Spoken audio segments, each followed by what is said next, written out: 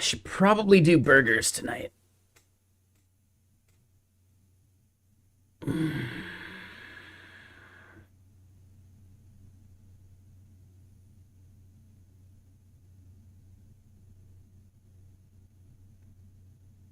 Yeah, use up my buns and onions. Yeah. All right. So yeah, we are live on YouTube. I think I'm gonna do burgers tonight. That sounds pretty good to me. So the part we left off was this part. I was hoping there was a way to style the drop down for the button.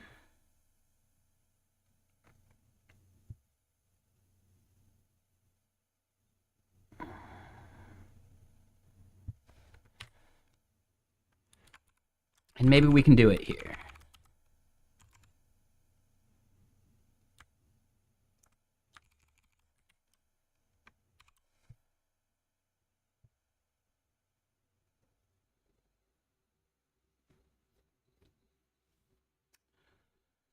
Okay, so that actually gets us there, but then it's the menu items.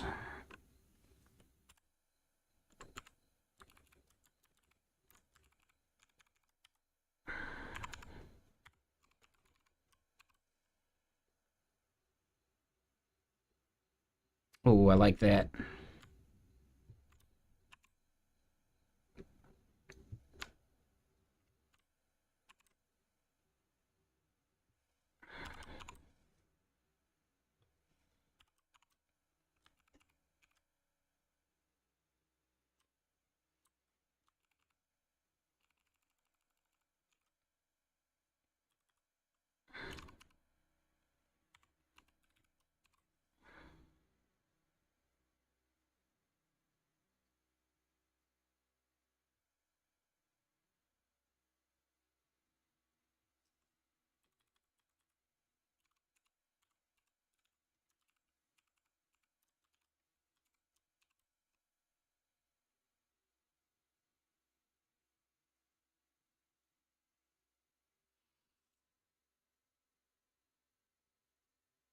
Feel okay with that. Oh, we're on the wrong scene. There we go.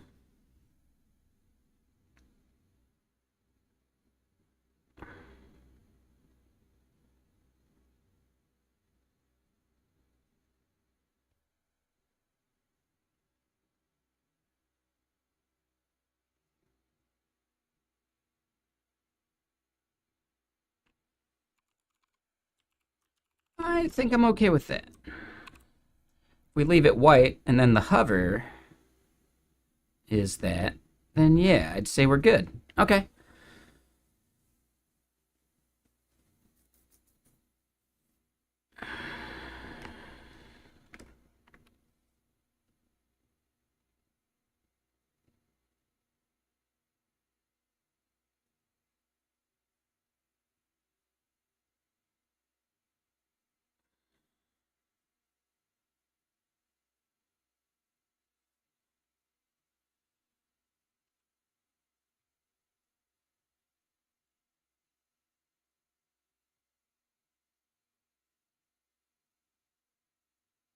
Yeah, so we're going to create a plus button next to the keywords title.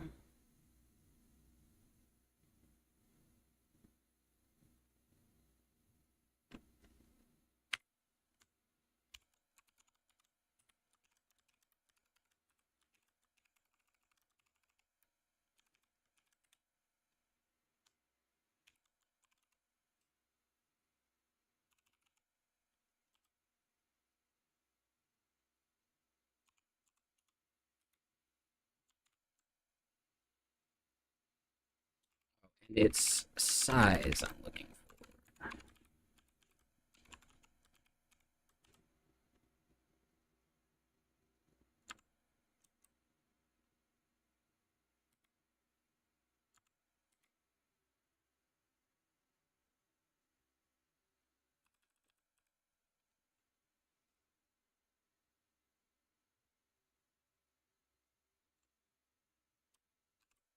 But we're going to make it bigger, and this div is then Not justify between.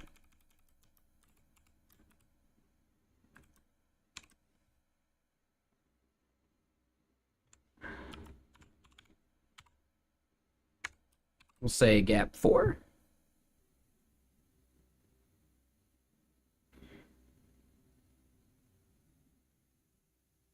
Yeah, I like it so far.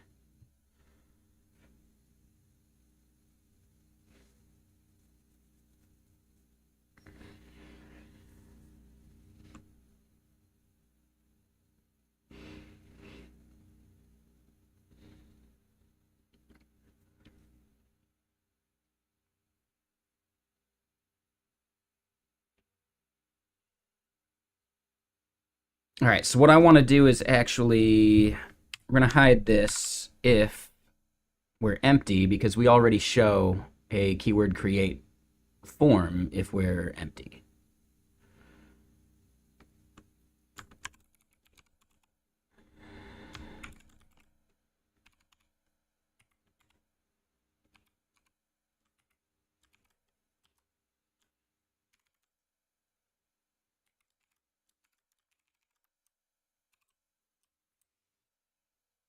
All right, so then that ends up working, and if we just do this part, we can verify that that works. And honestly, I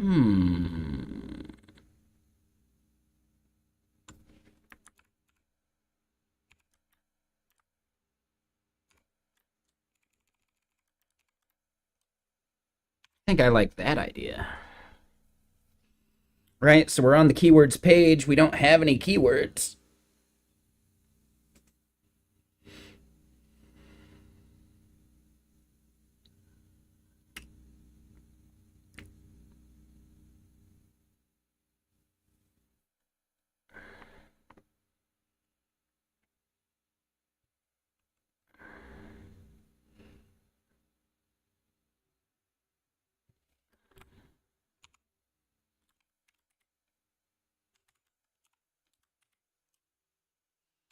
All right, we'll make that neutral, and we'll make this one neutral.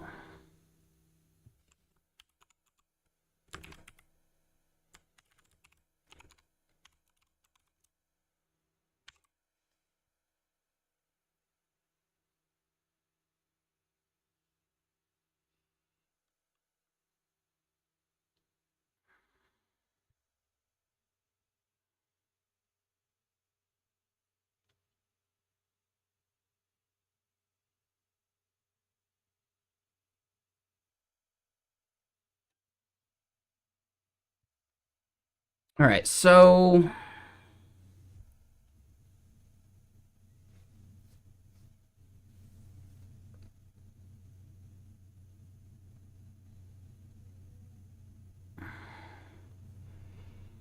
and hey, what's up, Nicholas? How you doing over on YouTube, Mr. Sir?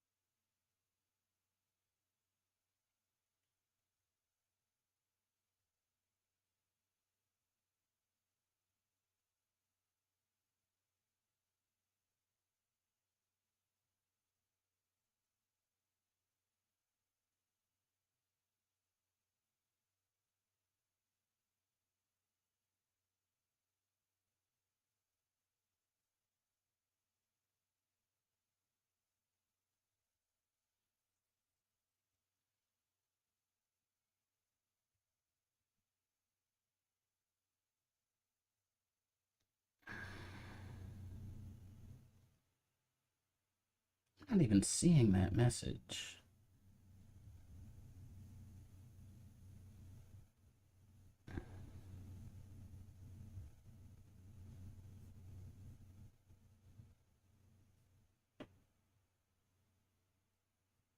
Sorry, 1 second.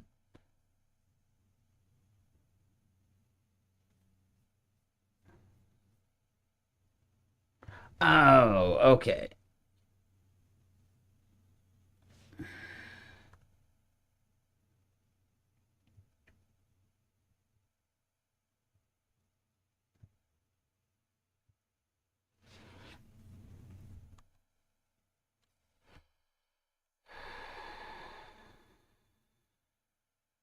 So wait, why does ULID seem better?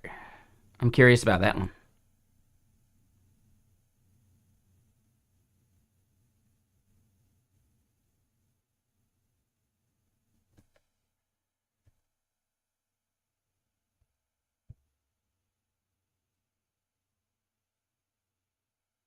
I actually kind of like the idea of the prefixes on type ID.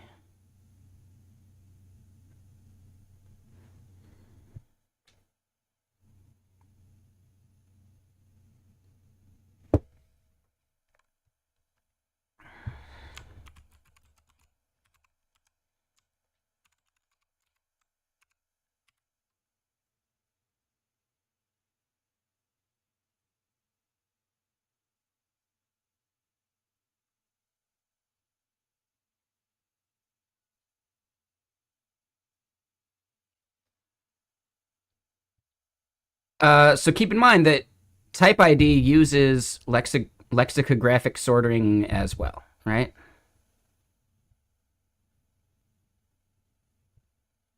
I could have sworn it did.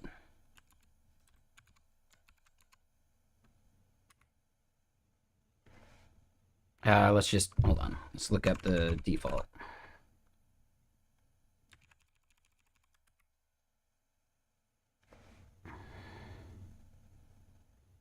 All right, so they're case sortable.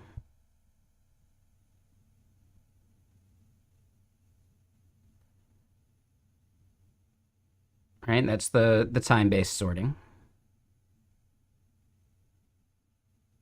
They're based on UUID v7.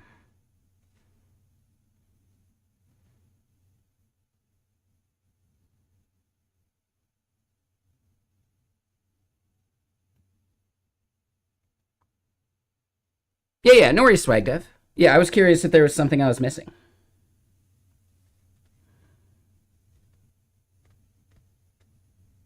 Yeah, like all I care about is sortability. It does seem like this is shorter, right? 26 versus 36. But I think ULID does 26 as well, so that's not really a big issue either.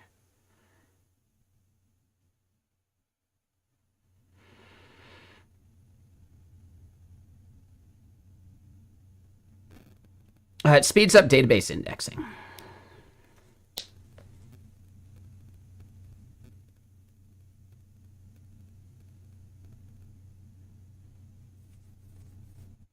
So better database locality, right?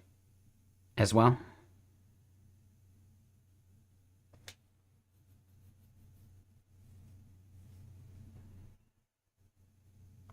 I could be wrong.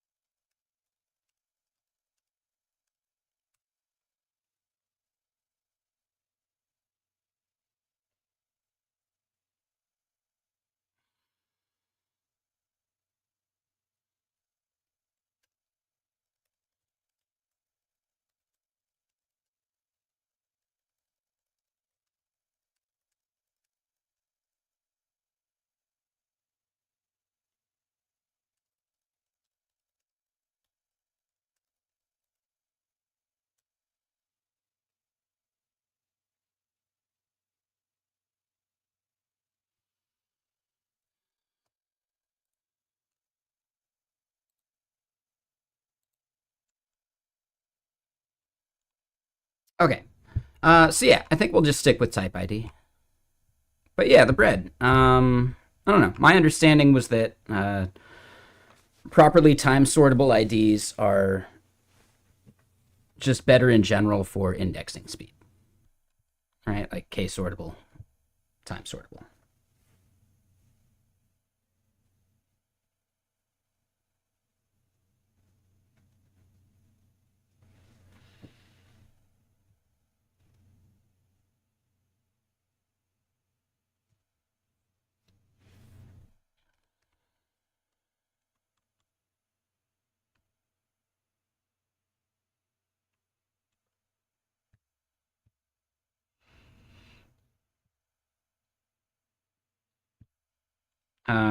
I mean, I guess we could ask an LLM, right?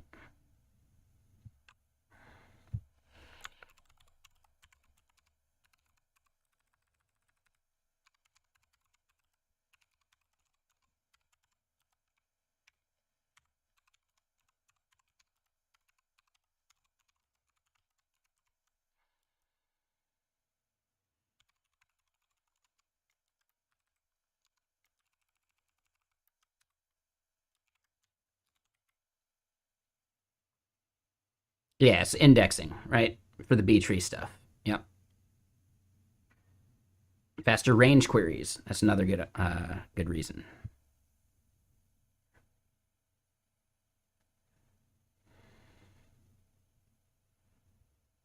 Theoretically, sharding becomes better. So that's where like you had a comment about time-based IDs actually having worse data locality because you get hotspots, right?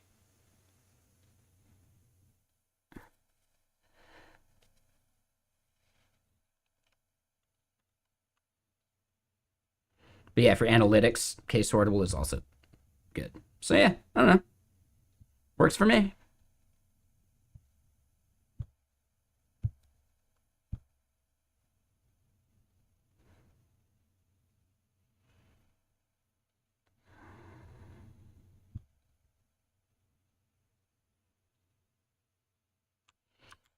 Hold on, wait. So did they have benchmarks in here?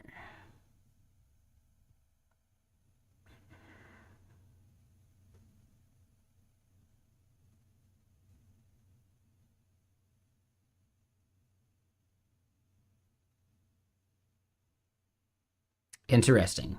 Yeah. I just haven't worked at like the distributed level like that before. My main goal is to not have to distribute this database too big. Like, I don't think it's going to hit some crazy level of scale, you know?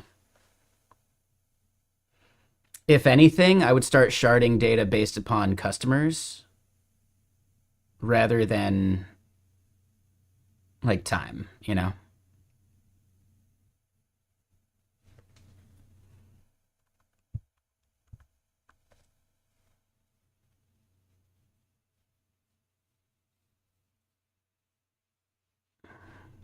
But even then, I think that'll be a really nice problem to have. I don't think we'll ever hit it.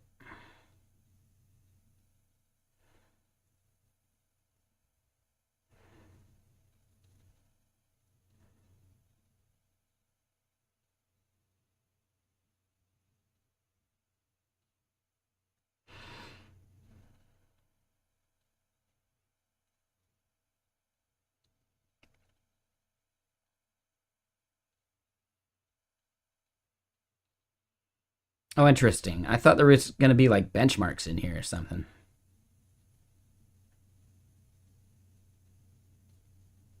But no.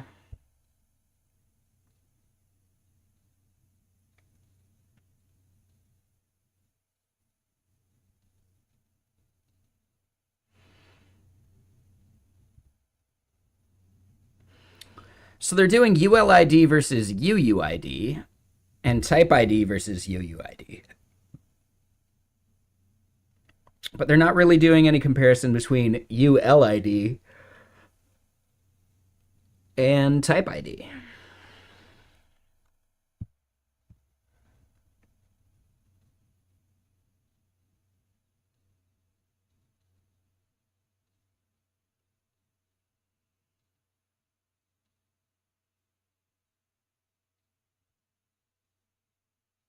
Yeah, exactly, right? Like they're not even necessarily comparing UUID v7 in any of this, right?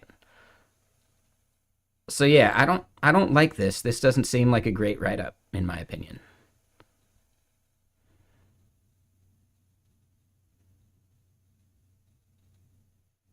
Right? UUID v7 does all this.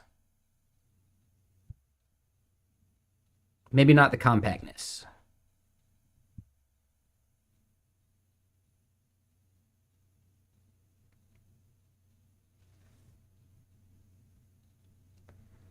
Yeah, exactly.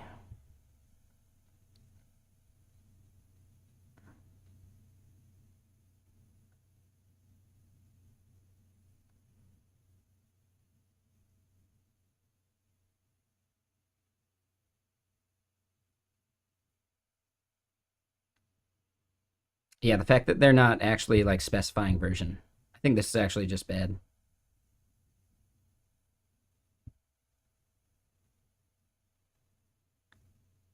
Meh.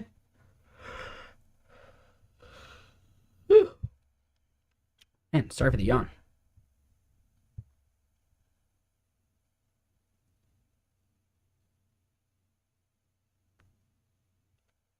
All right, so then, yeah, back to our app. We do need to handle creating keywords.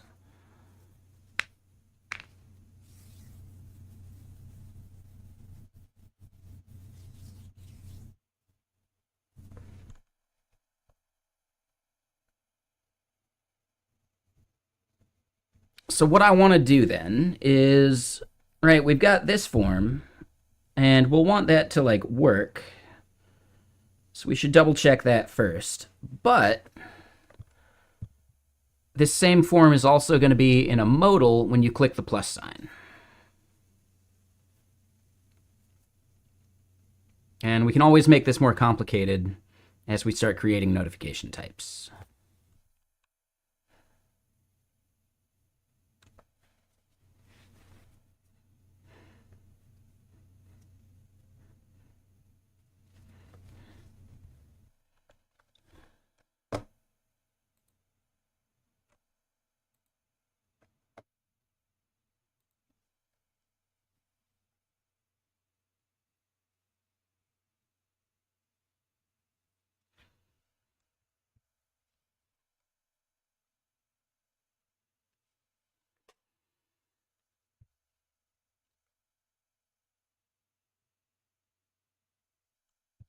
Oh, typo.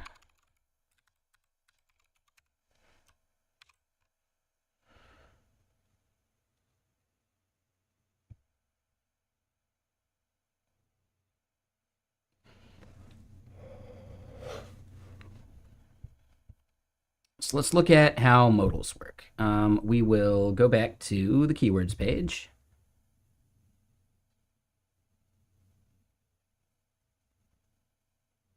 Where'd it go? Here's the fetch.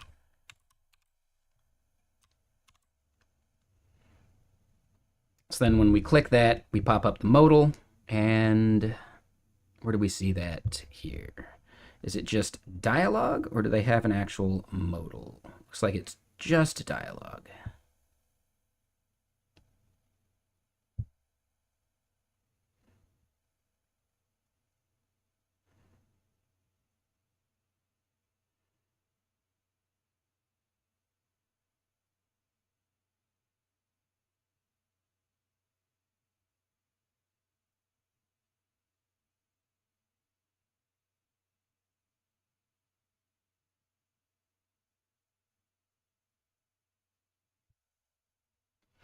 Hmm.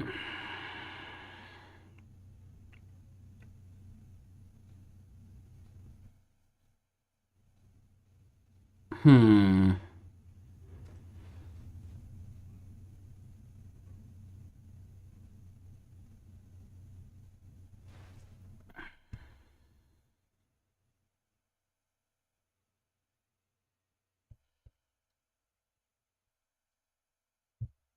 All right, so hold on. Do we have a keyword component? Or not keyword, dialogue component. It's going to be in UI. We did not add dialogue yet.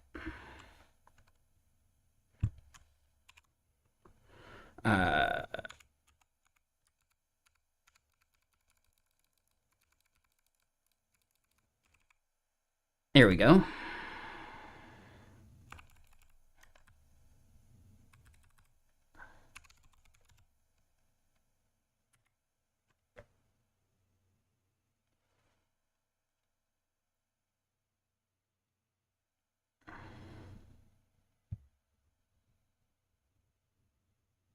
All right, so dialogue content here.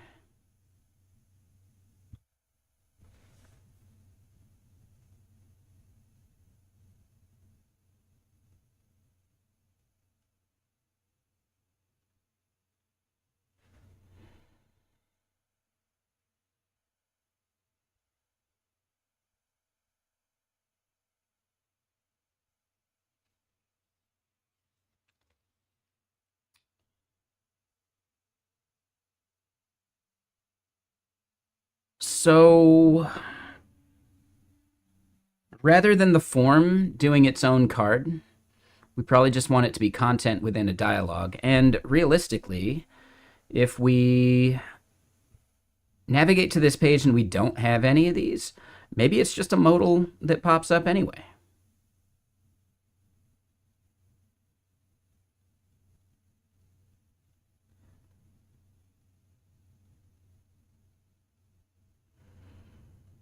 Yeah, I think that's probably a better experience anyway. So let's get dialogue in there and double check that it's going to break the way I'm thinking. And then just here at the bottom,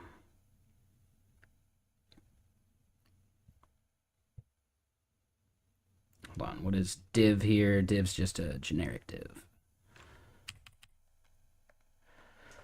So then let's implement dialogue.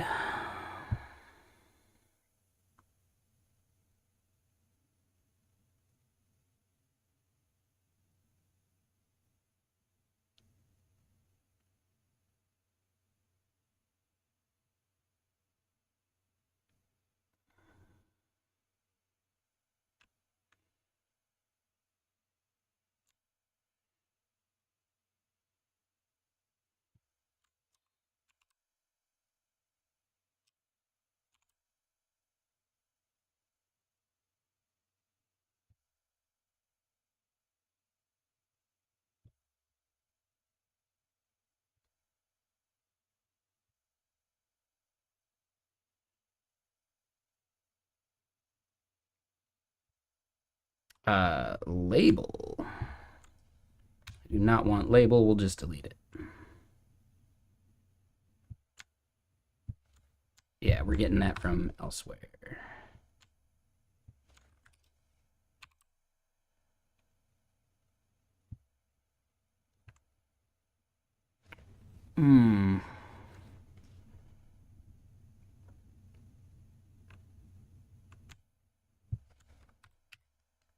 What's up, Mikris? How you doing?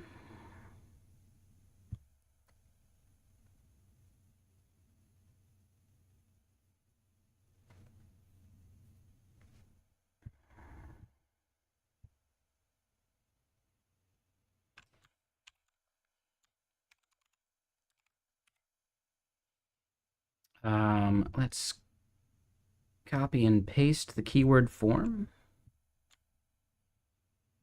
Yeah.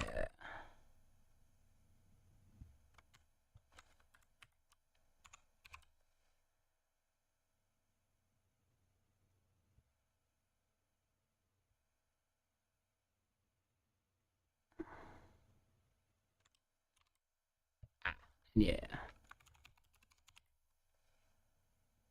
That's fine, Mikris.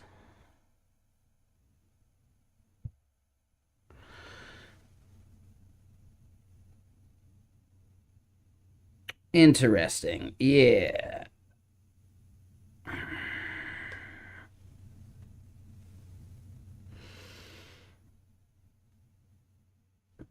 Hmm.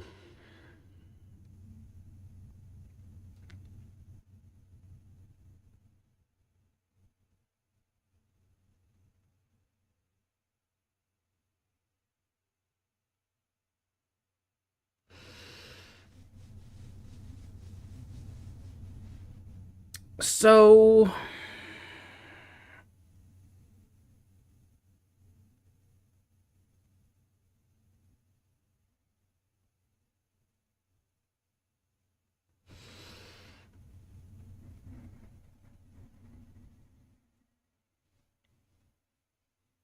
why random? Are you saying for this app or just in general? If it's completely random, it sounds like a bad user experience.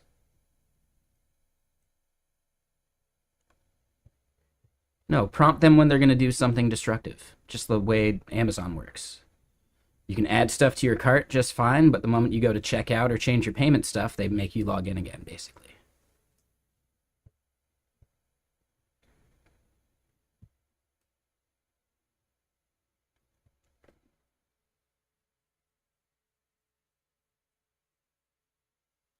Right? Someone wants to change their password, validate the password again, sure. But don't just do it arbitrarily. If you want to make sure the user's still active, you can do the stuff that banks do, where you log them out over time if there's no activity. But that's a totally separate thing.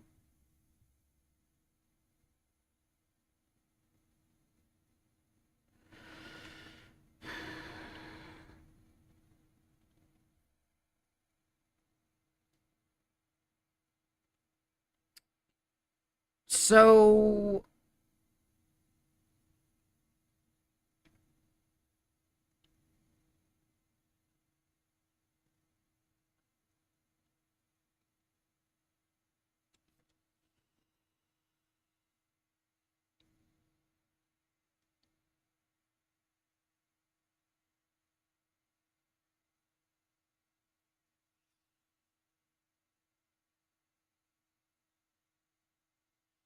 I want to do this.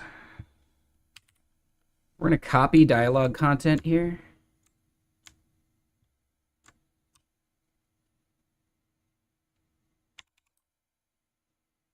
We're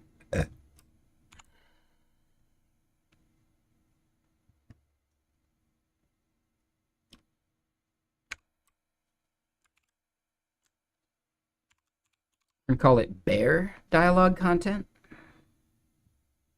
We do want to have the dialogue primitive close.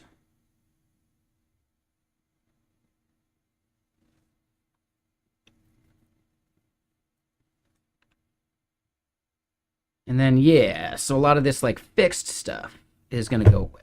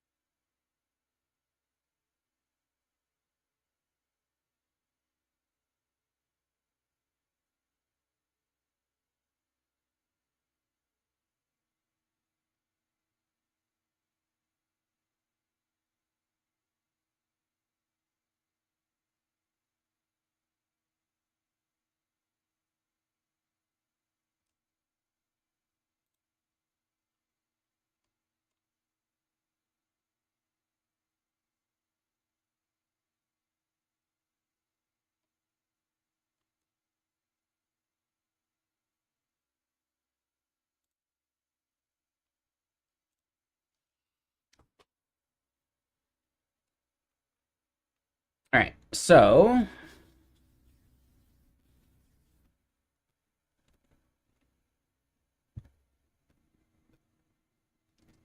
BGBG goes away, padding 6 goes away, order goes away.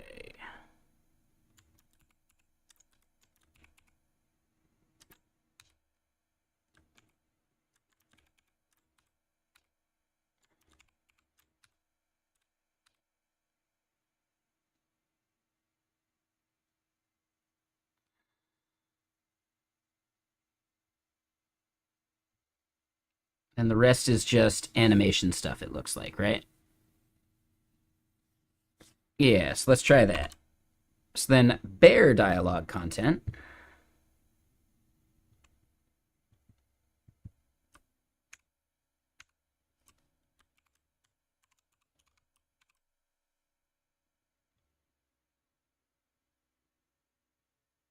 Oh, did I forget to export it? I did.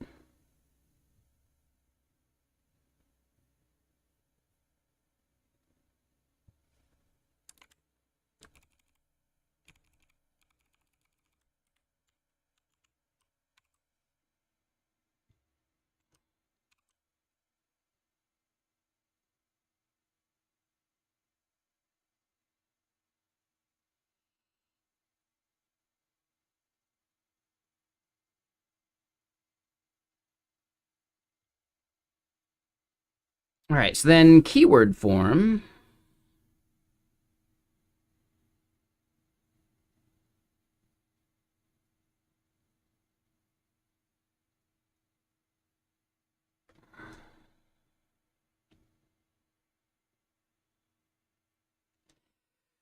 Whew, excuse me.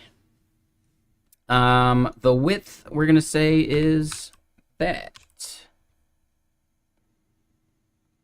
There we go. So now we got the cancel. Width looks fine. I think P8 is actually a bit much. Yeah.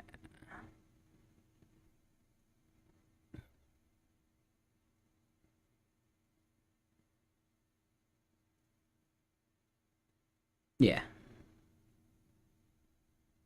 So then let's keep it consistent.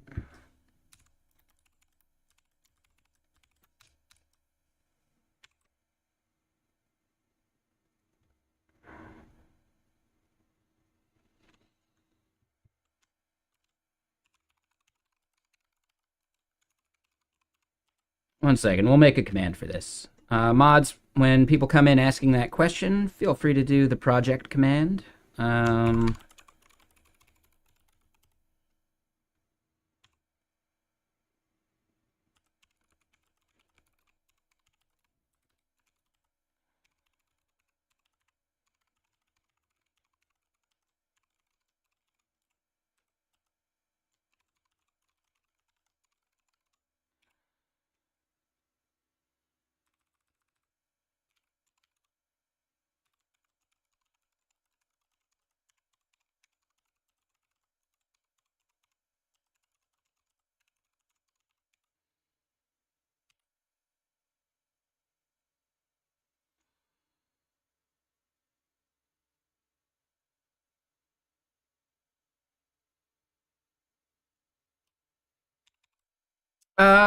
Yeah, we could do that. It's not a bad idea, and I think it would line up better. But commands, I guess we don't have a project command right now.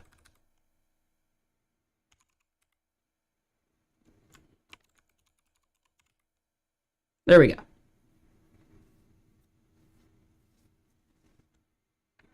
So yeah, there you go. Sunistar.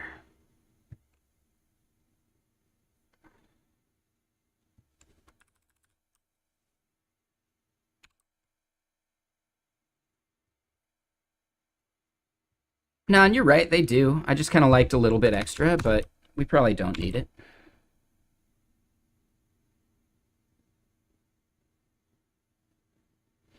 Still doesn't line up with the X as well as I would like. But we can fix that in the bare dialog.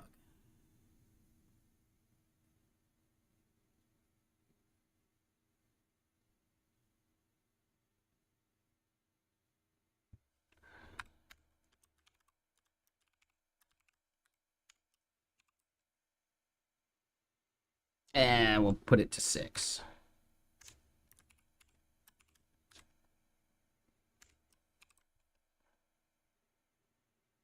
Good enough? Good enough. Let's get rid of the other save changes button. Oh, 1 second.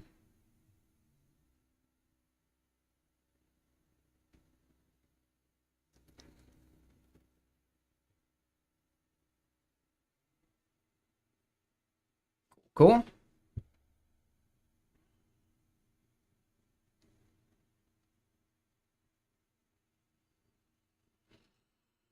What was I doing? It's over here in keywords. We see keyword item, and then yeah, that goes away.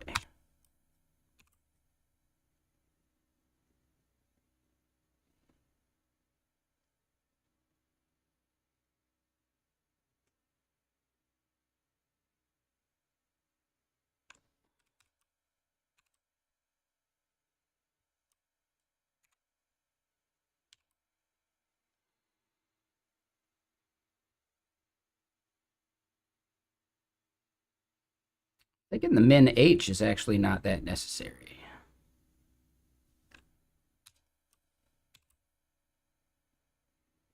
And we can always add more to it later. Yeah.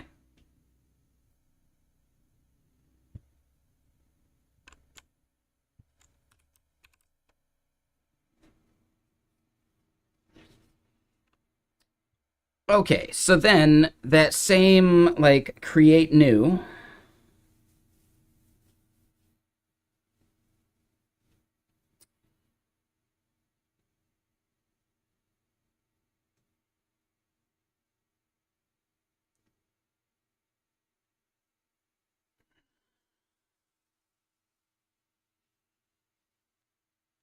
Yeah, this edit profile button goes away, but now we need to look at the shadcn way of linking those up.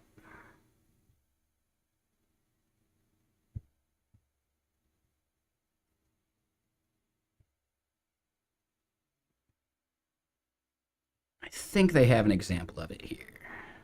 Now that's the custom close button.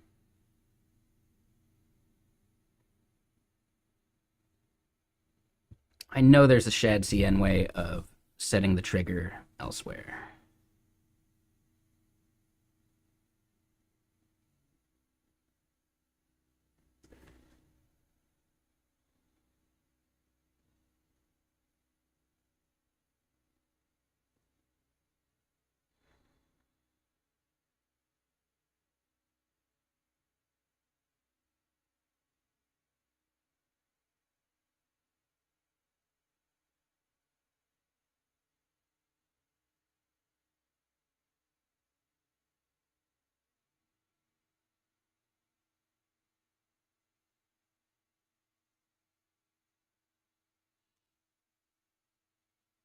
What?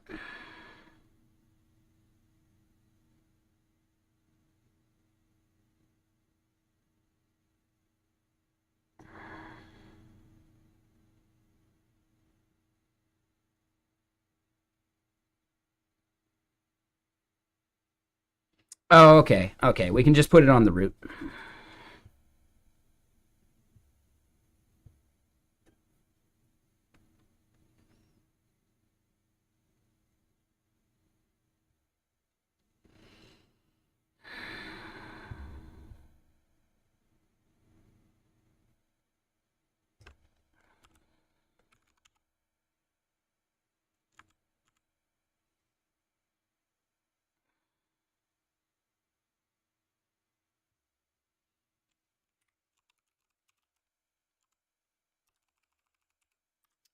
And hold on, we'll call this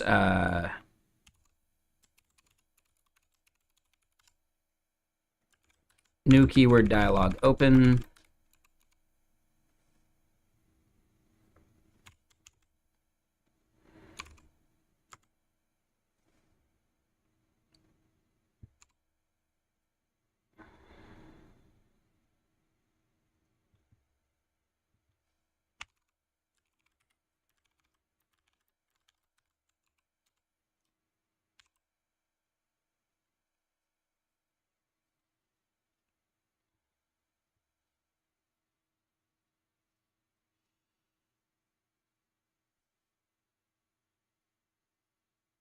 All right, so then the plus button, where's that?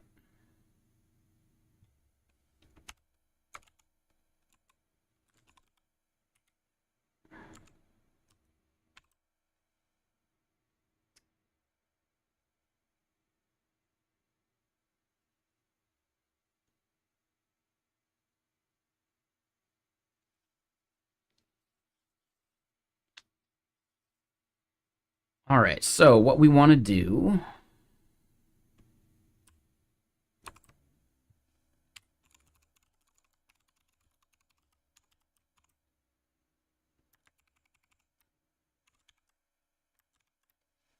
this song's a bit quiet, but it's also a little slow going. Let's get something else playing.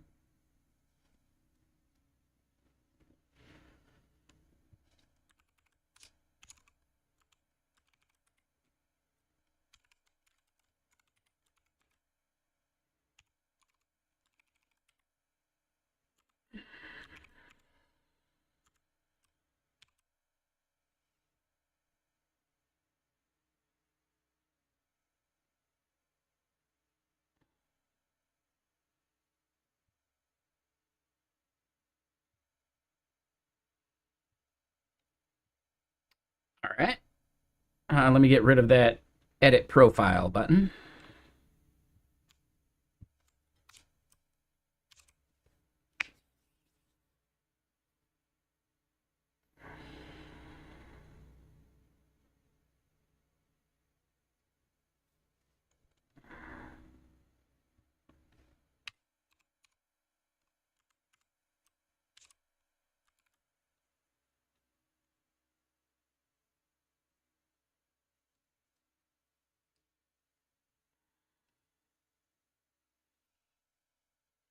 All right, so we're not making a request to create a new keyword yet.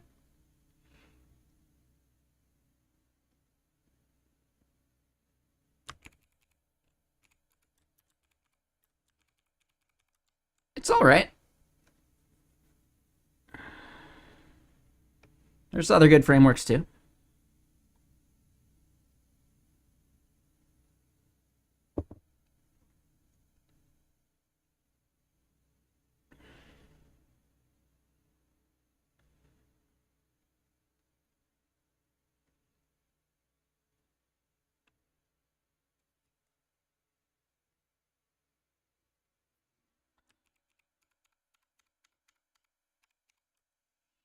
So yeah, this is the part where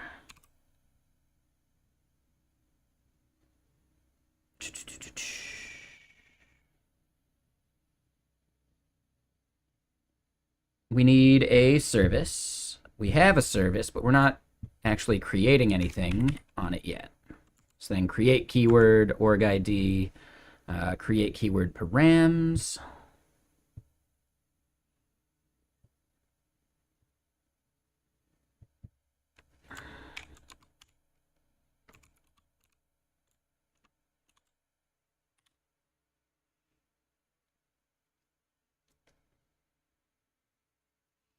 Yeah, I mean, I think they both bring something to the table, right? ShadCN's idea of a registry is something that Radix doesn't ship with. So they're both like bringing something to the table, right? A thing is not just the sum of its parts, right?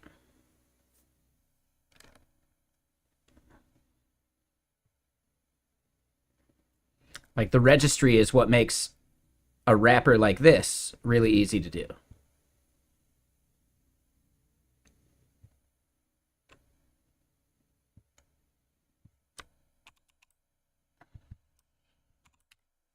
Right? So there are people that say ShadCN looks the same. That's only if you don't put in some effort to customize it, right? And the fact that you can build out a component library on top of it with your own unique style is pretty cool.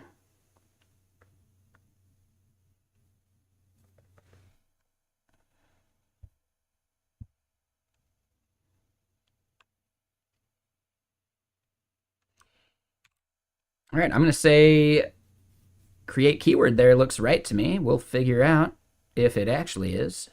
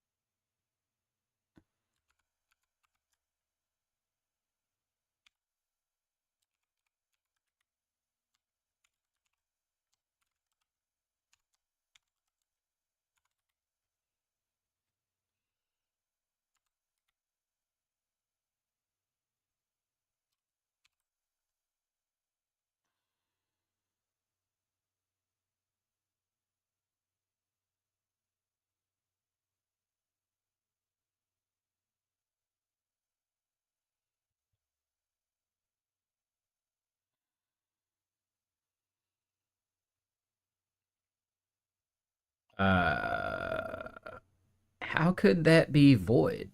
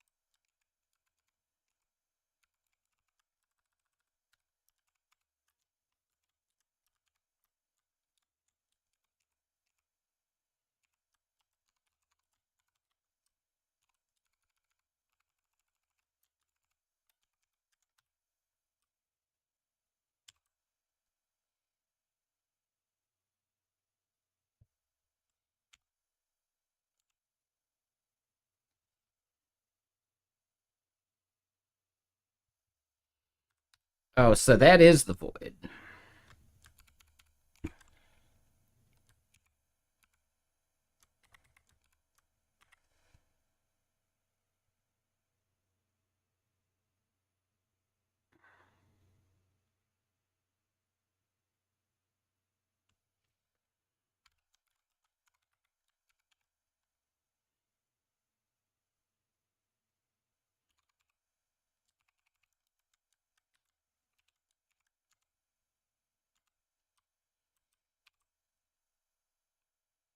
And we can just do that.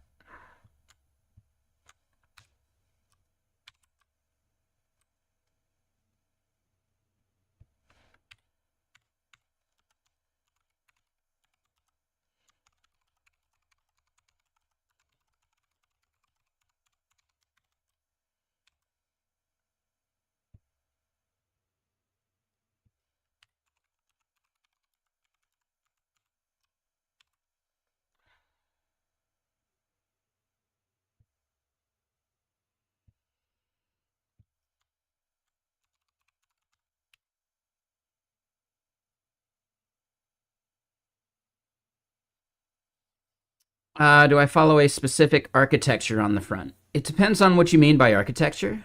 I typically follow a top level like logic or route component, and then presentational components under the hood. We'll have to see what went wrong there. Was that the void?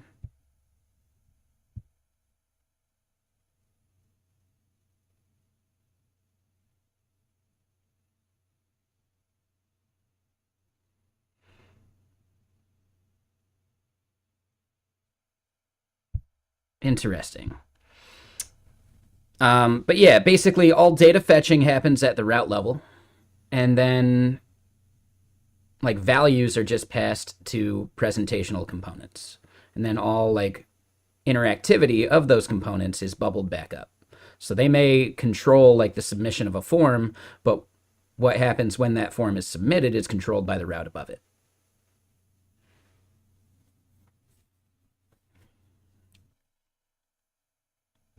You might have heard of it called smart components and dumb components, or logic components and presentational components. I don't know. But yeah, I really like that pattern. You'll notice that it's not always the case. Like sometimes I'll put way more like presentational stuff in the top level route, but it should be easy to pluck those out into separate components later if you need reusability, or if you want to make the top level route simpler.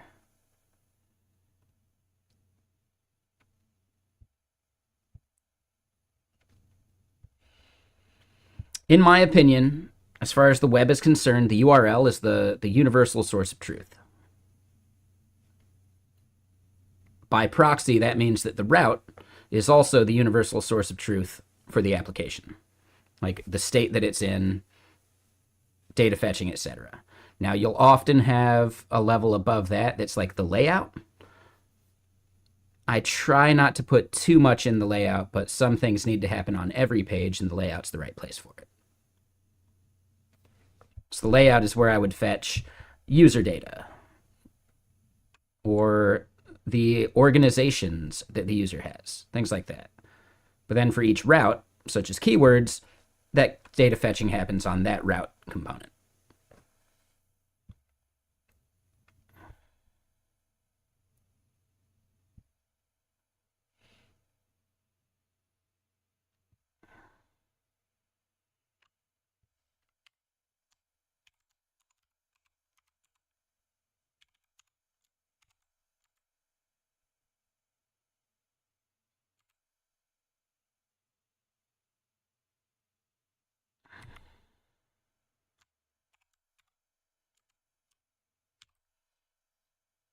Hmm.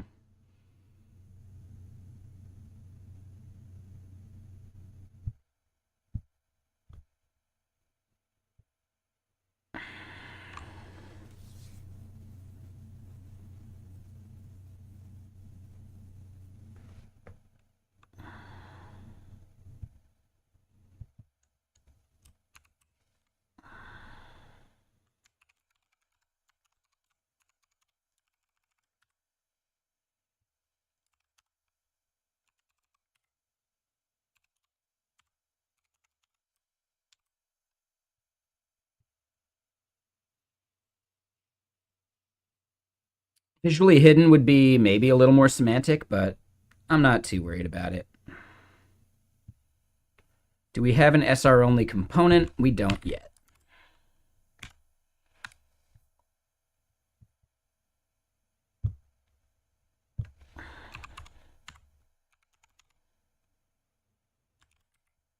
Oh, does Tailwind have an SR only?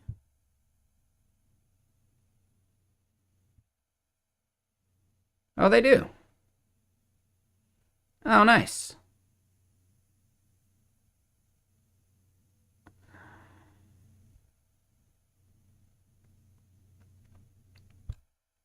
Well, that saves some effort. I'm glad they did that. I was about to bring in my own.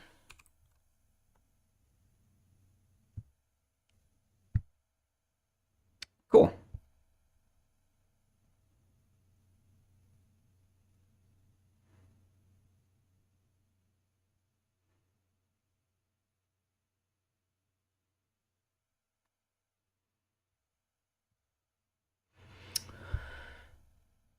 You know what? Yeah, so I think our keyword form.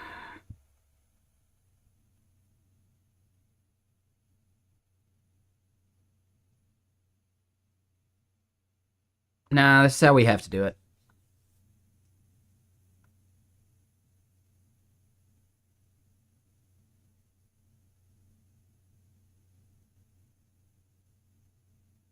Hmm. No, because dialogue header would then be outside of the card.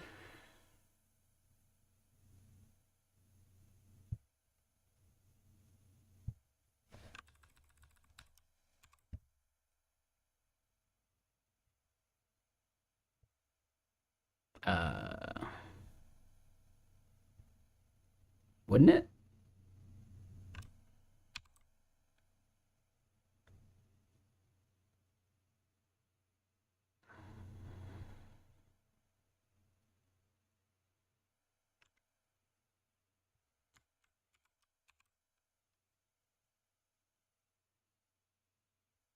Oh, I see.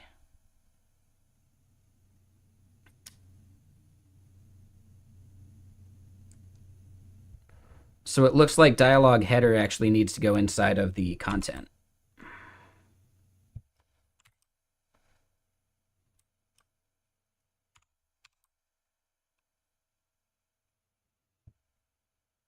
Yeah, see, so there it is.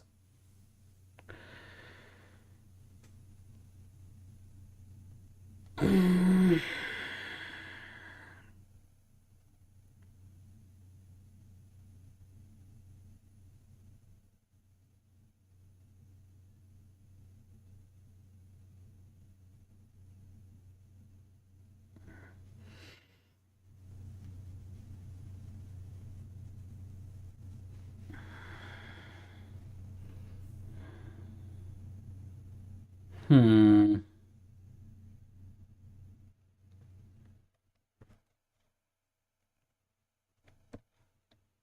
Slakens, hey, thank you for the sub. I appreciate that.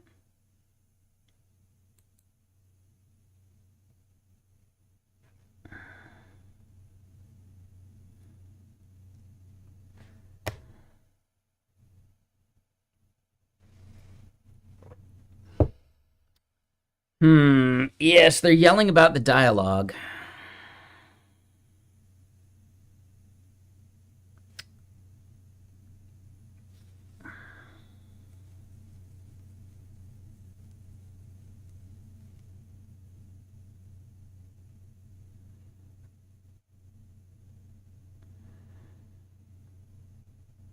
Maybe card is just the wrong move.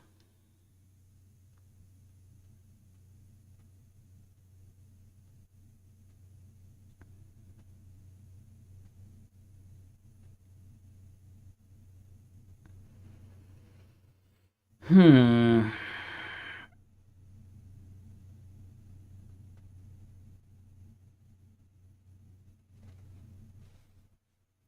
Maybe.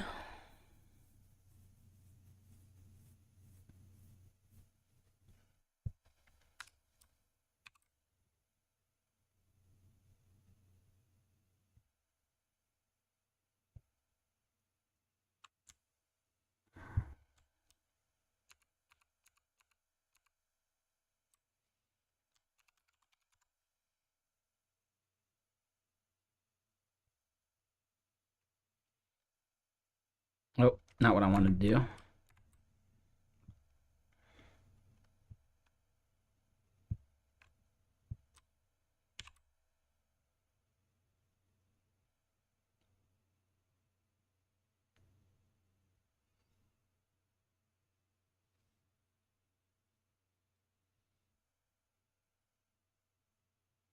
We'll have to style it somewhat differently.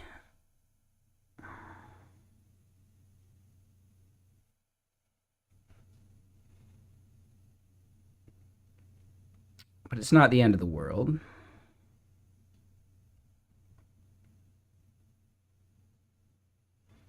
Oh shit, yeah, no, that's a good call.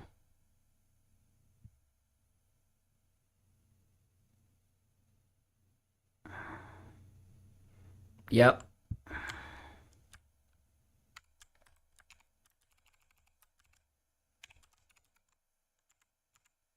Yeah, good catch.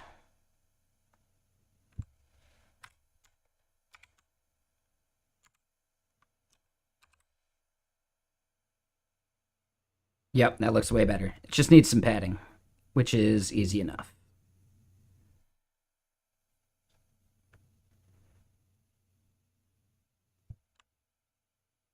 Now, the question is, does that stop from yelling at us?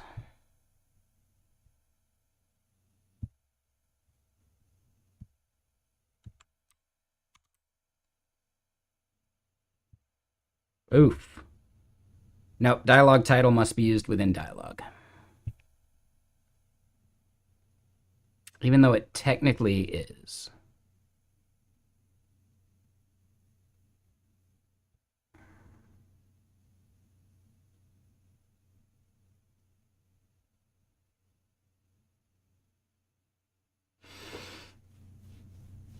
Yeah, I think it's actually just better if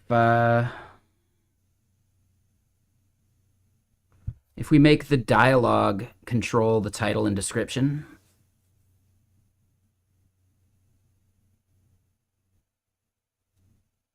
So instead of keyword form doing the card stuff,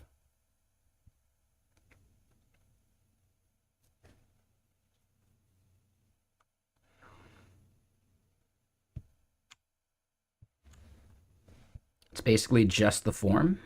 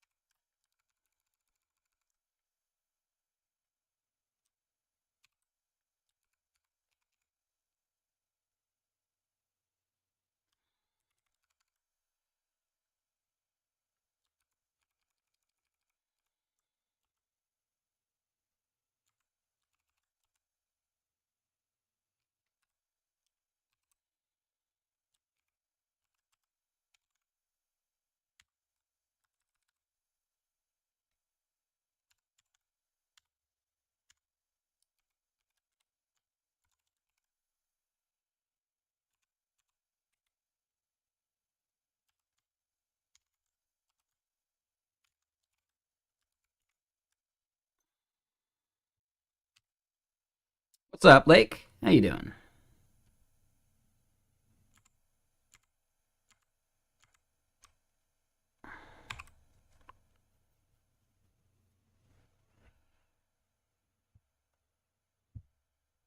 Right, so then we do that, and instead, yeah, let's go back.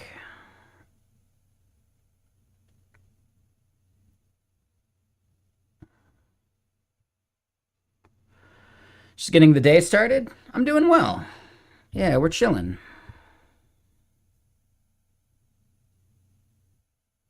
So yeah, this goes back to dialogue content.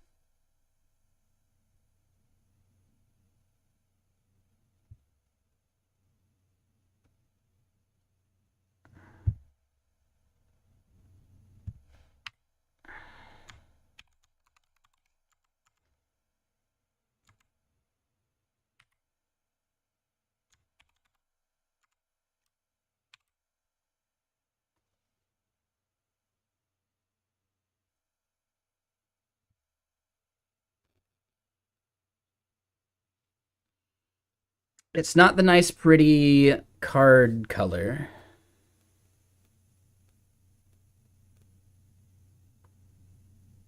Yeah, no, I don't want to do that though, because then I have to like recreate that everywhere I do it.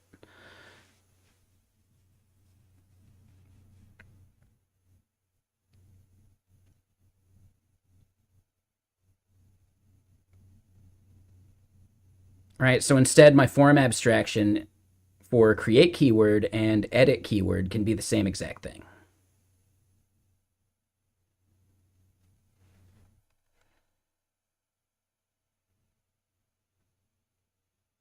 Right? The header will change, but that's one less prop to pass. But then for keyword form, whether it's cancelable or not, and what goes on the submit button would be customizable as well.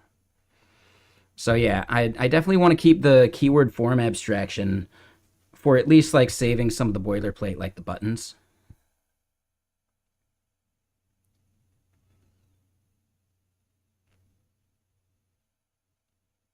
But it's always going to be cancelable. This is mainly about just hiding the cancel button, which I think we actually want to show by default every time anyway.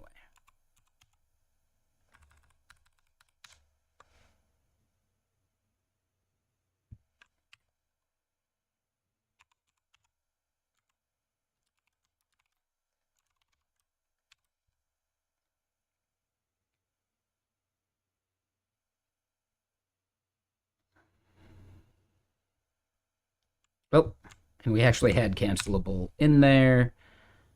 That's where I want to take the on submit here and move it.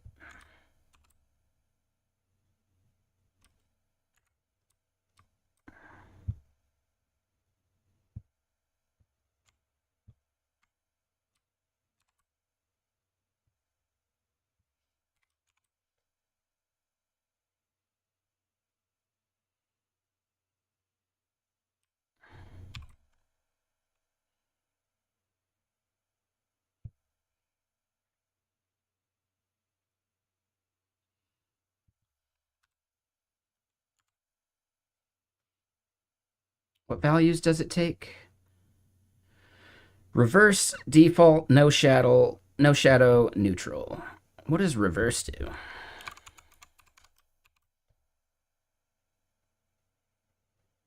Oh, I see.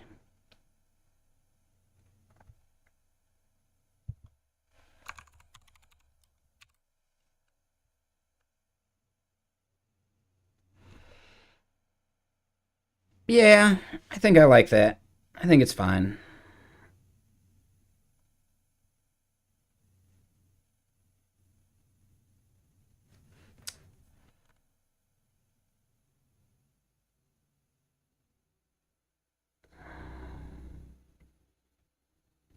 So then org form is going to get the same treatment, but we'll deal with that when we get there. All right, so then, right, is submitting, submit text, set is submitting, and we were not calling on submit data here.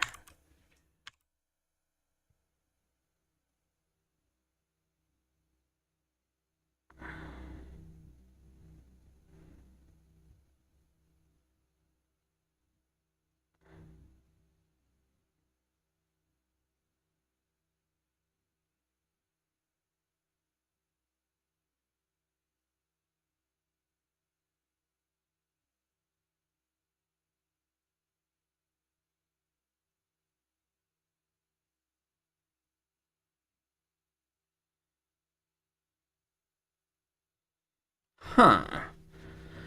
Yeah, that's called neo-brutalism, and it's actually pretty easy. You can go set it up yourself pretty quick.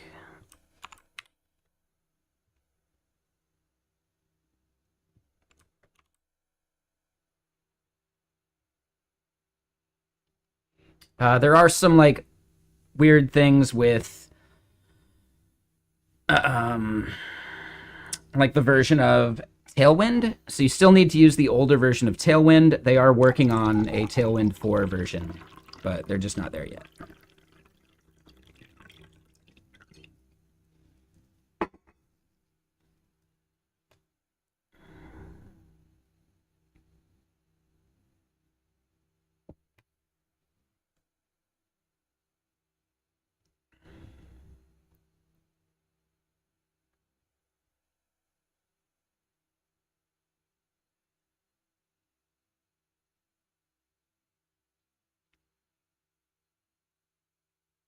So what I don't get is how on submit is thought to be undefined. Is it unique if anyone can spin up their own version of it? No, it's definitely like part of the zeitgeist of design right now, right? Gumroad has it, a bunch of websites have it. Render has their own like version of neo-brutalism.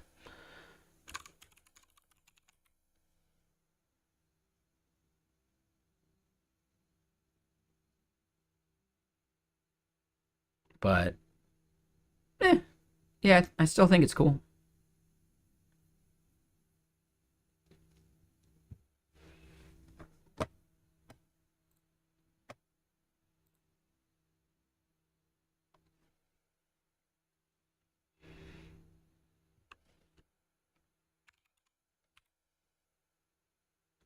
Yeah.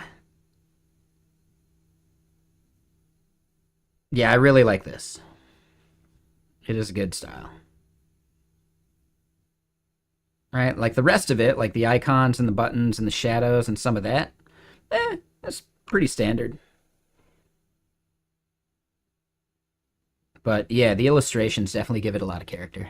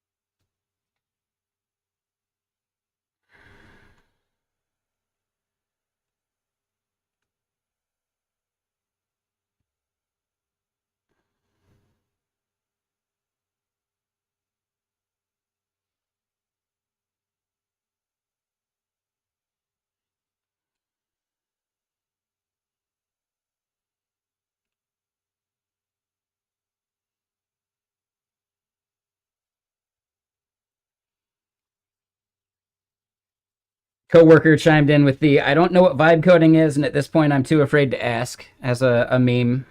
And I replied, vibe coding is the modern equivalent of YOLO coding, which is blindly copying the first Stack Overflow answer you see.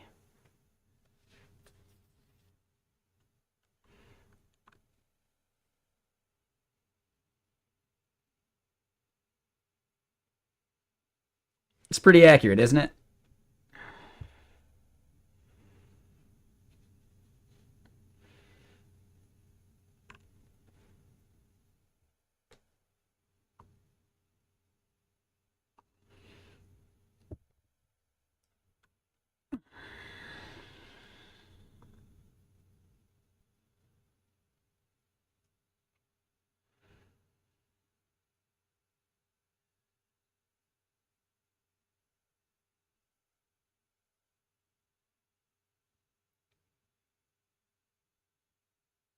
Copy pasta on steroids. Yeah.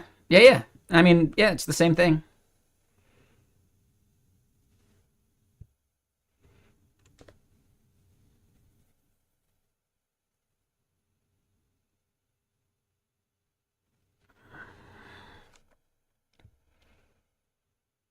But now it's untraceable. Yeah, there you go.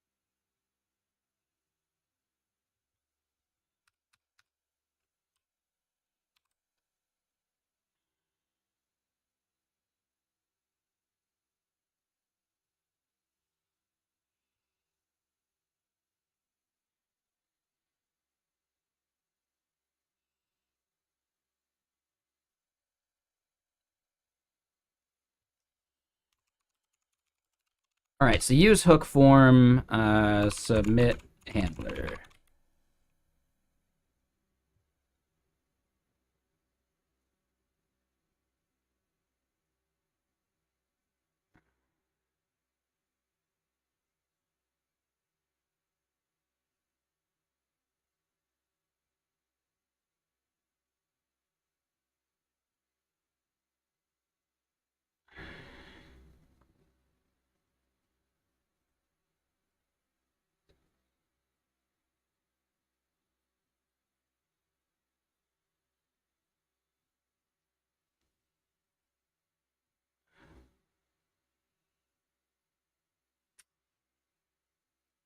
So something seems majorly off here.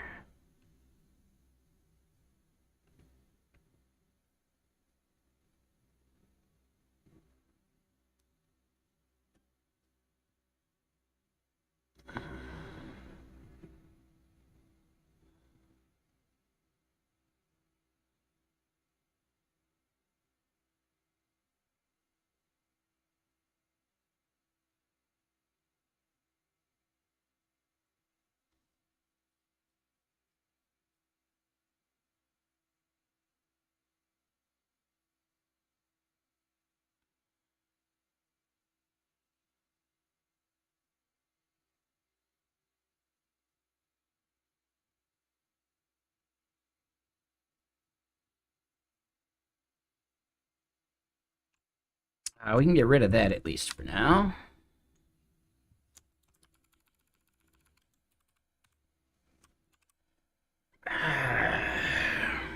So something's wrong with the way that we're doing this type. It's thinking that this form value is unknown, like this function value that we're passing in, even though we've typed it as submit handler, and it actually knows. Okay, so hold on. You know what?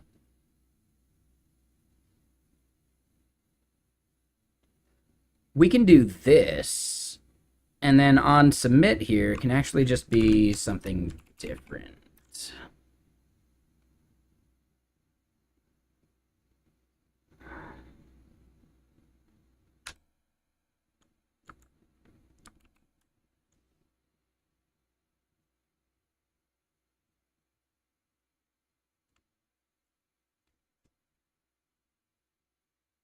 And honestly, we can just do void.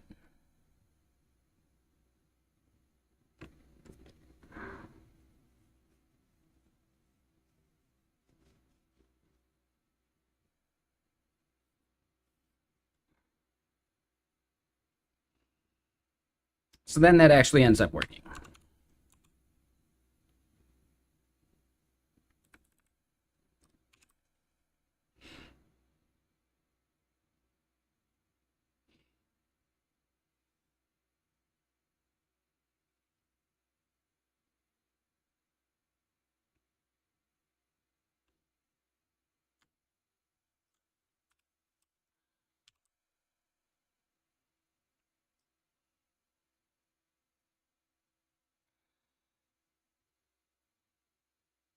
So then we head to here.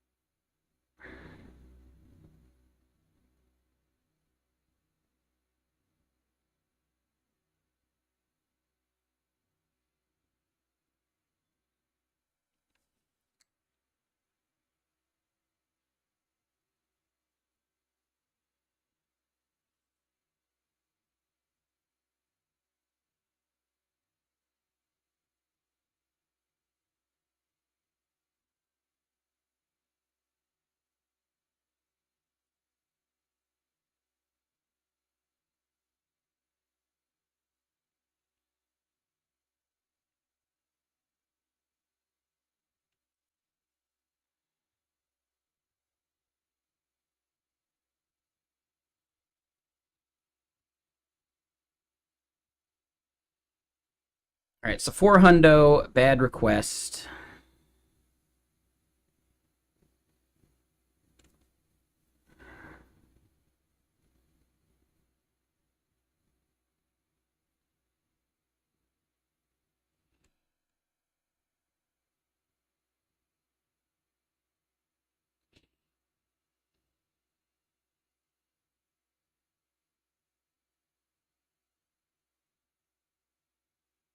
All right, what's the error that we got on the back end?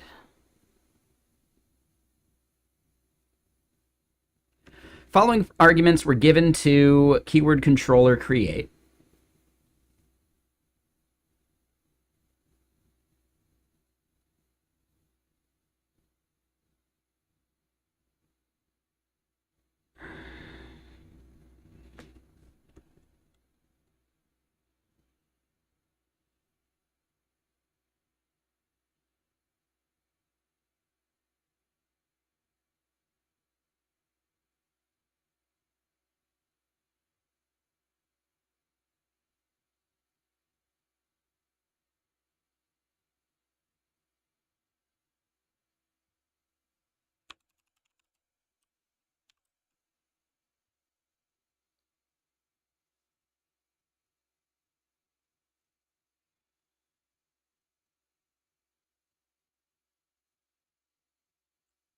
Oh, and that one goes away.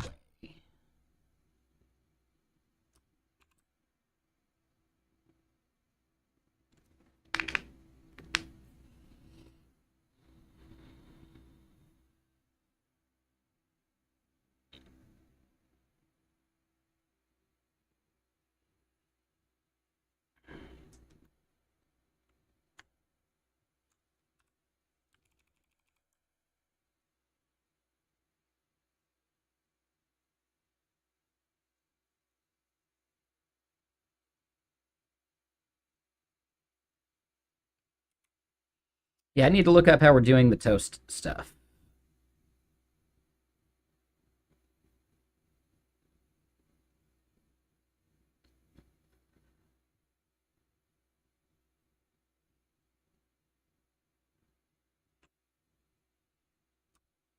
All right, that's how we do it there.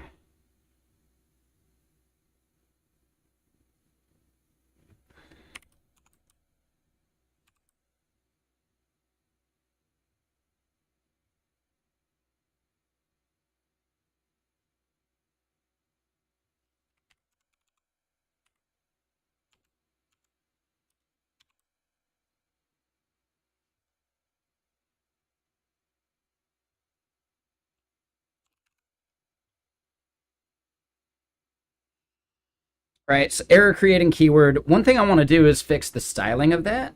Our destructive toast is not that cool.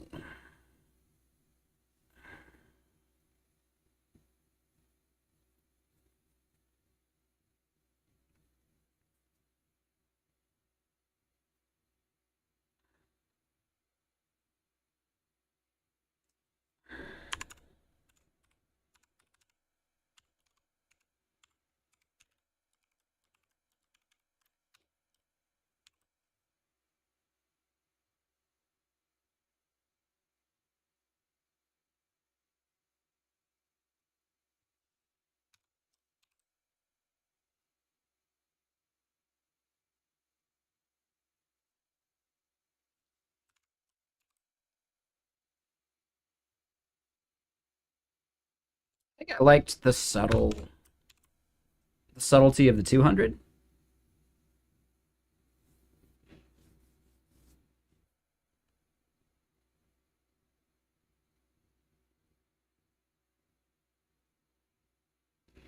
What's up, Mohai? How you doing?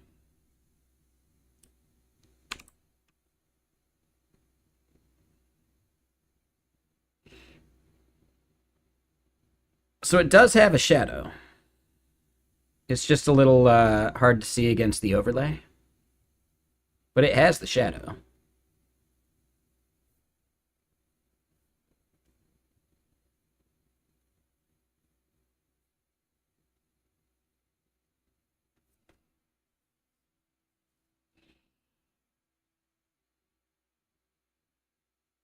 Nah, it's the overlay's fault. Totally. It was a contrast issue.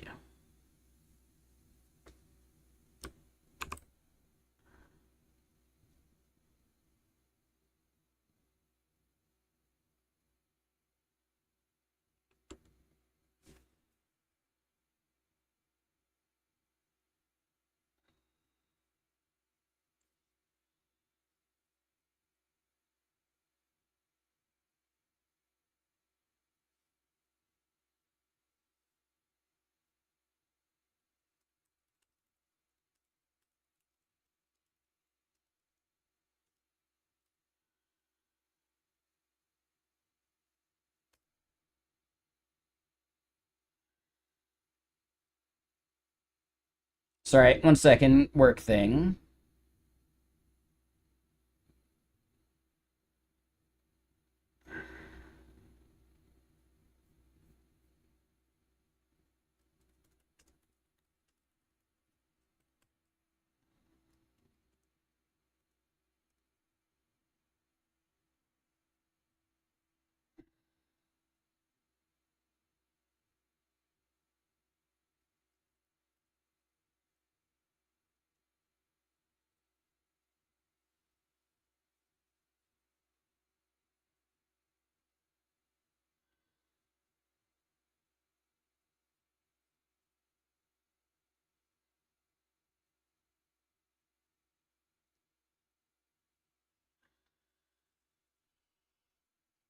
All right, let me double check. Making sure I didn't miss anything. There we go.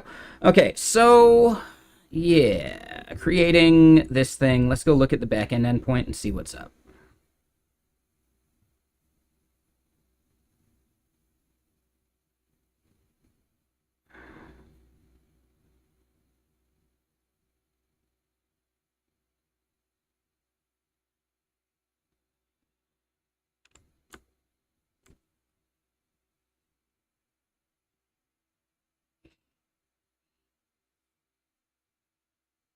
Ooh, and yeah, we're not scoping the keywords that we're fetching properly, so we got to do that.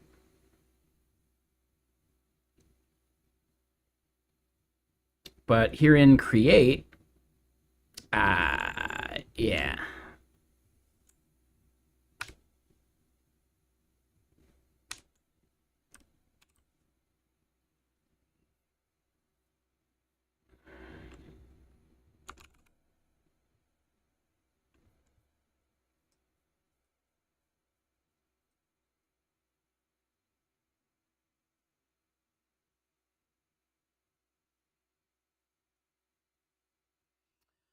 No function clause matching.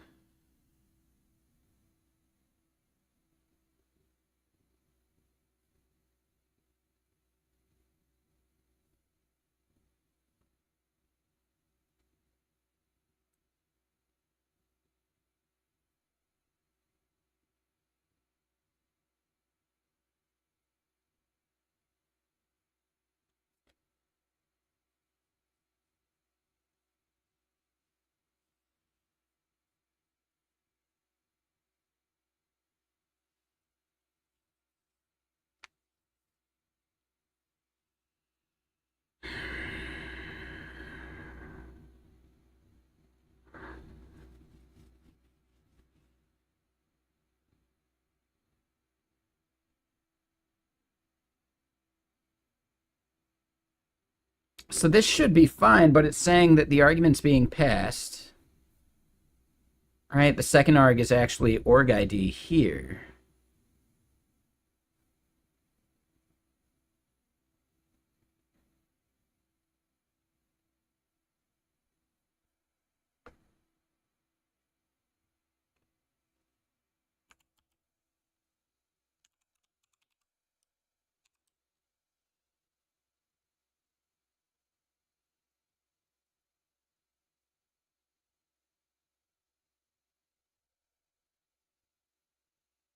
So that's way off. So create 2 is undefined or private.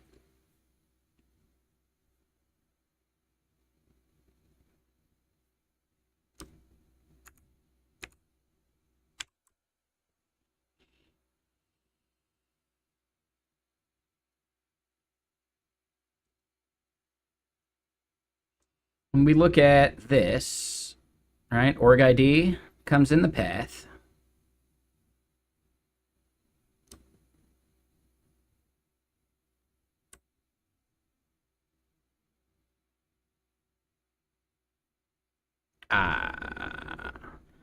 I'm wondering if it's our validator. We're calling it value on the front end. No, so it's value over the wire.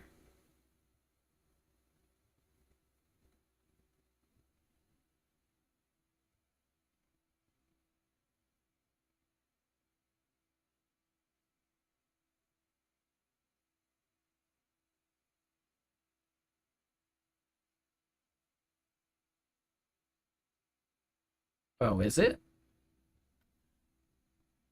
All right, now, so we're getting a 422.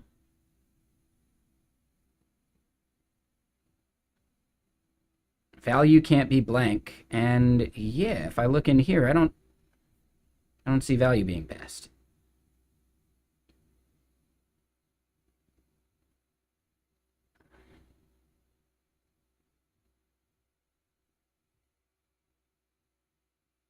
Oh. Yeah. Params. Create keyword params. It's just value on there.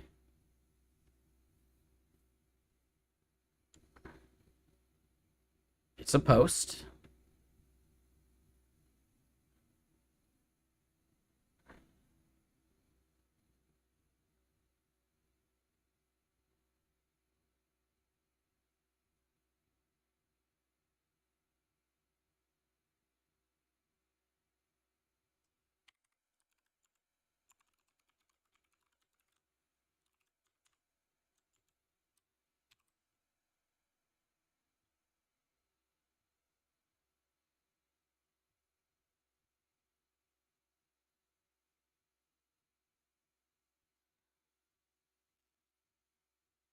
Weird. All right.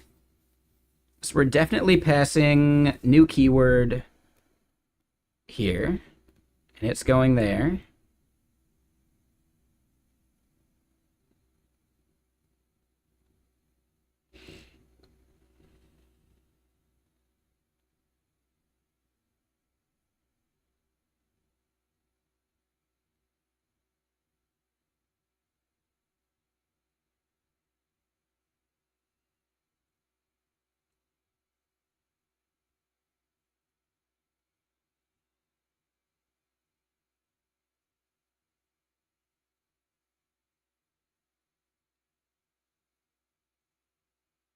I don't see the body.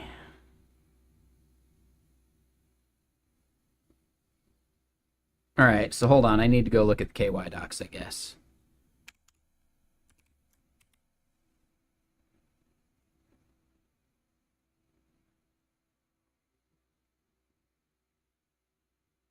Oh, interesting.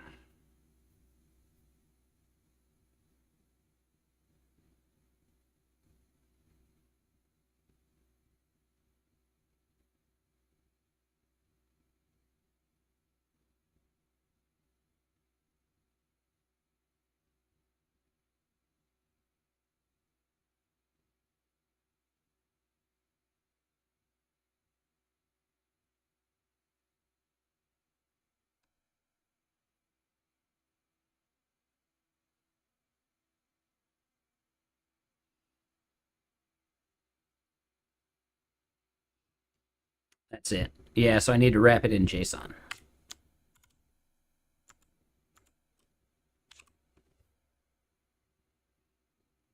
Need to remember that, because that'll come back to bite me.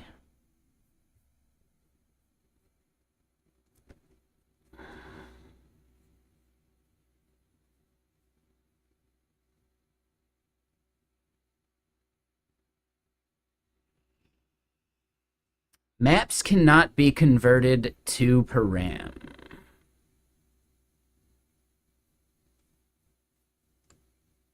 And what's up, Underground? And what up, Joel? How you doing?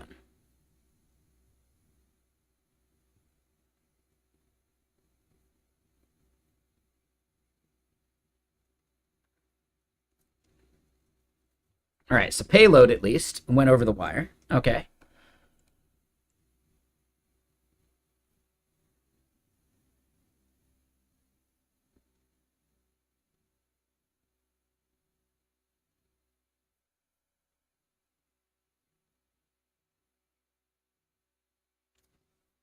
I'm thinking for MVP, it'll be static, but maybe regular expressions or something we can add to the premium tier, maybe? I don't know. I haven't put too much thought into the billing, but I do think regular expressions would be like a higher tier or something, right? Because it's going to be more costly on me anyway, right? Yeah.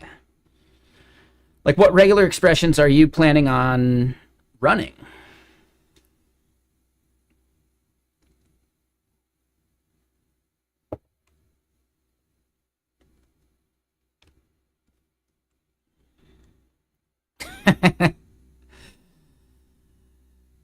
Nice April Fool's joke.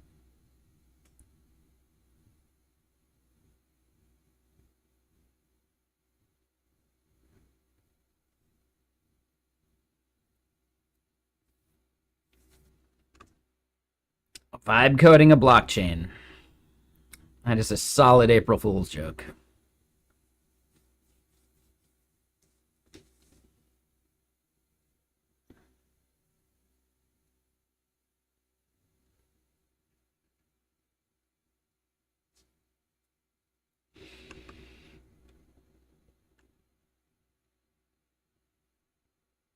All right, so hold up. What's going on here? Maps cannot be converted to param.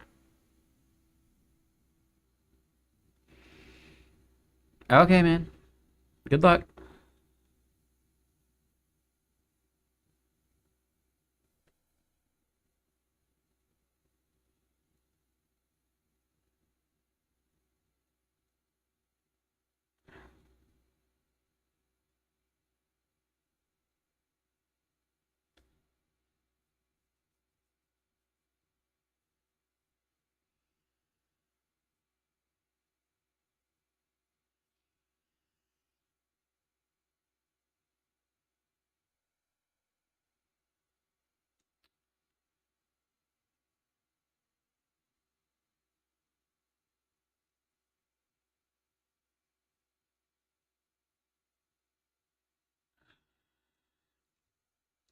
Do whatever you want, man. I don't care.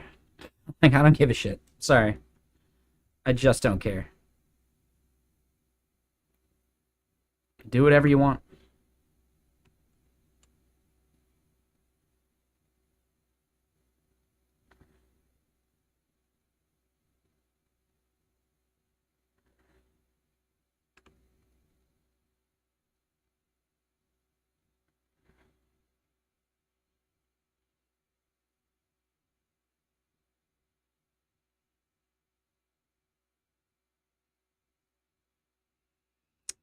Yeah, see, so I'm not sure I actually want that lake because part of the billing will be the amount of words, right? Someone could create a regular expression that is massively, like, CPU heavy, right? Like some crazy, weird, recursive regex. Like, that already sounds like a bad, like, noisy neighbor problem to have. And then beyond that, billing would probably be based upon the amount of keywords you want to look for.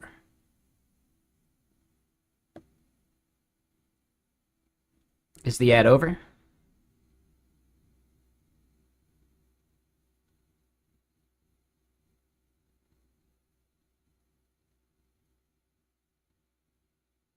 Jesus Christ.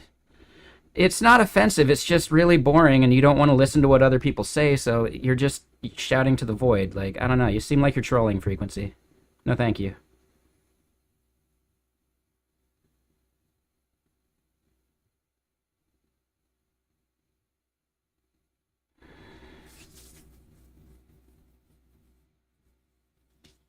Okay, so you're back. Yeah, no, I think regular expressions actually sound like a really bad idea, because it's definitely possible to write a regular expression that does way too much and consumes way too many CPU cycles and then causes a noisy neighbor problem.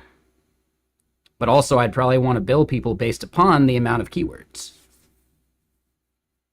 So a regular expression would let them get beyond the amount of keywords.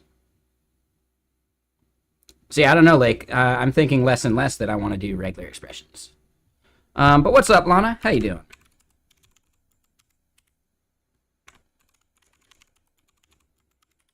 What were you up to on your stream? And yeah, welcome everyone from Lana's stream. Let me just do a quick project command for you. There's the thing that we're building. So Blue Sky has the idea of the firehose, and you can listen to every event from Blue Sky by just using a WebSocket. So we're going to build a quick and easy little service to listen for mentions of a keyword, like maybe your game or something, you know? Seems like it could be a fun little, like, cheap idea to help prove out one of my other projects, the billing project, that I think could be cool.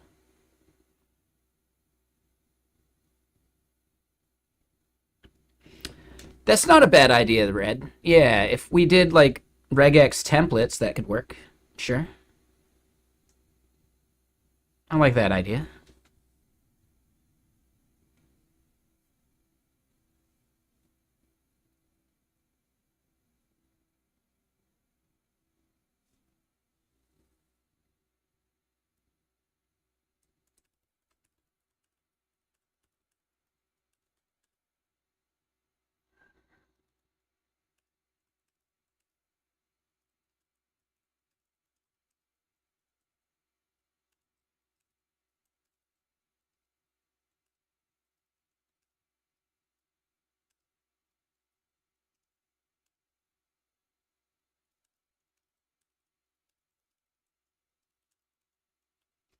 Quick work thing.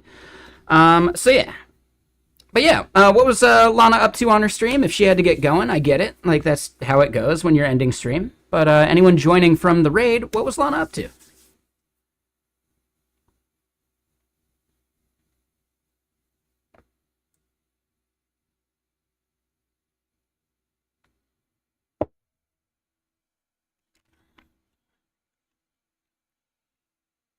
Was it more work on the game, or maybe doing like an asset pack or whatever?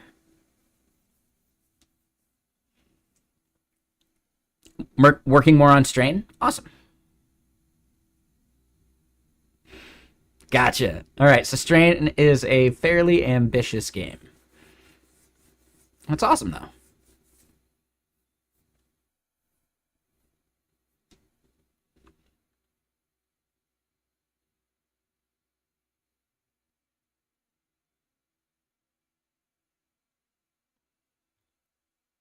So yeah, a little bit of context for people joining. We are working on this app, and we've got a quick bug that is confusing me, because it should be getting a struct for this stuff, not a map. But yeah, this is like some back-end code that is failing on us, and I'm not sure why. Because we have other back-end code that does like submission of stuff, right? Like here for verify. JSON params, and it goes through. But we haven't done a scoped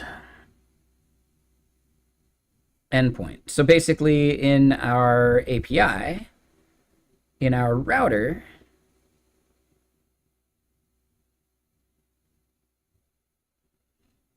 we've got keywords nested under orgs, and orgs is then going to have like the org ID, and for some reason that is now breaking stuff. but I don't know why.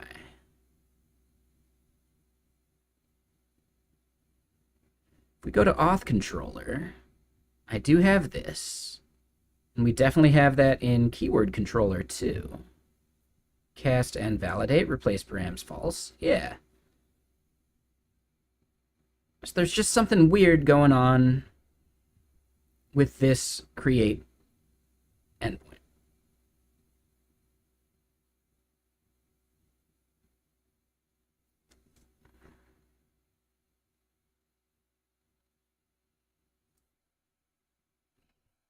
And the error is they're expecting a struct, but they're getting a map. And that's basically the difference between a struct and a map in Elixir is that a struct has atoms as the keys and maps have strings as the keys. Even though atoms map to strings, it's still not the same thing.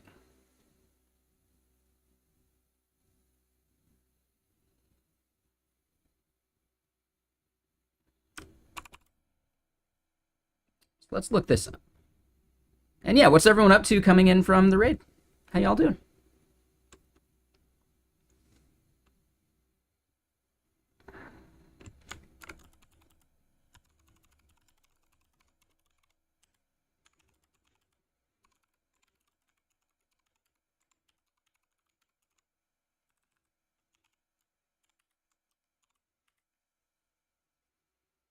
Gathering belly button fluff.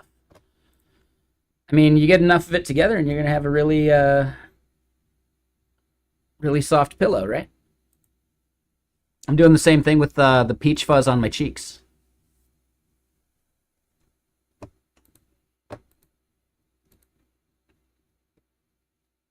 Yeah, yeah, yeah. It's going to be like an artisan pillow, though, right? So, yeah, you'll have to sell it for like $20,000. Yeah, yeah. So, like, it's infinite profit margin. But, yeah, it'll take a while to make the first one.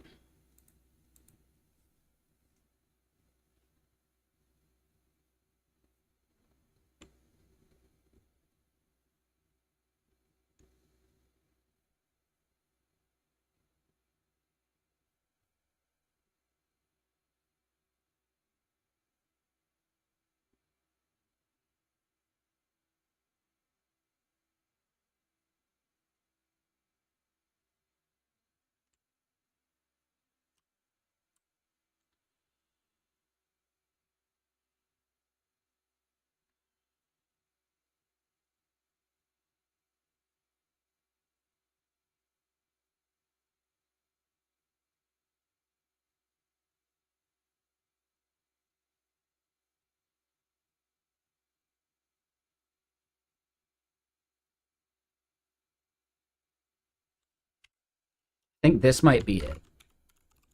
If we do inspect and we do con dot params.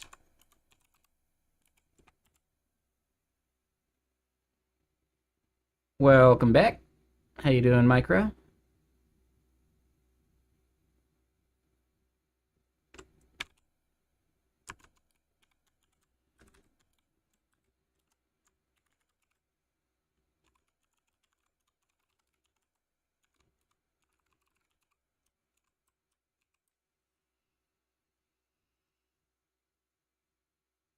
Elixir is an Erlang-based language. That was a good guess. But the text, like the font, that's just on me.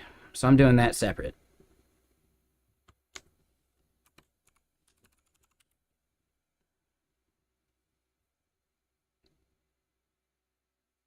Oh yeah, we added ligatures, right? So hold on.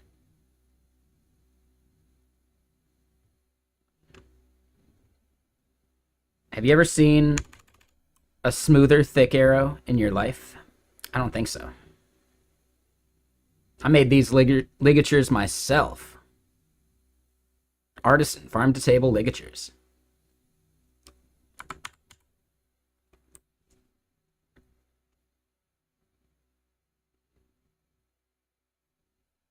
Exactly.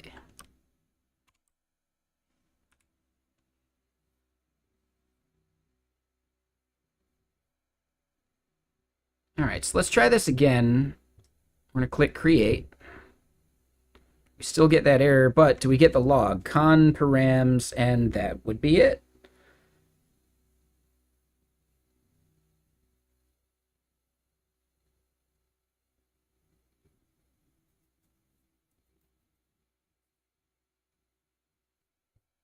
So that's the argument that's being passed.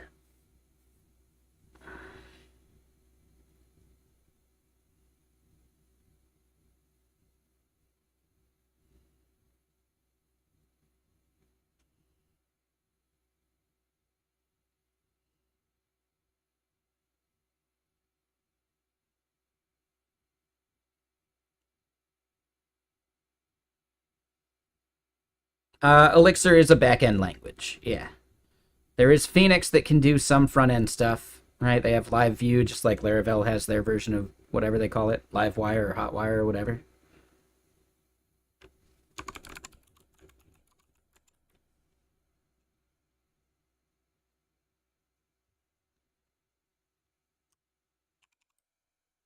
But think about Phoenix as just like Ruby on Rails, right? So Phoenix is the Rails, Elixir is the Ruby. So Elixir on Phoenix is a good way to think about it.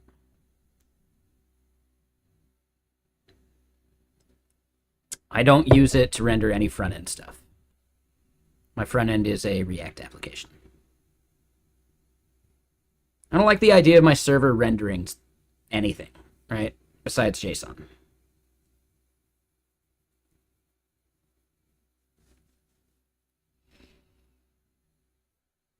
What's up, Brainless? How you doing?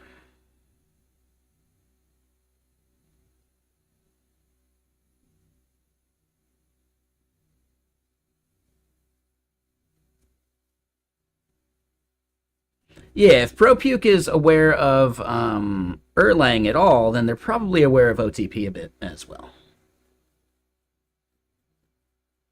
Yes. I either client-side render or statically render everything. I don't do SSR at all. There are definitely use cases for it, but not in the applications I build.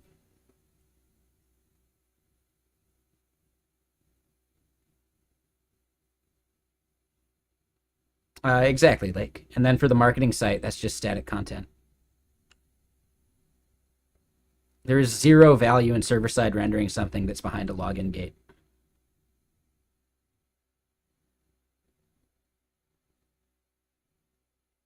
In my opinion. Vercel would have you think otherwise because they make money off of it.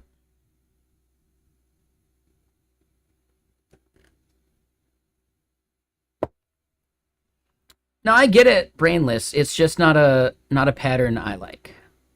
I don't want my front end to have to scale based upon my back end's capabilities. It just makes no sense to me. What's up, NPC? How you doing?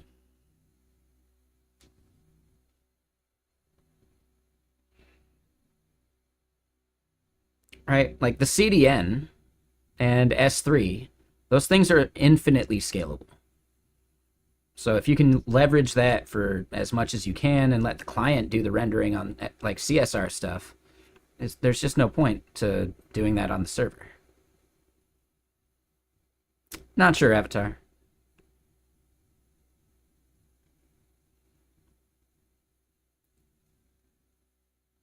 I don't recommend getting too hung up on any of that stuff. Humans are really bad at predicting the future.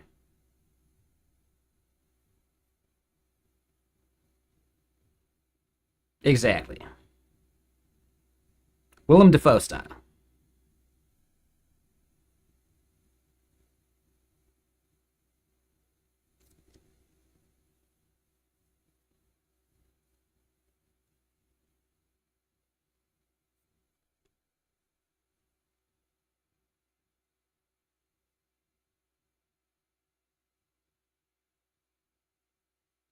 Micro, I fundamentally disagree because project managers were capable of doing that already, and they don't.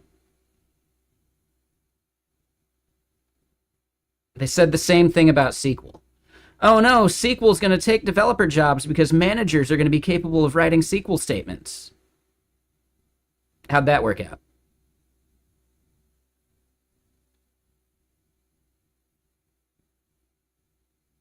How'd that one work out?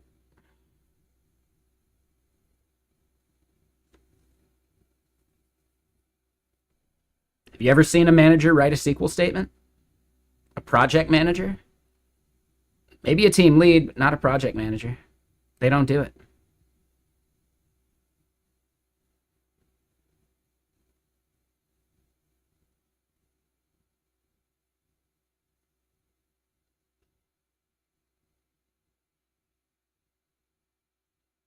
Now, keep in mind, there are some that do, but it's not the common case.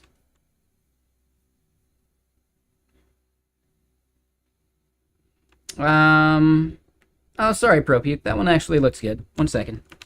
We just have the spam filter to keep out the spammers, but you're not spamming, so yeah, no worries.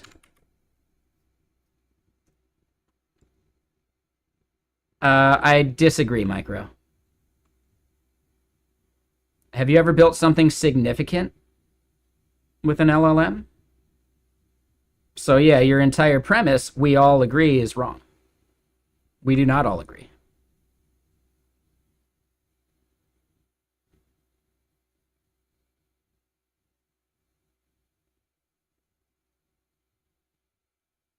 You might feel adamantly about it, but that doesn't make all of us agree with it. No, I got the link. Yeah, we're good. So someday we won't even need coders anymore. We'll be able to just write the specification and the program will write itself. Oh, wow, you're right. We'll be able to write a comprehensive and precise spec, and bam, we won't need programmers anymore. And do you know the industry term for a project specification that is comprehensive and precise enough to generate a program? No. Code. It's called code.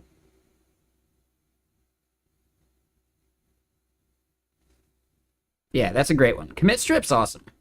My favorite commit strip is, let's see, do we have a link for it? It's like side projects.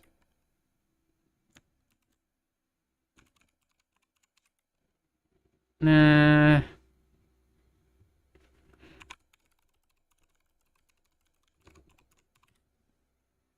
West Side Project Story. That's it. This one's really good. There we are, nearly done. Just a few more hours and this thing will be up and running. Oh, wait. I just had an idea.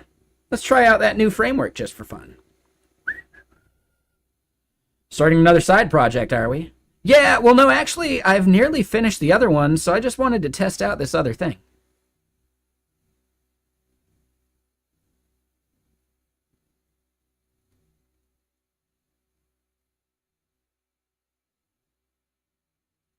Sound of tumbleweeds and rustling wind. But something you might not actually recognize here, and this is the part that I wanted to get at, right? You might feel called out. But look at some of the earlier projects. They don't even have a foundation. He started learning how to build a foundation along the way, and it became part of his standard practice. And then finally, look at how clean the foundation is for the new thing he's building. So there's actually progress that is very linearly visible in this entire scene.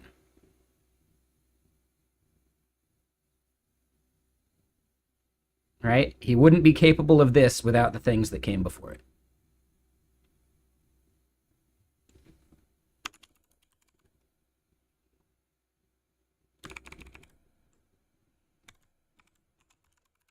And I should have just linked people out to it.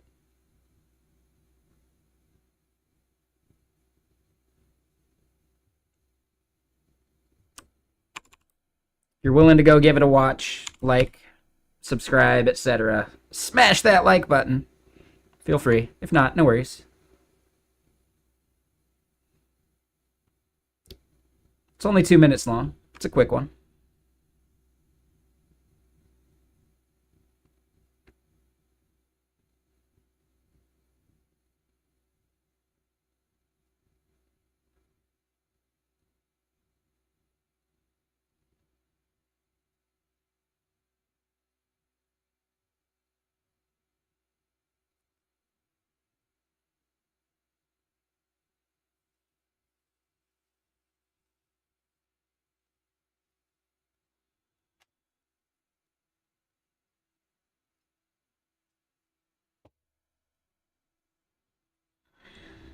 All right.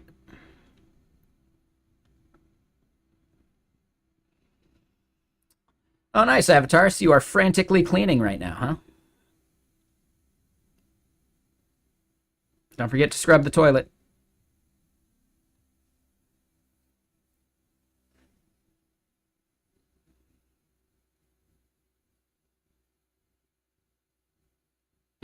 Take it easy there, Micro.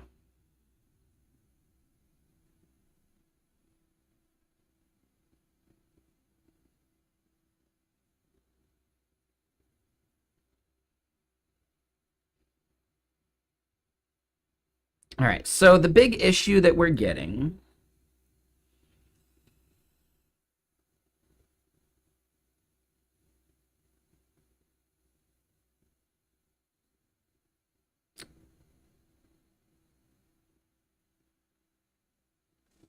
everyone does Avatar. That's a universal truth.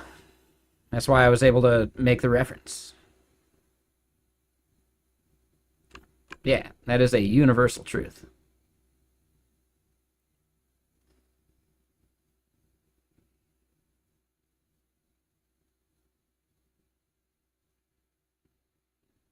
So yeah, our problem is that con.params here is a map, not a struct.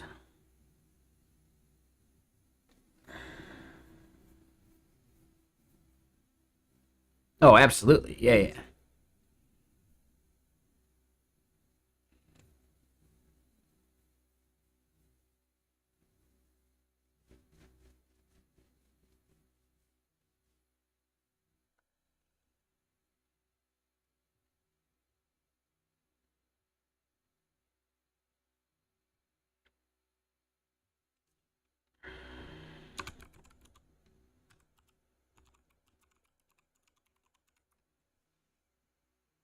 So how do we convert a map to a struct?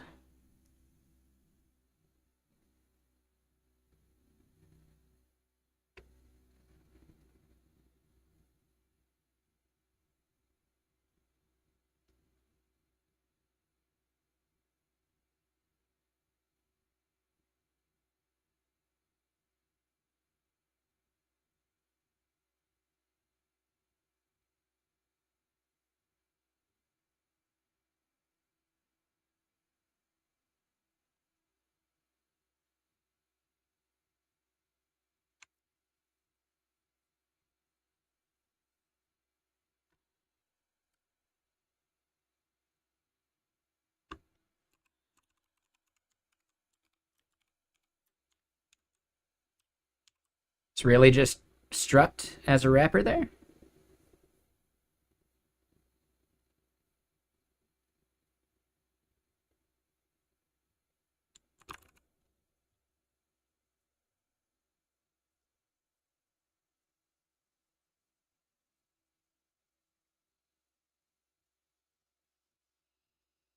No function clause matching in kernel struct. Kernel.struct failure.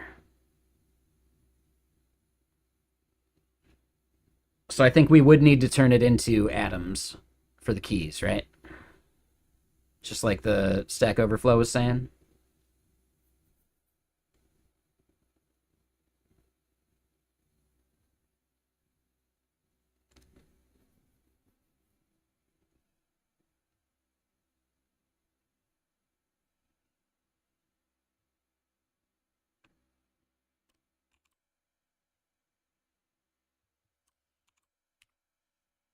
It's actually the value from our has permission hook, right? So this whole turning the args into a map here, which is what we want, at least for that part.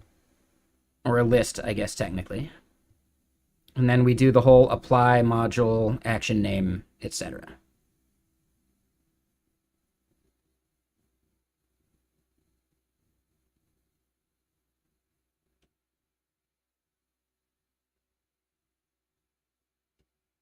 Yeah, so we don't have a struct name.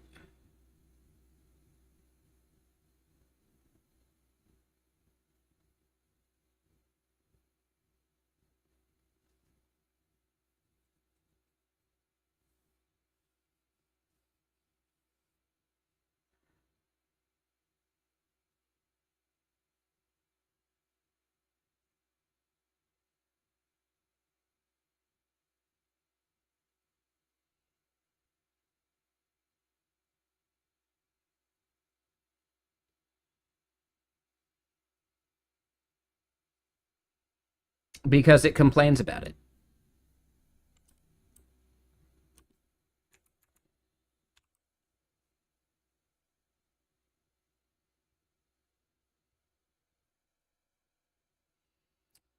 Struct was expected, got the map. Maps cannot be converted to param. So it's something to do with that middleware that we created and doing the apply.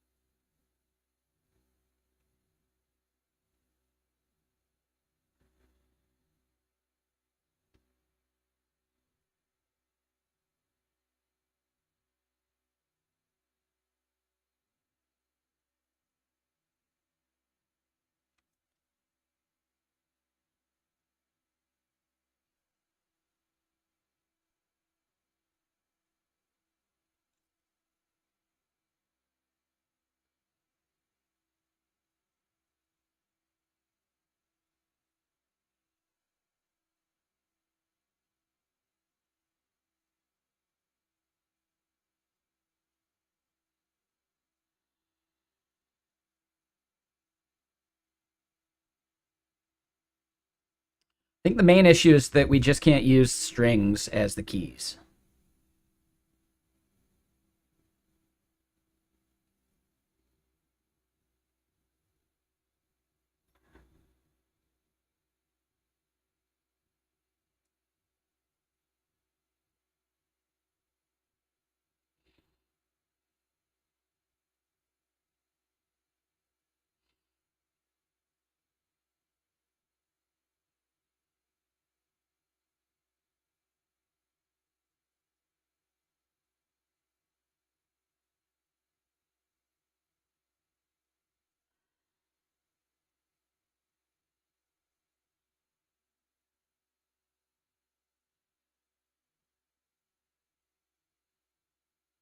Yeah, part of the issue is that we're not going to know any of like the structure ahead of time.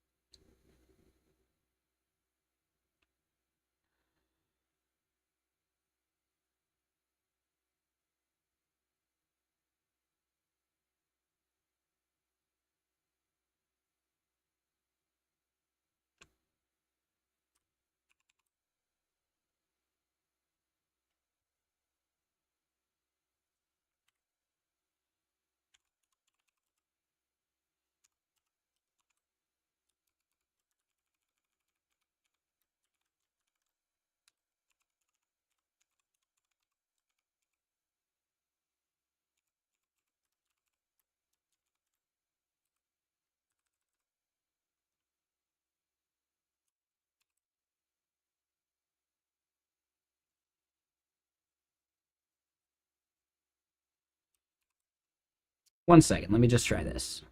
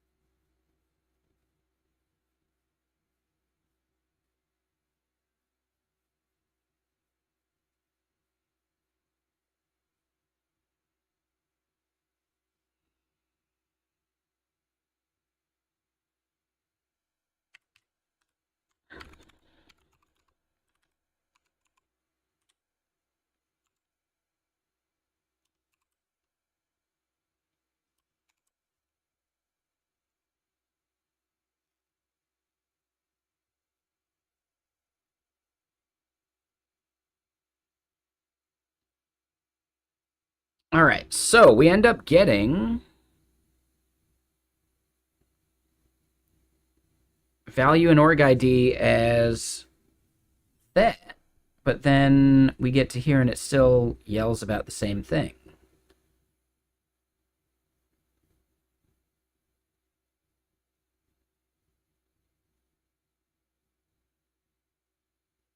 even though we set that. So that's weird. So then, yeah, brainless you wanted to see here on the keyword controller. I'm not calling the function directly, right? This is an action. This is the create action.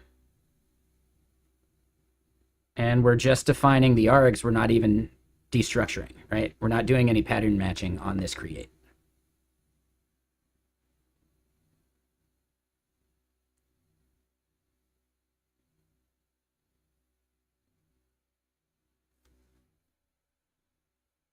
So apply is executing it, sure.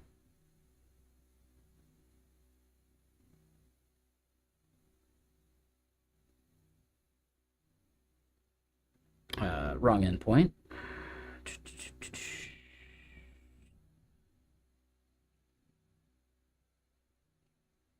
So that's what we're doing, right? So we're doing it as a list.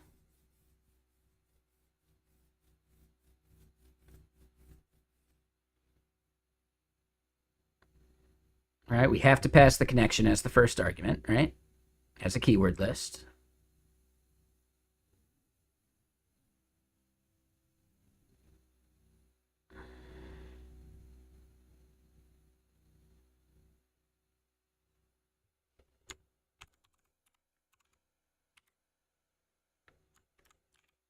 Yeah, it's worth a shot.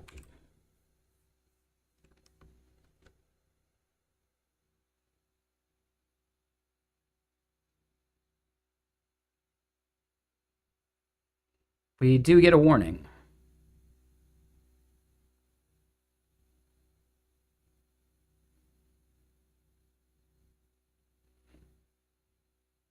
Yeah, that already looks like it's going to be a little wonky. We'll try it. And I probably don't need to do this.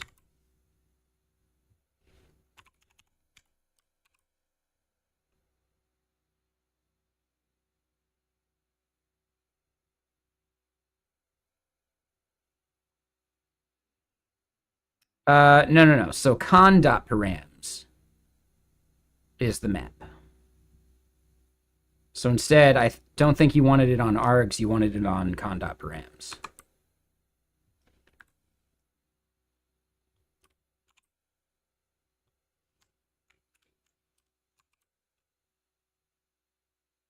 Right.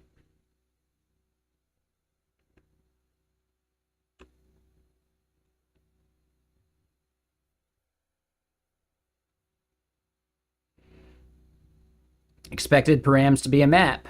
It got a list. Of course it did.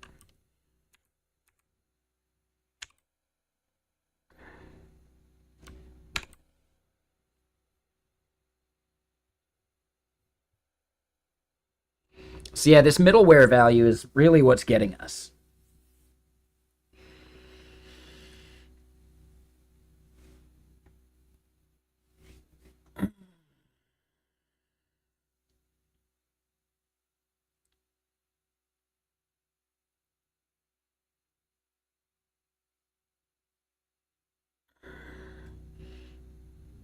So this is what we ended up needing to do. We needed to get to the point where we could do this like permissions check anyway.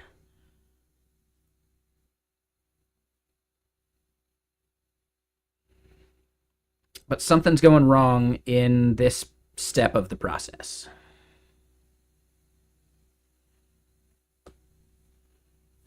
I'm not sure what that is at the moment. It didn't like it when we turned this into a list, or sorry, this into a list. It didn't like it when we did a conversion to atom keys.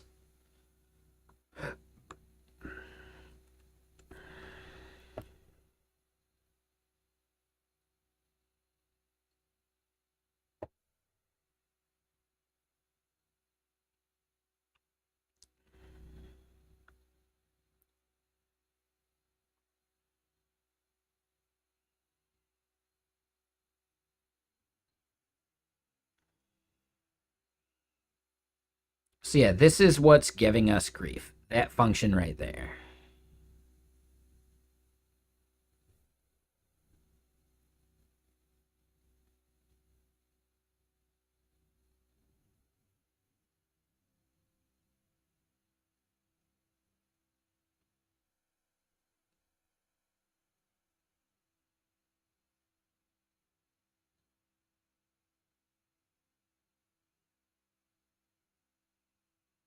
Um, I mean, we definitely asked, what was it? GPT-40 Mini? I don't know if it matters that much.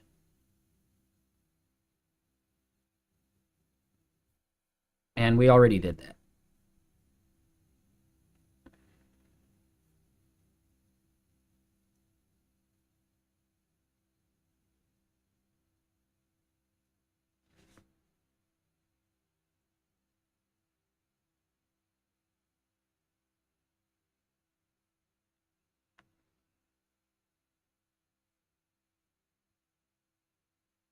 I don't think it's going to matter this much.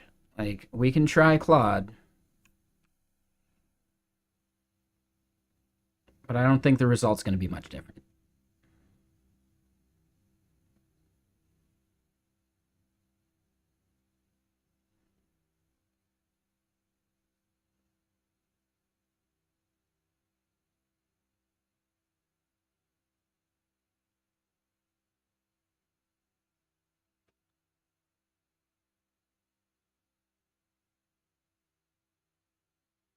I'm wondering if it's something to do with how I set up the route.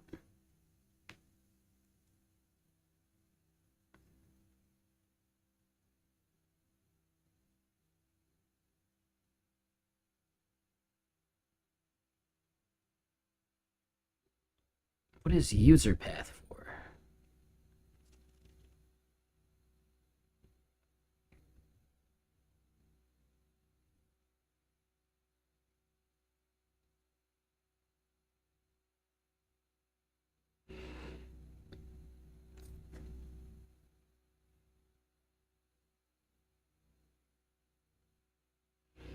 Yeah, Brainless, because you helped us build this permissions check.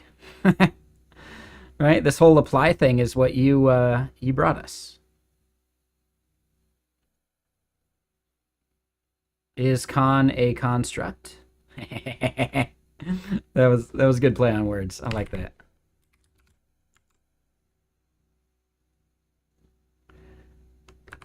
Uh, Survival, I believe that's just because of how it has to be done.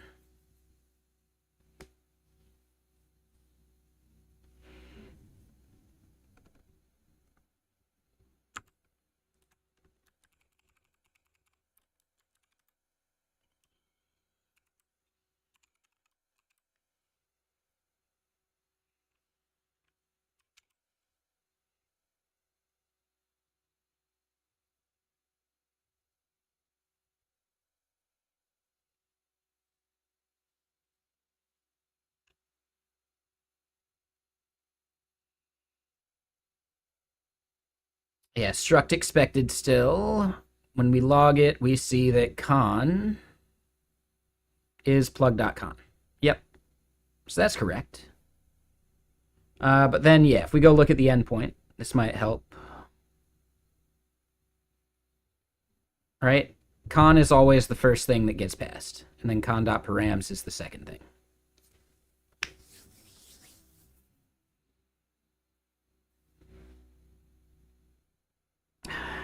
Take it easy, Poclarap.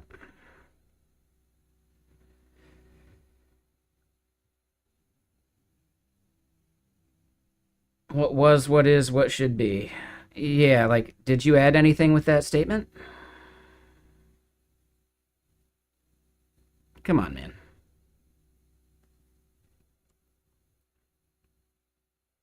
Pass an empty list to as the params? Sure. It's worth a shot.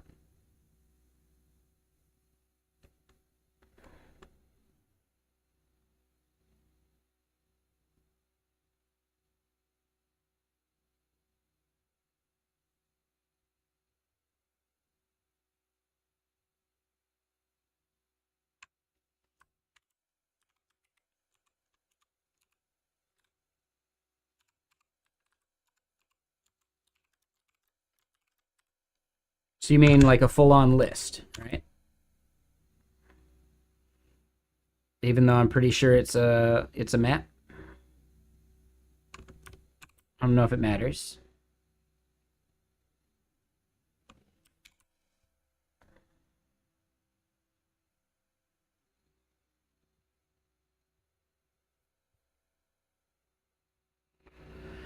Yep. So yeah, this is what happened when we turned it into a list the previous time too.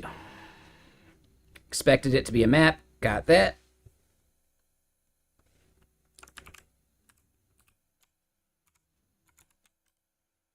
If I do that, let's see what happens. No, that's fine. We did end up getting that before, so I thought that was interesting. But yeah, now we get into a 422 because the params aren't there. So if we just make it an empty struct, or technically an empty map, then we're good to go. But then it fails validation at the endpoint level.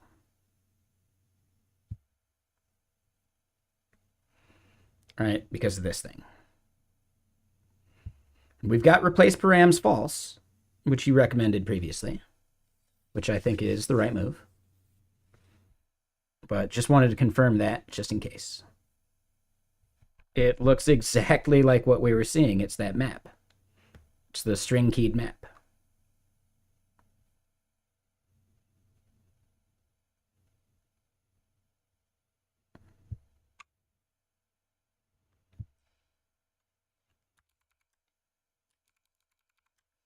So yeah, it's actually in the list already.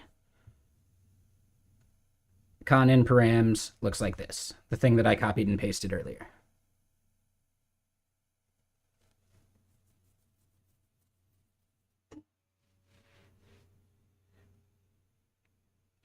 So yeah, real quick, I do have to use the restroom. So give me a second.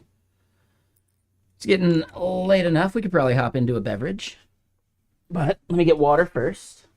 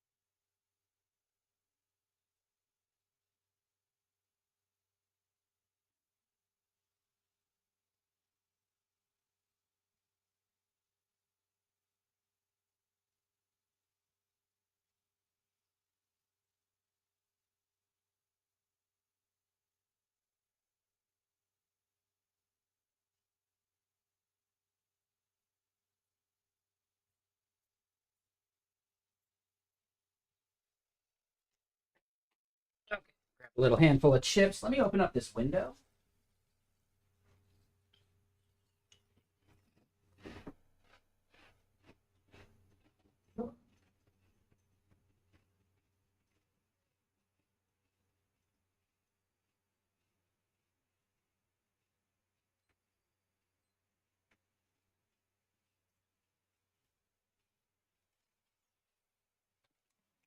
Oh, yeah. We got up to 700 parts per million of CO2. That is not good. And yeah, hi Jack. Sorry, my bad. I didn't mean to ignore you over on YouTube. Yes, I am streaming to both.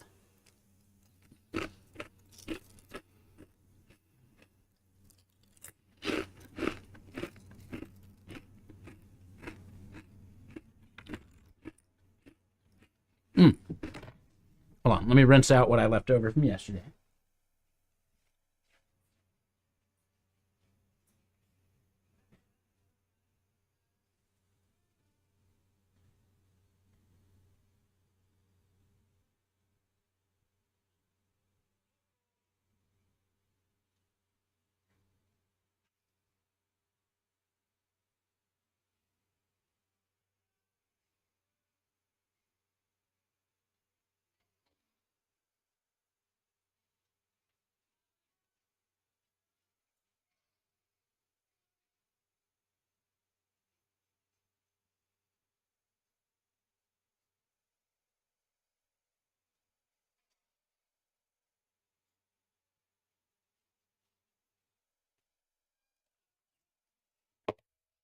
Alrighty, so now I'm back. Sorry about that.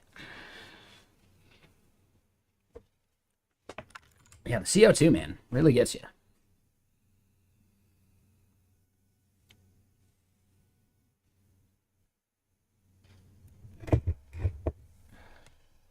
I'd say it's late enough for one of these. So yeah, any thoughts?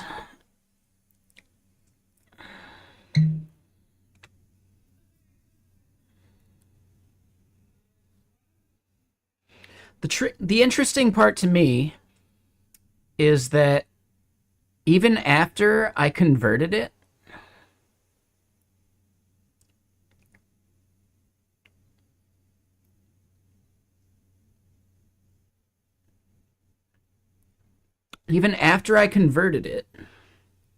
to a struct with Atom keys, it still didn't do it. Yeah, let me try that here in a second, Fievel. That's a good idea.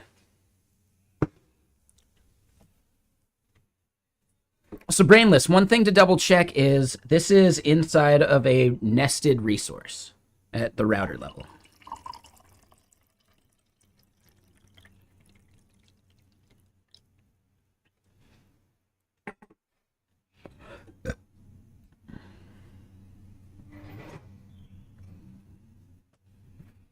I'm not sure why that would change things, but it does seem to be changing something.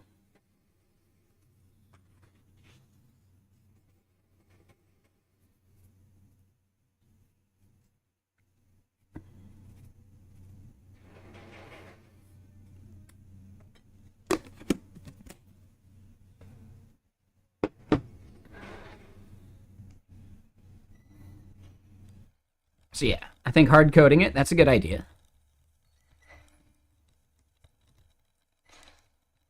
Let me just finish mixing this.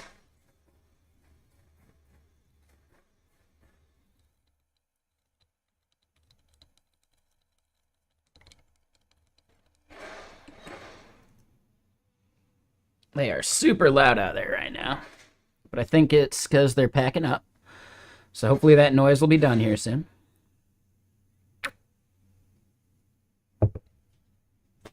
All right, so yeah, hard coding it, that's a good option. I like that idea.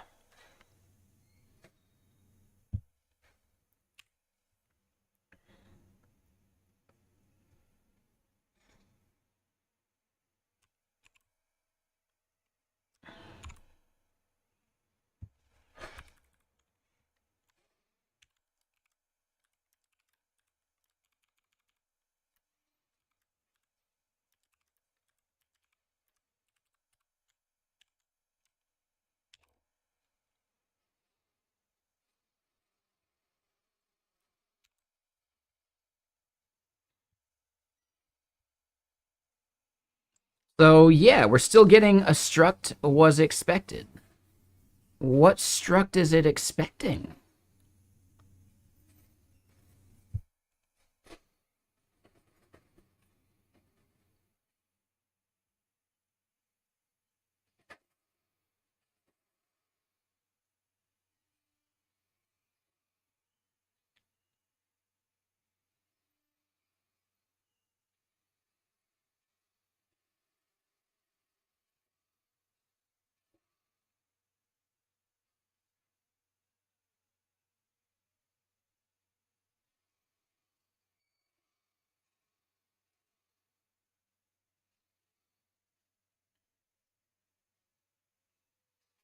So hold on, wait. Keyword controller 50.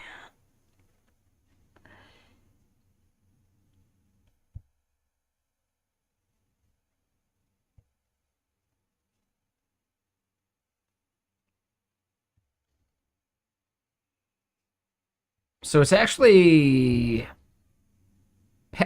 past that. Oh. So it's actually this part that's yelling.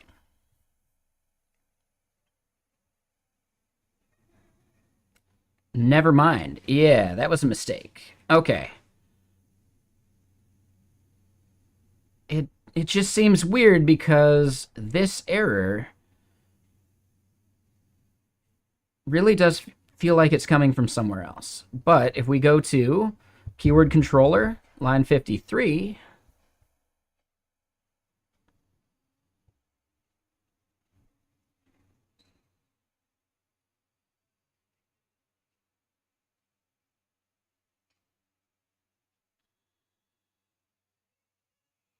yeah, so here's the thing. It was actually erroring out at a part that I didn't recognize. It's not actually our middleware. It's actually how we're doing this part.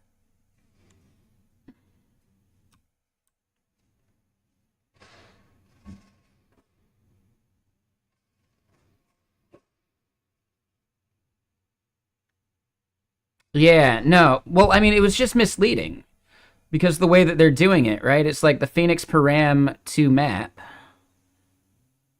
verified routes. Like, it just made it seem more like it was doing a route thing. Like, it seemed like it was at the middleware level. But yeah, I don't think it actually is now. So yeah, that was my bad. That was a magic goose chase.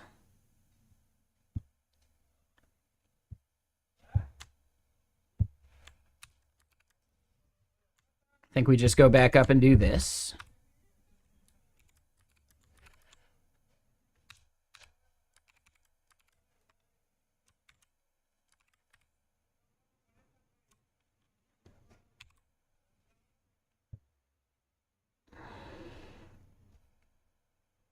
So then if we still get this error, it's happening actually in the controller. And keyword params here is probably the mistake because, yeah, creating keyword, we don't want to do that at all.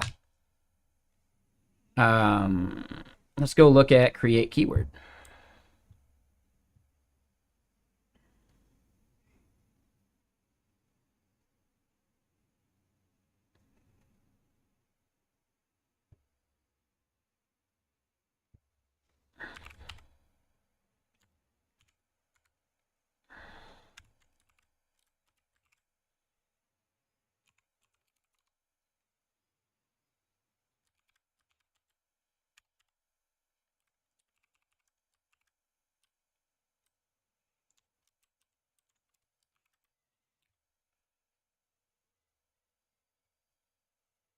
I think this is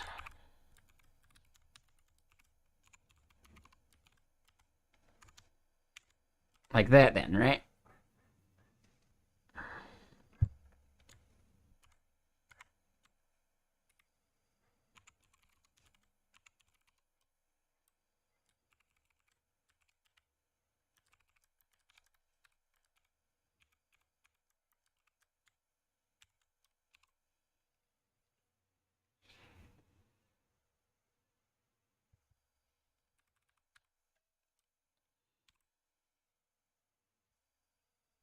But I think that's going to fail because org ID is in there now.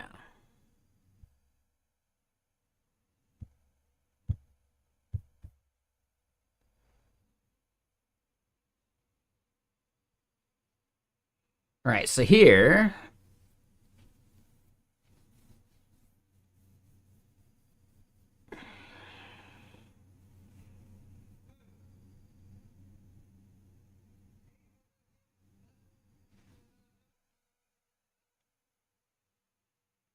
so we're seeing 422 at this point. And that would be for no reason.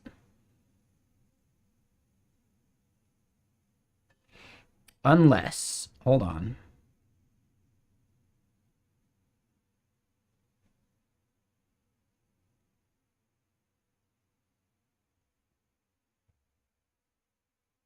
It's expecting org ID. So we do need to pass org ID there. Right. So the problem that it has then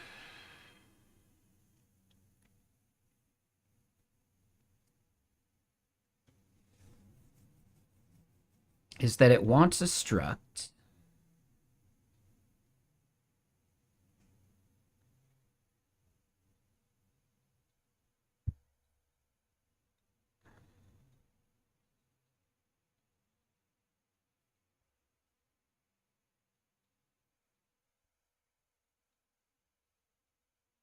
So we actually want org ID from here, and then we got to pass it here.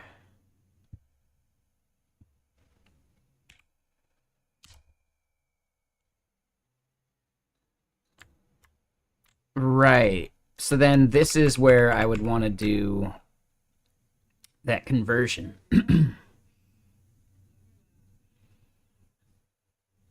Something feels wrong that I can't just pass the params there.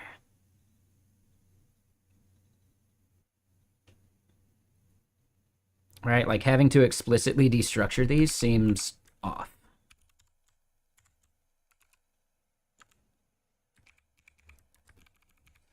Oh.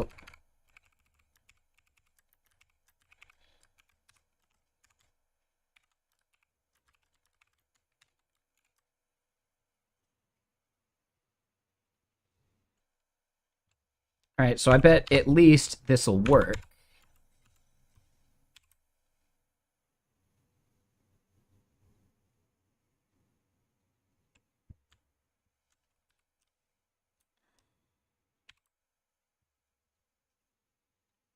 We could do that too. I don't know if it matters that much where it comes from, but yeah, you were right.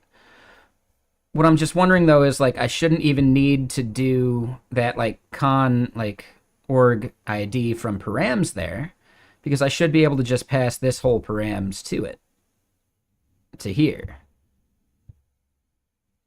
But that's a change set issue, I believe.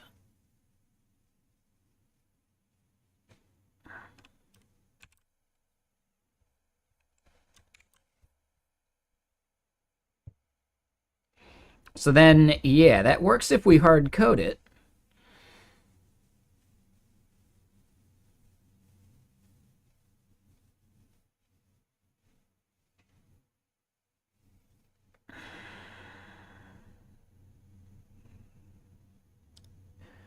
So all it really did is kick the can down a bit, because I still want to be able to do this without having to destructure all this.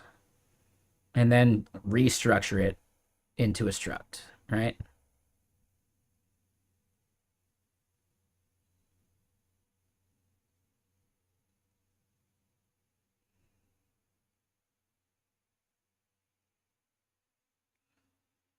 Would I actually want this to be a replace params then?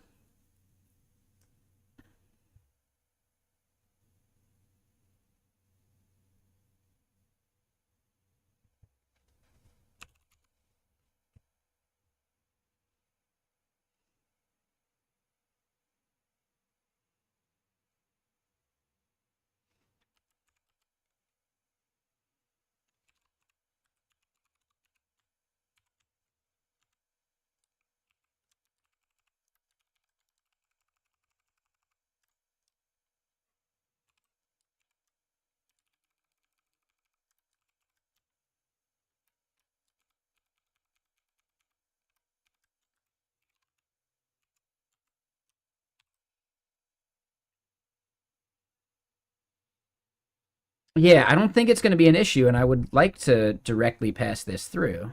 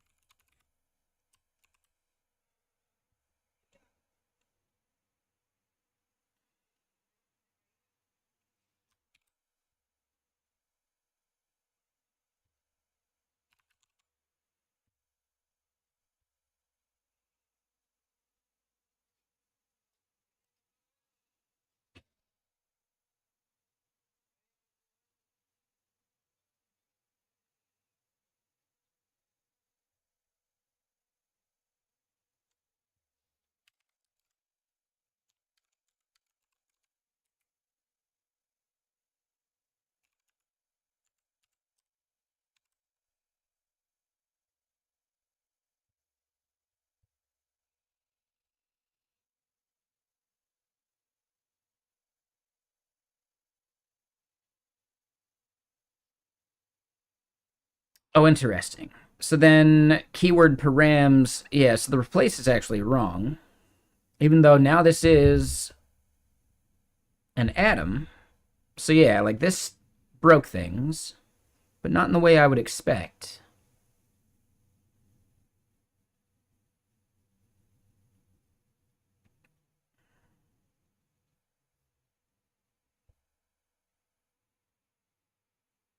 Oh, and hydro. Yeah, yeah, been a while. Yeah, yeah. Just had some health stuff going on.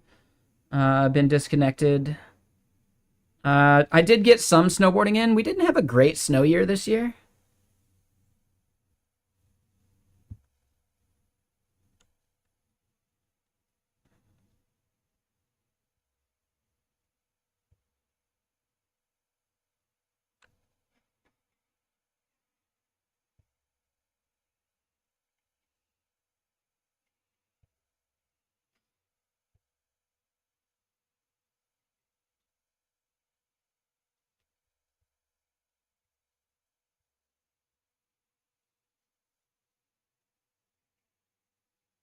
Which part?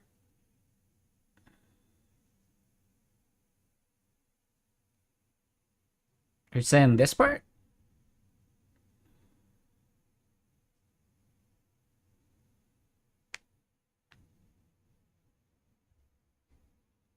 This part.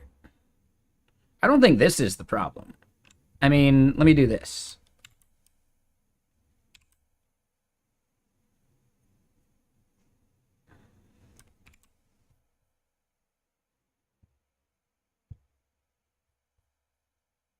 Yeah, that part's not the issue at all.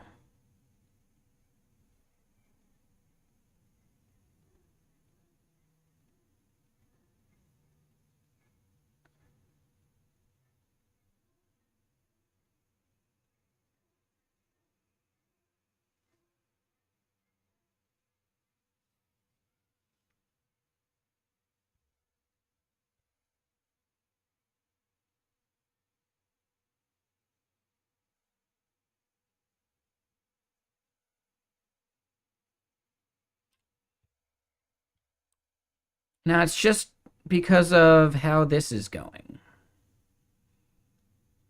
and passing things to the change set.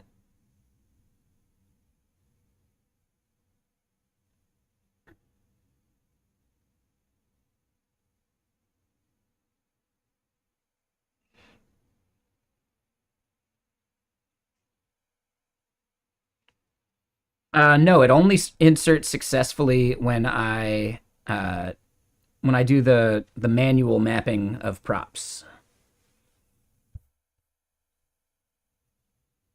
So if I create a struct and then manually map the props, then we're good.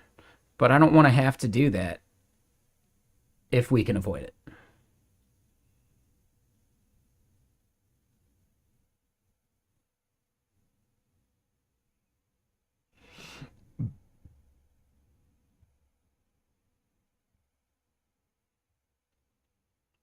You know, like we've already done our validation via the cast and validate step. So we should just be able to pass this directly to create keyword, right? Like that would definitely cut down on a bunch of like boilerplate and BS.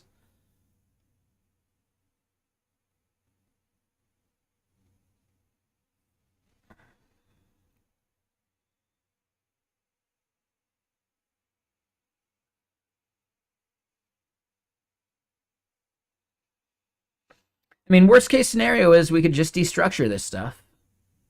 I just feel like that's a band-aid over what's actually going wrong, and I just don't know what's actually going wrong here.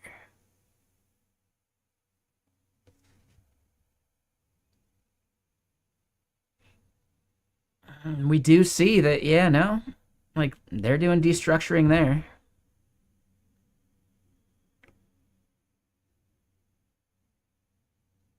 Yeah, it doesn't look to me like there's any way to get out of this.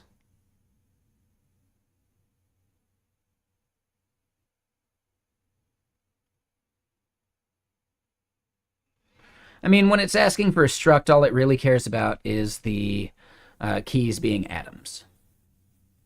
So maybe that's a misleading error. But all it cares about is the argument being passed here being a map with atom keys, which is then equivalent to a struct, basically.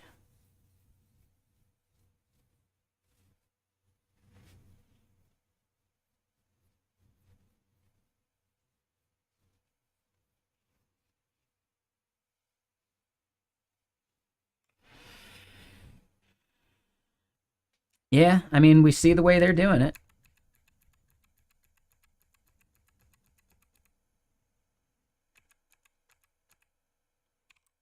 So we can just do that.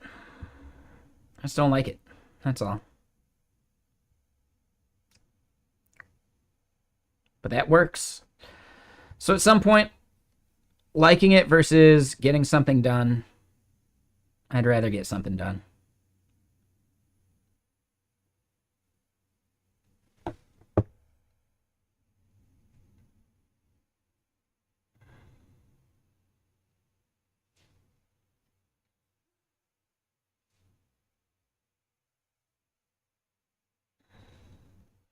Hold on, sorry. Quick follow-up work thing.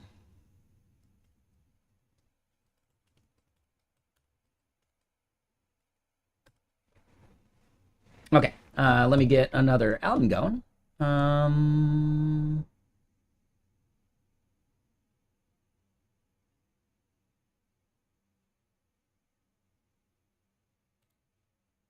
yeah.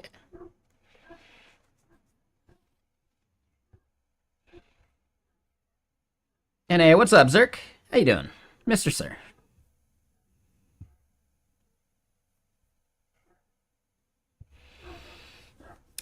So yeah, it basically just means for almost every endpoint, we're gonna have to do some kind of like struct creation. You know, if we're doing a post. It's not the end of the world. It's just kind of a bummer.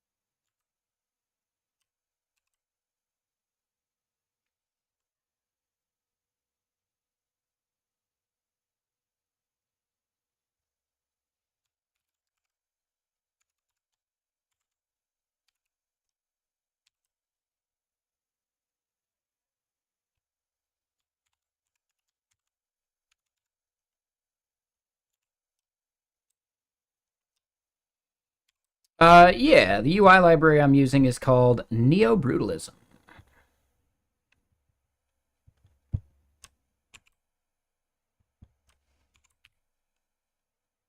It's basically built on top of ShadCN.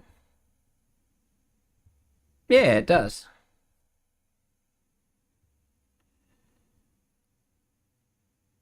Okay, so repo all from. I don't even know that.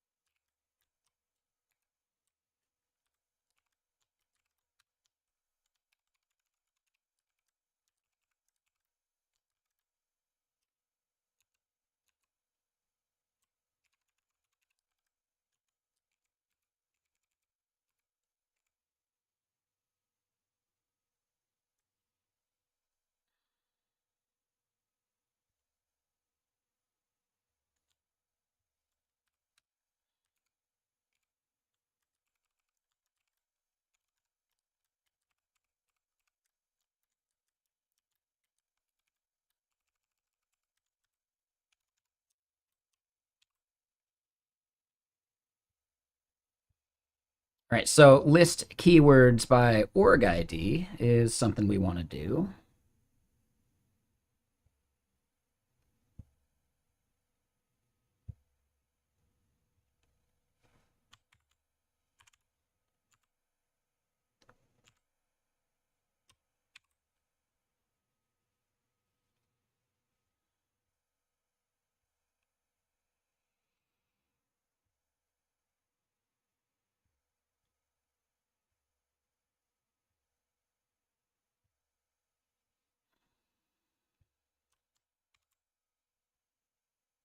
Oof. 500 sad panda. Because we're not selecting anything?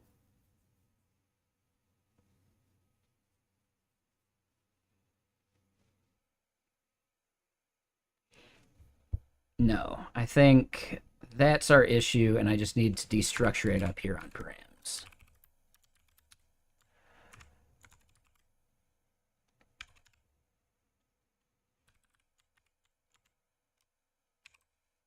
Oh, and I wasn't passing it. Oh, no, I was. Never mind.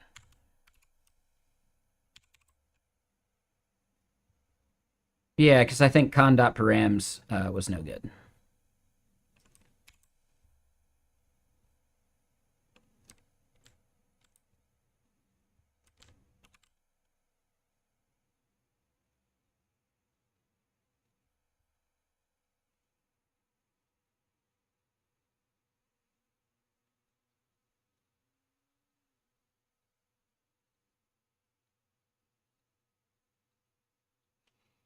No function clause matching keyword controller. Oh.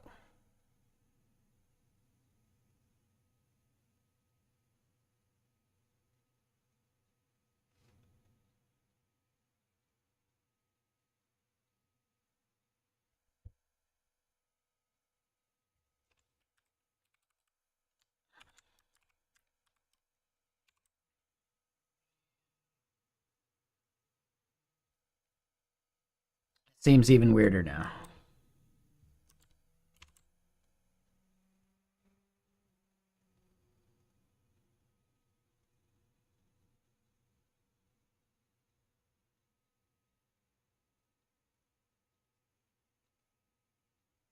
Oh, wow. We created a lot of these.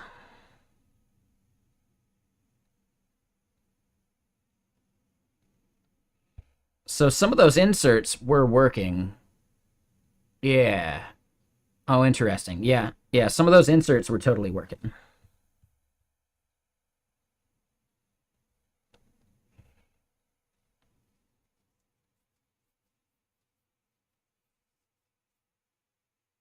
All right, so we'll probably want to do like some validation to prevent users from inserting the same keyword multiple times.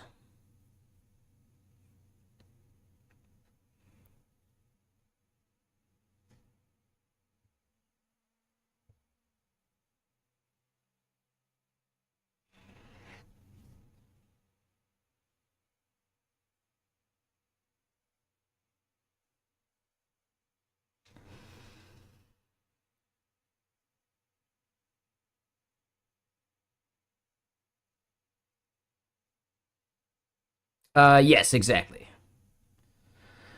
We could do it as a unique index, but no matter what, we'll still have to like handle the error in some way. And we'd want to let the user know about that error before they click submit. So no matter what, we still have to like guard against it in the application. So yes, doing both would be ideal. The key is the unique index would be specific to the word and the org, not just the word.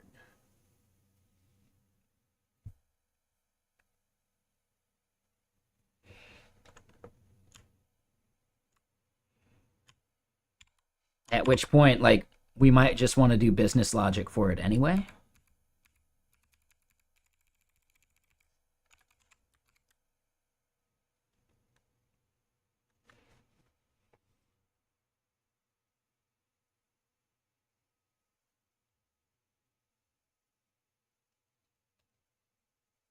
Sorry, 1 second, just passing some stuff.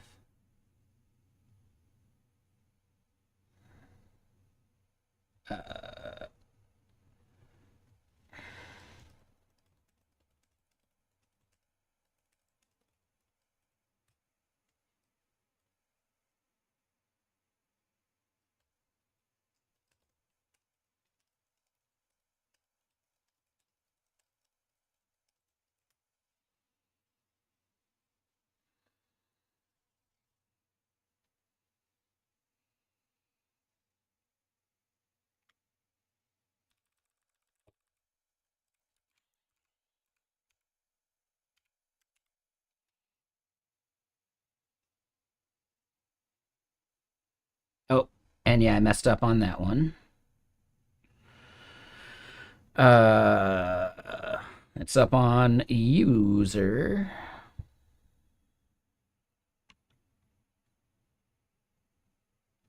But it's in our migration.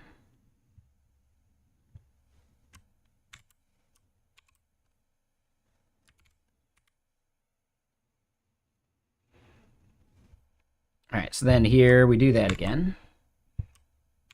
And then, let's see, where's the other spot? Create keyword. Keywords.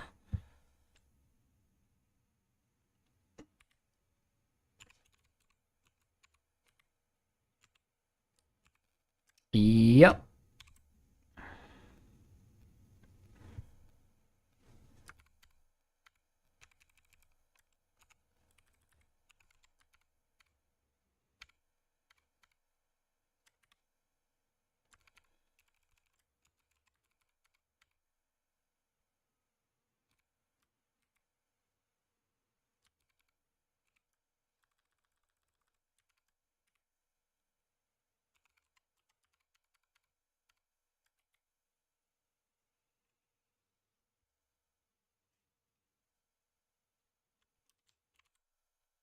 All right, so we get logged out, and we do Harker. Before I move on too much, I want to turn that into a neutral button.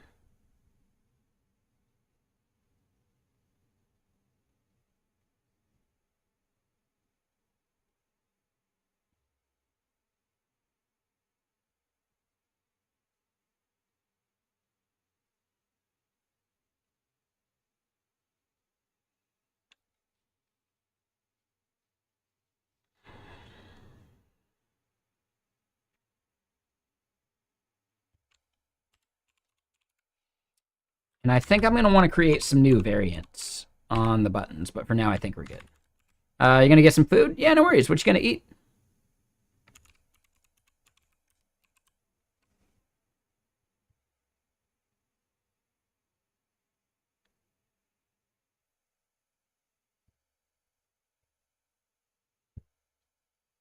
Yogurt. There you go.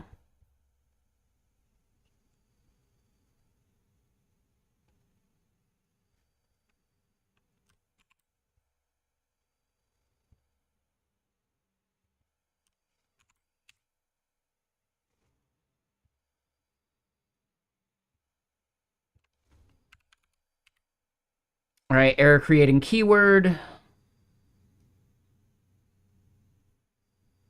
So we at least like fail out on the back end, right? Constraint failed or something, right?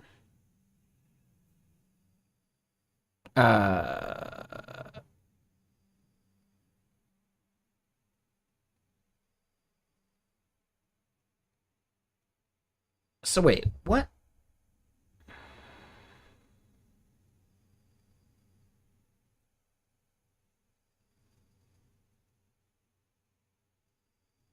Now it's no function clause matching again.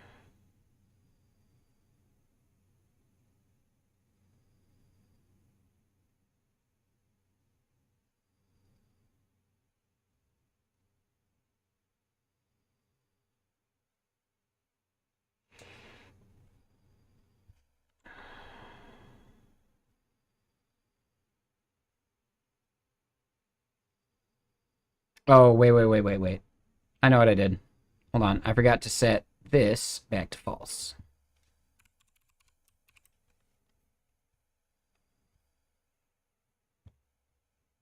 So then that's a failure because of the unique constraint.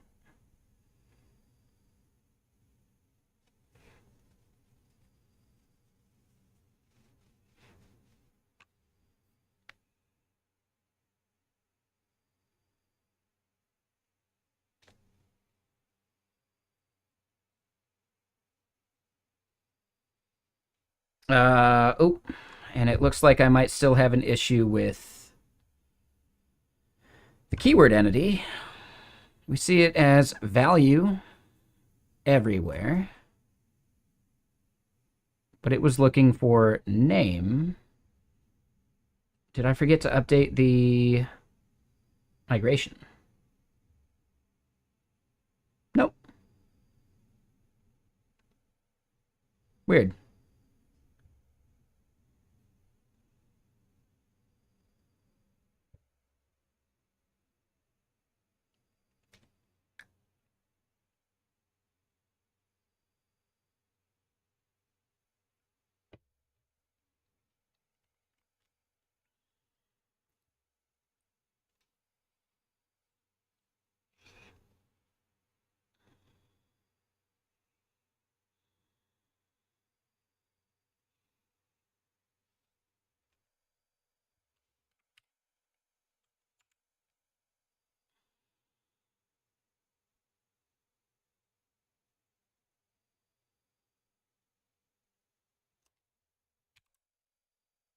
Oh, I see. So then if we do this again, we still get the error. And yeah, it doesn't raise, but we validate it, and it becomes a 422. So yeah. Then it becomes a front end issue. Now, do we get anything else back on the network request?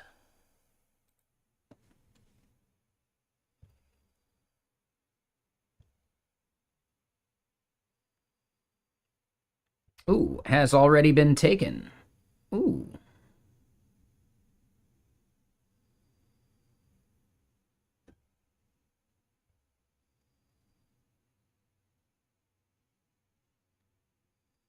Ooh.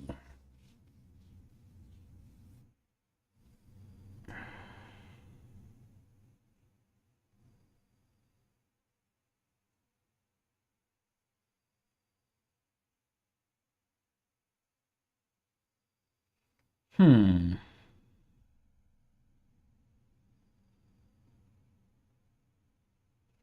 Yeah, no matter what, we need to bubble it up to the user ahead of time.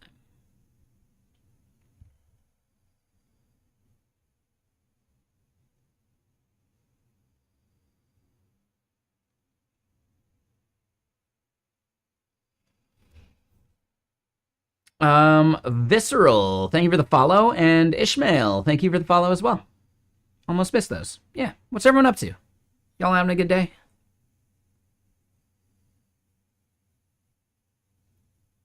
Thanks for all the people that stuck around from the Lana Lux raid. I know this is probably less entertaining than Lana's game Strain, but you know, we're getting there. We're getting there.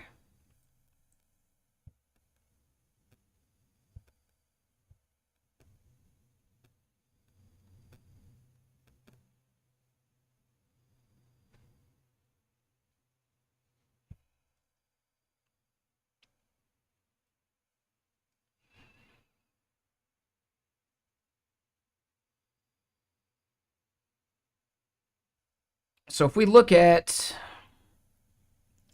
the arguments that this form takes,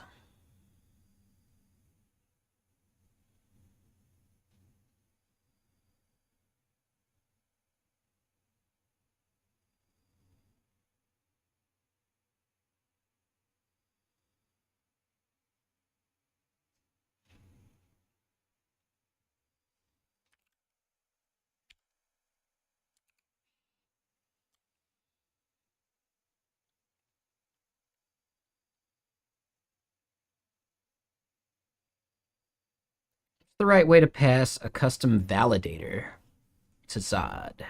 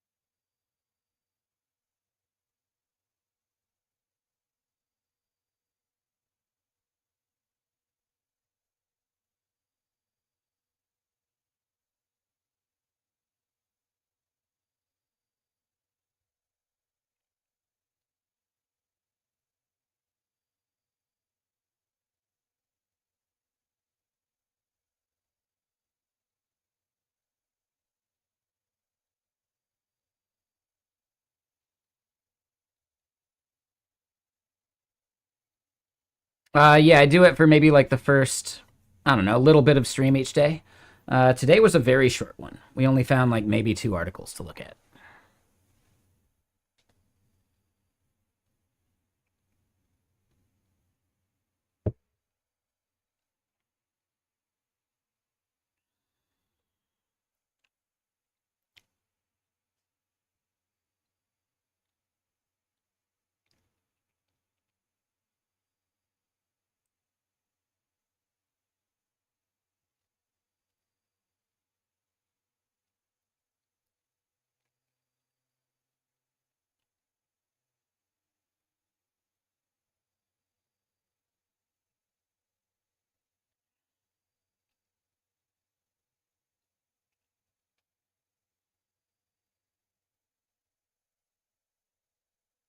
Yeah, anyone know how to do this Zod validator? I basically want to pass it an array of values and make sure that the value being typed is not in that array of values.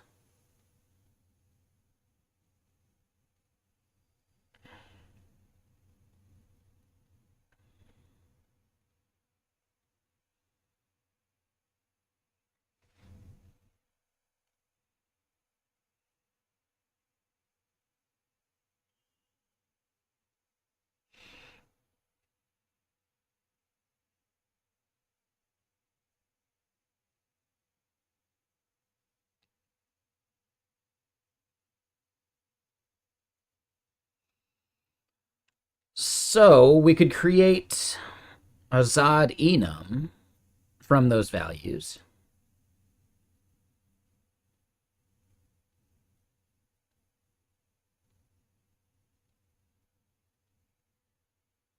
And then just do an exclude. Oh, wait, no, exclude still wouldn't do it. No, because, yeah, it would still have to be like part of the enum value. So I'm looking for like a not, like a way to invert the checks.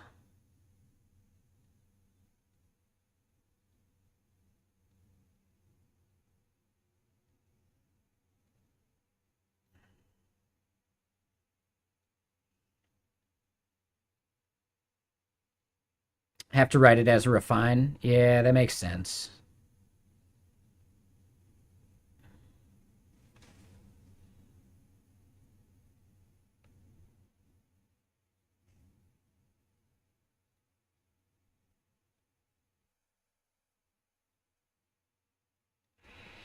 All right, so then if we look at use form here,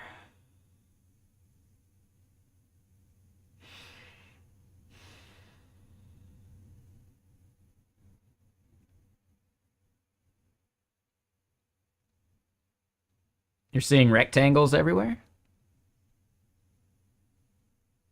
Better than pink elephants, right?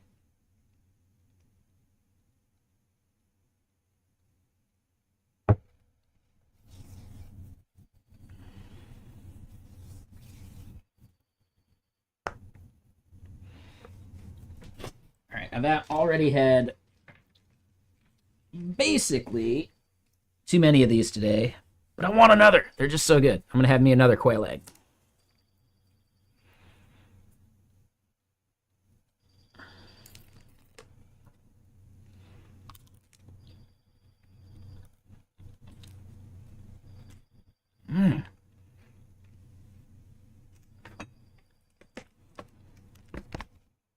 They're just so good.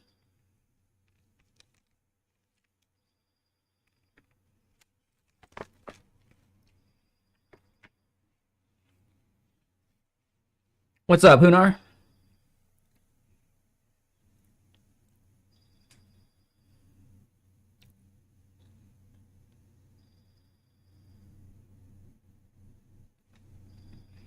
Yeah, I just found them at Costco last time I went. I kind of want to go stock up. How long do they last, though? Hold on, let me look at the Best Buy date. Oh my god, Best Buy date is a year away.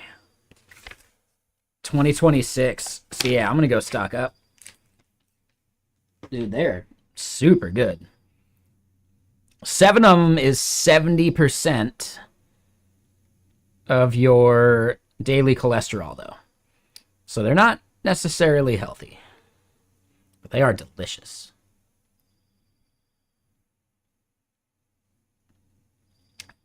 That'd be nice, actually. Throw them in some ramen.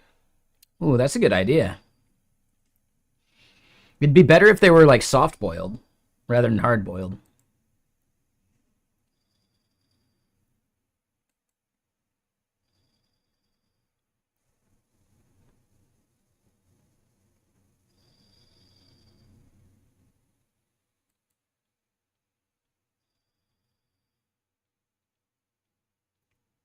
They are actual eggs. Yeah, yeah, for sure.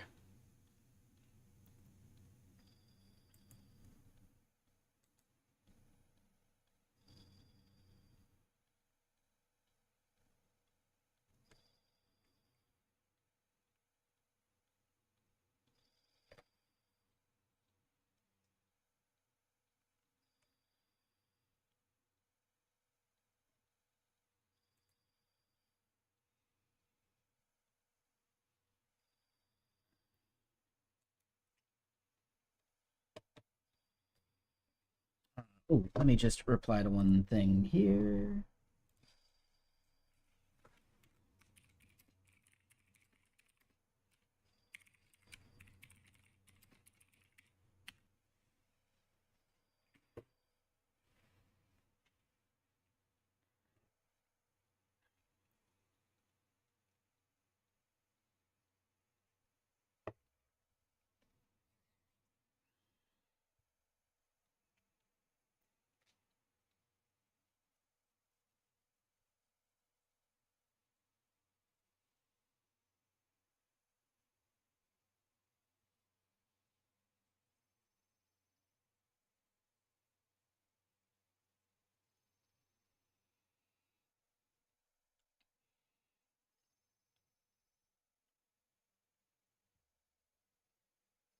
All right, so if we're going to do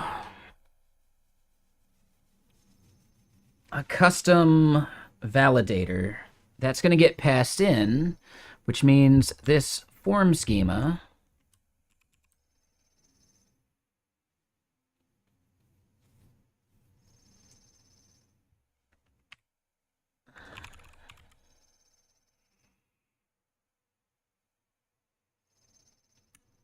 use Glassit to make it translucent. I don't care that much. That's fine, Hunar. Like, yeah, might be cool, but I don't know if I need it.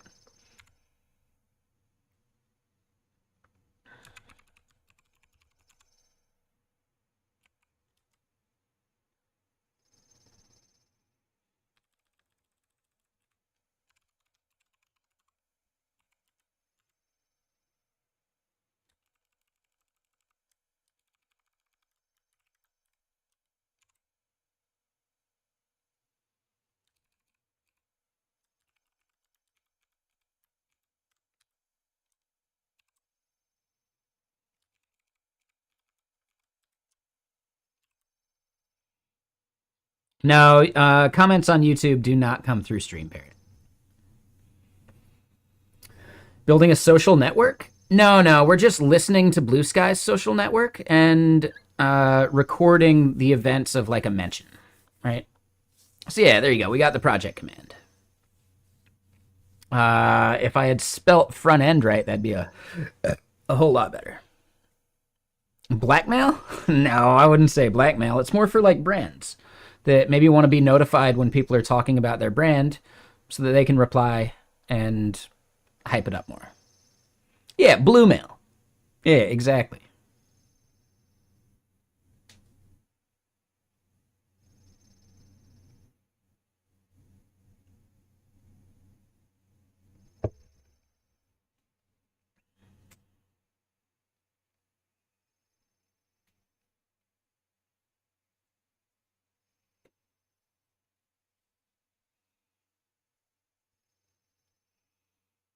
Damn right, Lake. We do it too at Get Kraken. Your hotel journey took you to fixing the entire CI for a project? Sounds about right. Yeah, gray mail maybe? Sure.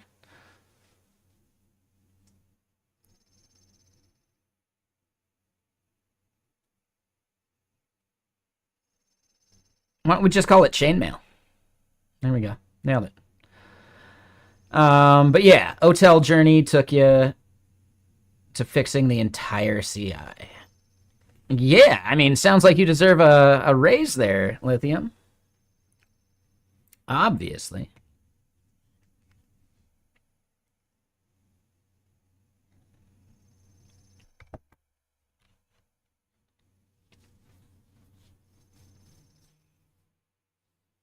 Ooh, and where's that? I'm kidding. Don't dox yourself. Only if you want to.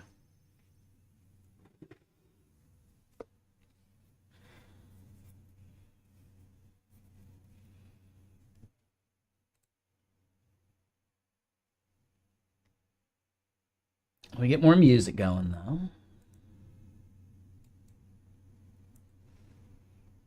There you go. Yeah, yeah. Obviously. You don't happen to be in the Seattle area. You don't have to answer that. But if you are, I go to Seattle JS every month.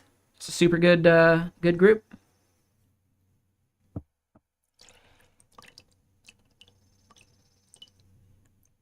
It's not going to be tomorrow. It's going to be next Wednesday.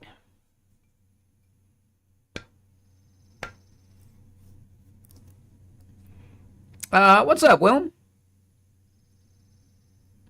Oh, we've met at Seattle JS? That's awesome, Will. Yeah, no worries. I'm better with faces than names, so I may not explicitly remember you by the name Will. I should. There's only so many Wills. Oh, yeah, you gave the dry talk. No, awesome. Yeah, how's it going, Will? No, that really does help. Yeah, absolutely. I got a decent memory, just not for names. Doing well. Yeah, we're chilling. Ooh. You know, having a whiskey. Doing some Elixir coding.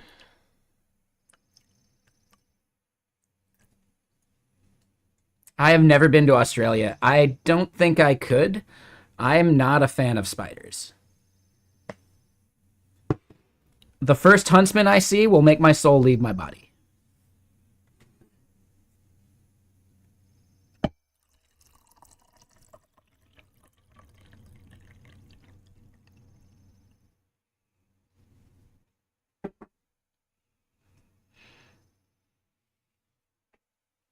But yeah, I've been well, Will. More scared of kangaroos? Eh.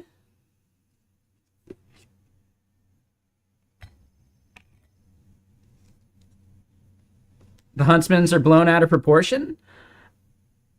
I mean, I don't know. I'm pretty sure Robotic Head has had a roommate pet spider as well.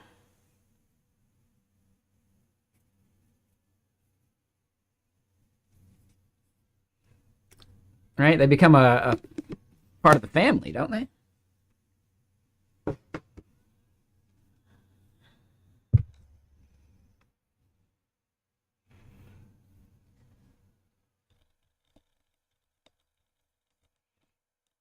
Okay, so in like a major metro area, you're not going to have one, sure. Yeah, I'm pretty sure Robotic Head's in like a suburb.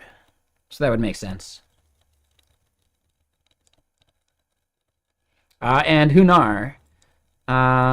Yes, I'm very much not a fan of spiders. Plants, like, pretty much Australia is a no-go. I could see myself traveling to New Zealand. Because they do have snowboarding. And I think once you're up in the mountains in the snow, you're not going to have any spiders anyway.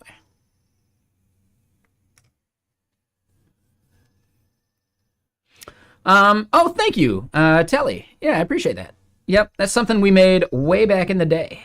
Any streamer can get it, actually. And the theme is actually just, oh, there you go. Thank you for pasting that. I guess I don't have a command? Oh, there we go. But the best feature is actually being able to do a smiley face and replace it with my smiling face. So we can replace like Twitch's busted emotes.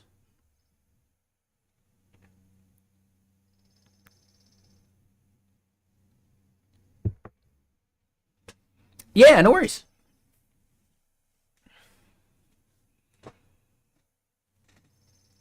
Like we have bears and stuff. Yeah, bears are no joke, but bears don't trigger like a crazy fight or flight response in me like a giant spider would.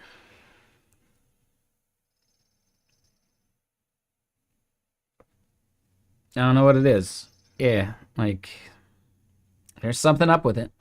I don't have a snake fear, but spiders get me.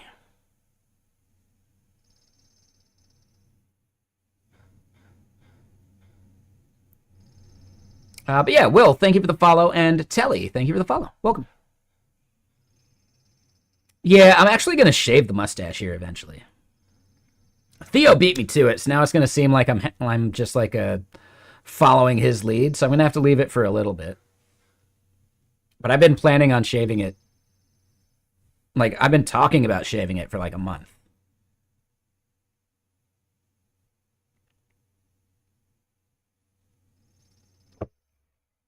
No, I understand.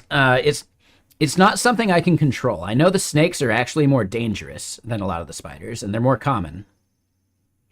But I don't have like a thing about snakes.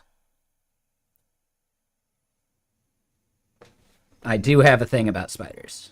I can't help it. I'd say it's deeper than that. But no, you're right, a phobia.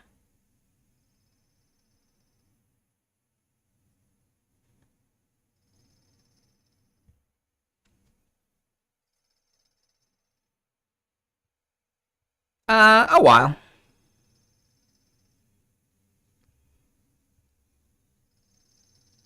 I'm not a big fan of like the how long someone's been doing something for questions because I don't think it has value. Like we all know someone who's probably been coding for like 20 years and they still suck at it, right? Like we all know people who've been playing guitar for 20 years and still suck at it. You know, I know people who've been snowboarding for 20 years and still suck at it. So the time spent doing it doesn't actually matter. It's far less important than the effort you put in while doing it.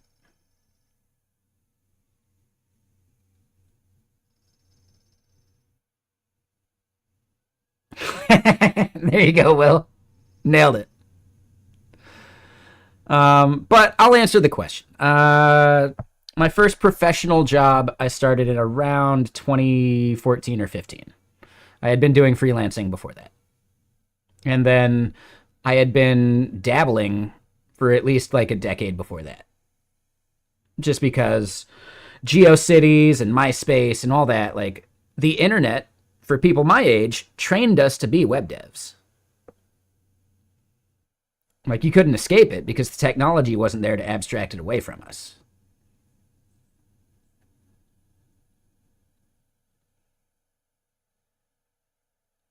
So yeah, I learned HTML from GeoCities. I learned CSS from MySpace.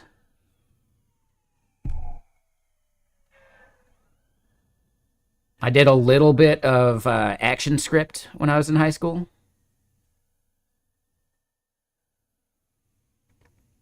Yeah, no worries, Telly. Yeah, I wasn't trying to make it a lecture thing. It's just I really, really dislike the appeal to authority. Like when someone says, "Well, I've been doing this for 20 years. You should listen to me."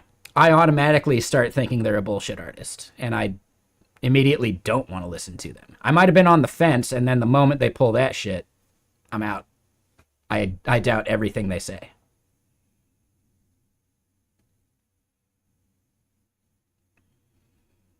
Uh huh.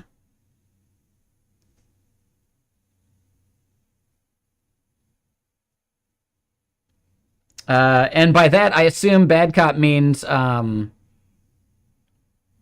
blushing and wearing police hats, like the emote says.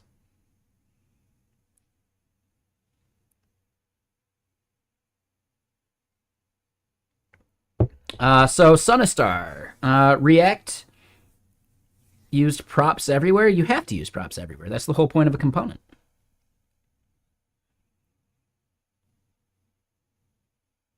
I'm just kidding, Bad Cop. Yeah, I've met Bad Cop in person.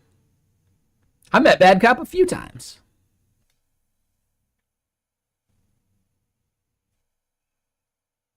Like, I go to TwitchCon every year. I've been going to TwitchCon. Like, I went the 1 year before COVID, and then since they started up after COVID, I've hit every year.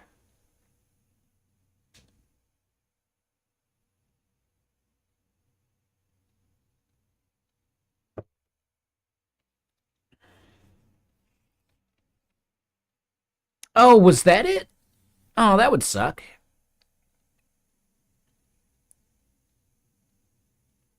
Does TwitchCon get overshadowed by the big names? Not really.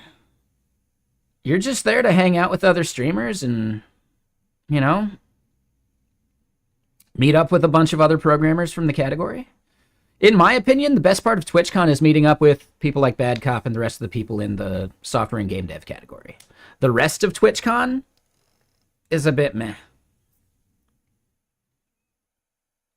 Like the booths? Who gives a shit about the booths?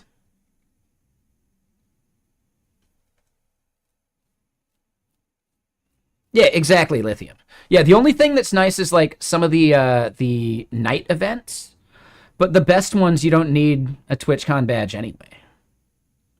Right? Like Theo's party was super good. Like Theo Prime, Doug, and Low Level. Like their party was great. They killed it. And I heard you were at that one, Lithium, but yeah, I guess we just didn't meet up. I also had way too much of the whiskey at that.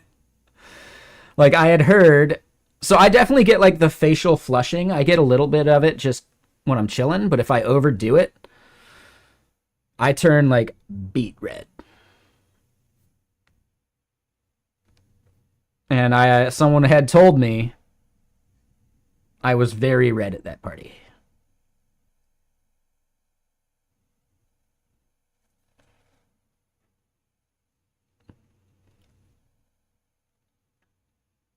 Oh, nice, Bad Cop. Hell yeah.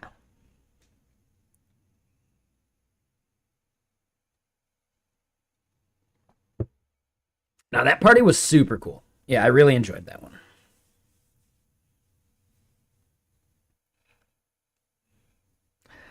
Yeah. They actually just stopped serving me.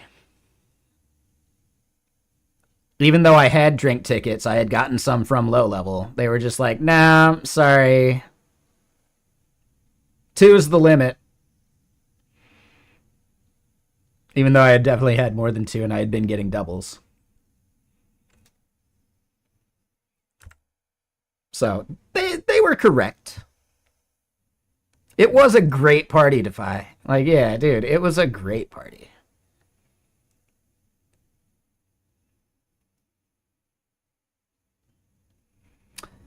Yeah, I think I briefly met up with Defy Us All at TwitchCon. I remember seeing Code Girl. I didn't recognize Code Girl, actually. Because, yeah, she doesn't hang out in this chat much. But yeah, I got to meet Code Girl at TwitchCon and then again at the New York thing. That was super cool. That after party was also a really good one.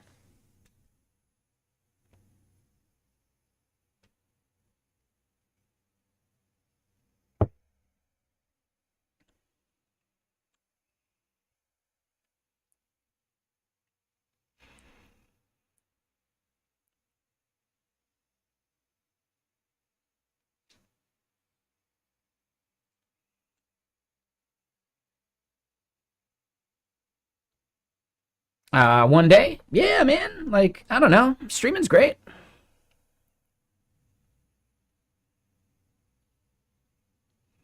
Oh, Defias. Like, I don't remember if I told you this. I had to fly to Atlanta that morning. I slept for about 2 hours maybe an hour and a half when I got back to my hotel room after the party.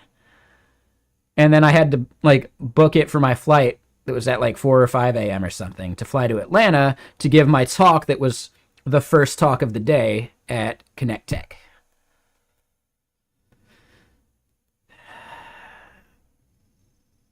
So I don't even think I had given it time to get a hangover yet. I believe I was still drunk by the time I arrived at Connect Tech.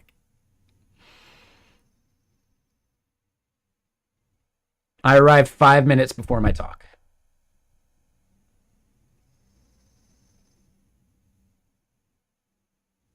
No, I didn't, bad cop. I'm guessing it was an April Fool's thing, like you're switching to a full-time Perl programmer or something.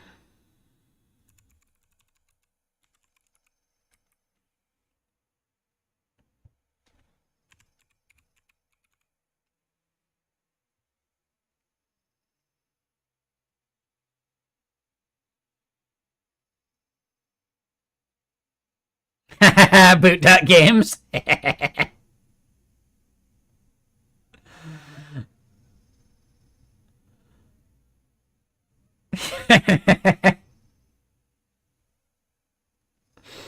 Super good. Nailed it. Coded in full Perl.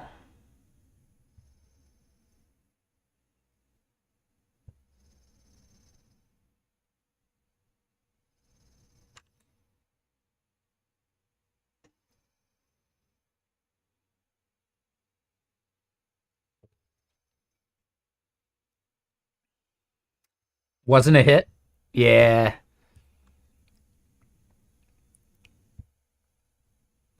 Brilliant.org?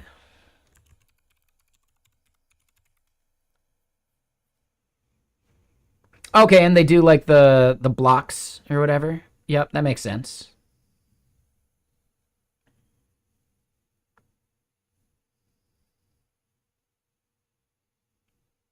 Yeah, seems cool.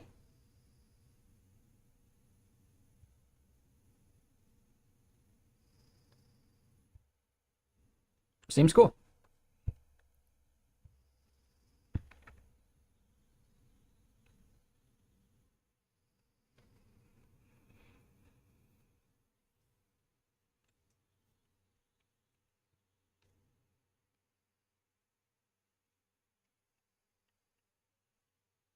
All right, so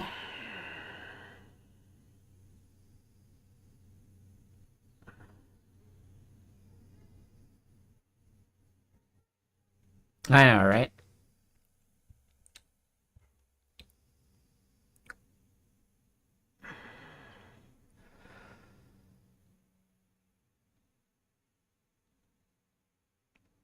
We could set this as a dynamic schema, or we could do something else. Like form message here is what we're looking for.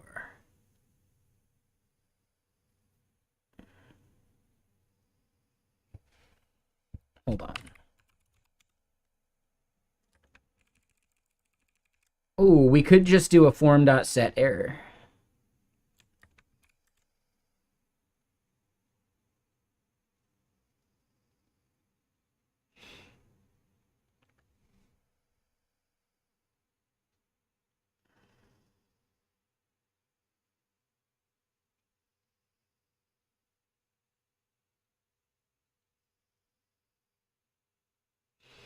Hmm.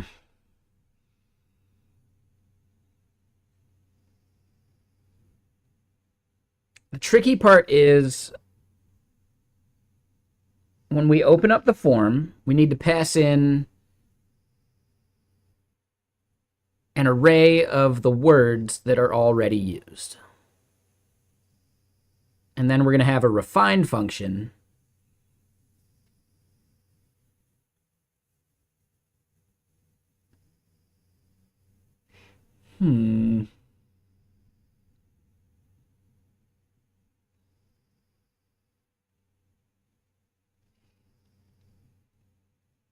So we can't define the refine function as just like an inline prop.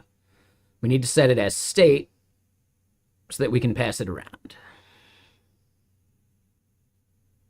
And like have, not cause infinite re-renders.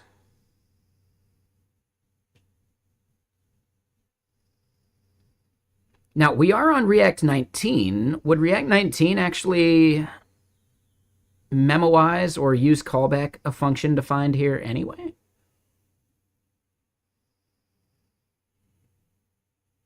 That I'm less sure of.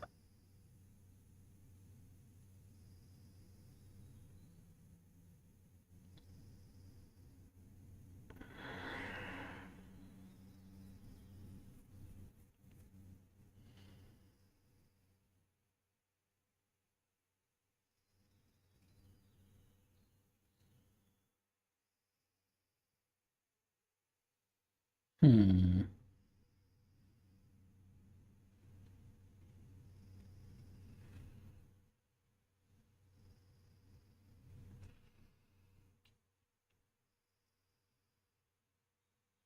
We could just pass the array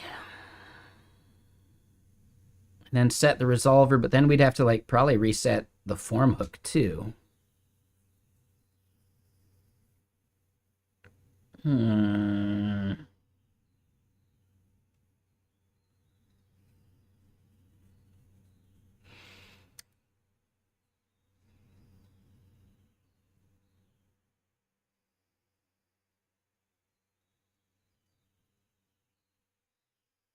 Okay, no, you know what?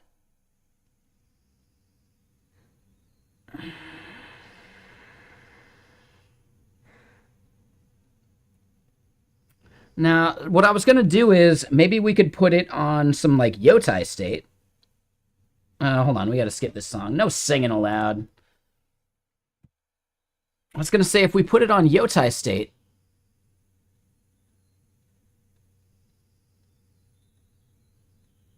then we'd be able to listen to it without having to pass it, and it could maintain like referential stability that way. But the way that we do this validator is going to be slightly different based upon whether we're doing an edit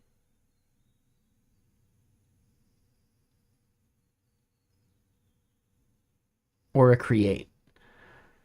What I'm wondering is maybe we don't have an edit for now.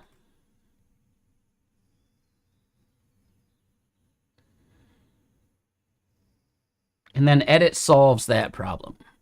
Or sorry, like, then we solve that problem just with yotai state.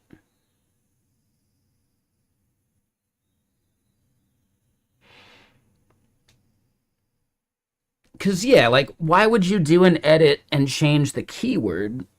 Why not just create a new keyword?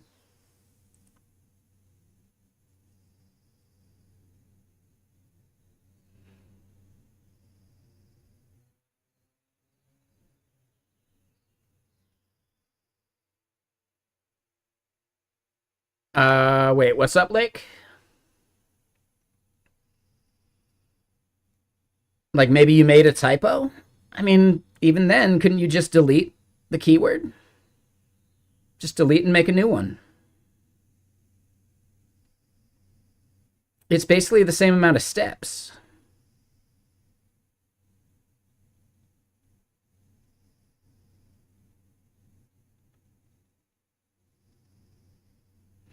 Yeah, but one thing to remember is that notifiers are going to be their own entity.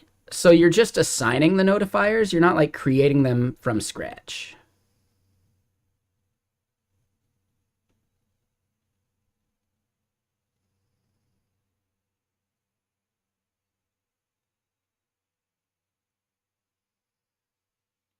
Yeah. Like we're going to have notifiers as a separate thing anyway, because if we want to send someone an email, that notifier for email needs to be like validated so that we can verify the ownership of that email address. Otherwise, you could just spam any email you want with it, right? We're going to have to do the same thing for SMS or Slack channel. I'm not sure how we'll validate the Slack channel part.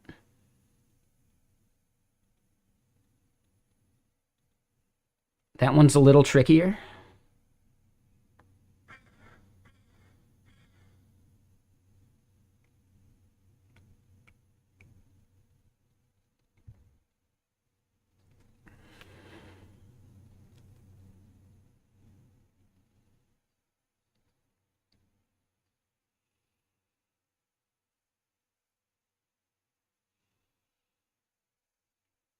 Yeah, but you don't necessarily want anyone with read access to that channel to be able to do it. So you'd have to figure out who's like the admin or who has admin privileges to approve it. I feel like Slack has probably set this up in some way anyway. Like someone with admin privileges is the one that's going to have to set up the bot by adding the bot anyway. So that part might solve itself. But at the bare minimum for SMS and email, you got to verify.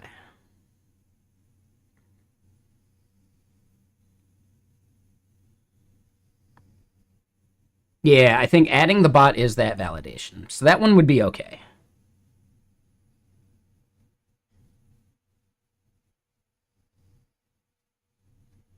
I don't know. Yeah, the Slack bot thing will be like an extra step. But it's part of like the MVP still. Because that's what GitKraken ends up needing it for, right?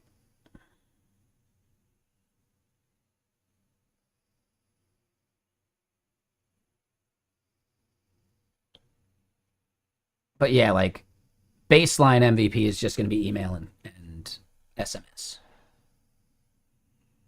And technically not required because, you know, even if we don't send the notification, we can still collect it here in the app. So eventually, like, events will be a list, and we'll want to track, like, which ones you've seen and which ones you haven't, maybe, or something like that.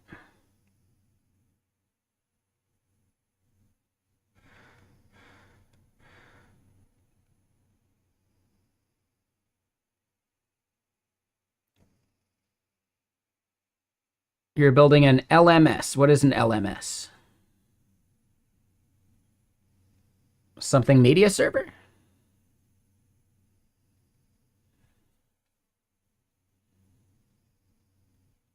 Learning management system. Got it, got it. Sure, sounds fun.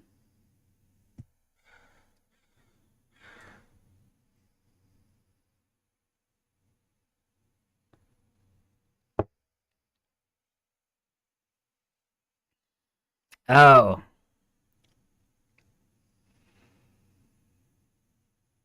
Whoever clicked allow on that? I don't know. Nah, Udemy sucks. I don't know if we wanted people to be able to mention Udemy.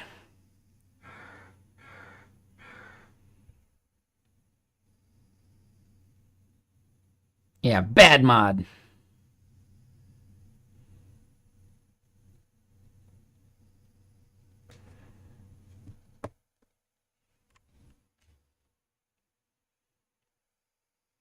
But yeah, no, Udemy's the worst. They don't do any policing of their platform, so there's a lot of like theft on Udemy. Like Wes Boss has dealt with it a bunch, as an example.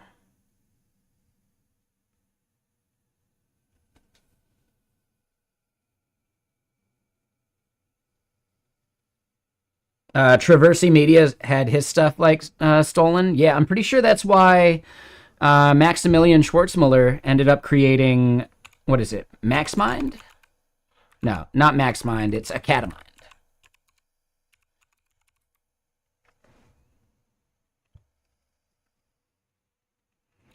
No, no, no. Like people taking other people's courses. Yeah, yeah. MaxMind's a totally different thing. People taking other people's courses and republishing them under their own name.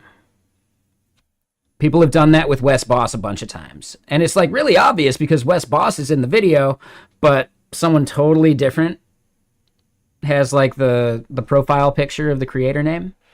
But people do it. And Udemy doesn't care because they make money either way.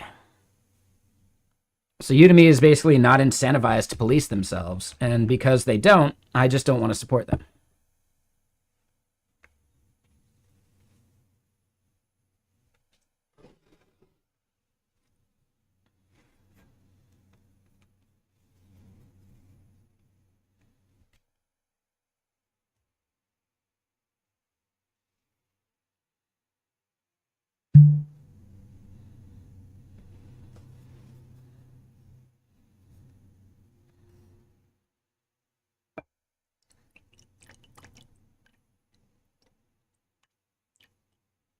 Yeah, exactly. Yeah, for sure, Defias. Yep. We've had Udemy as a banned term here on this channel for years because of that.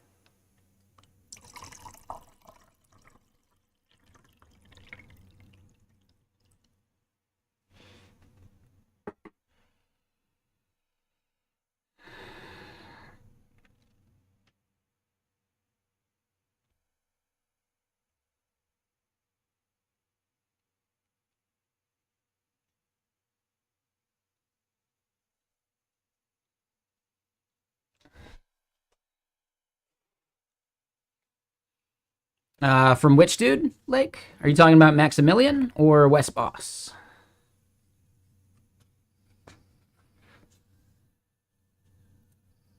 Max. Yeah. Yeah, he's always been like the recommended Angular like tutorial provider as well.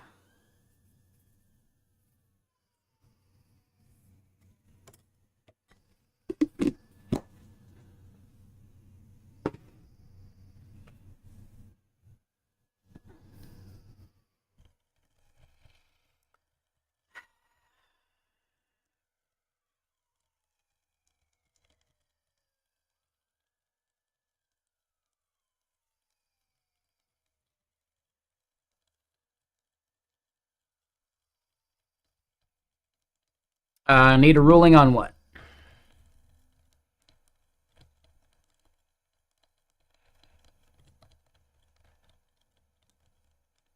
What did I miss?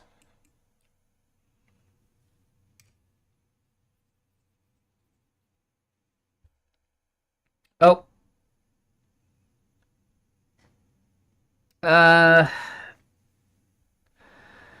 We'll allow it. It's fine.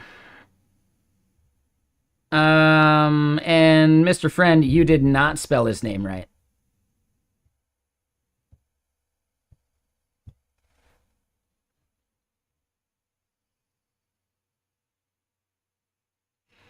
Yeah, it's Schwartz-Muller, or maybe Mueller.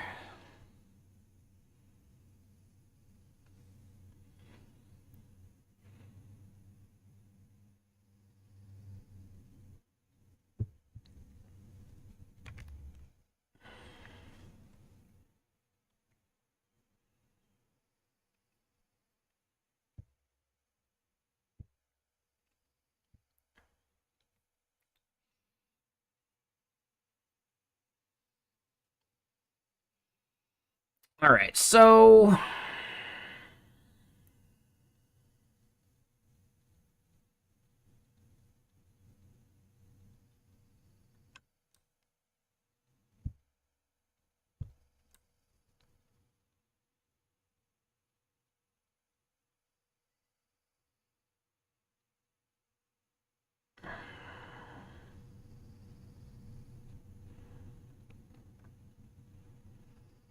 you almost want to go look at the source code of useform and see how it actually works.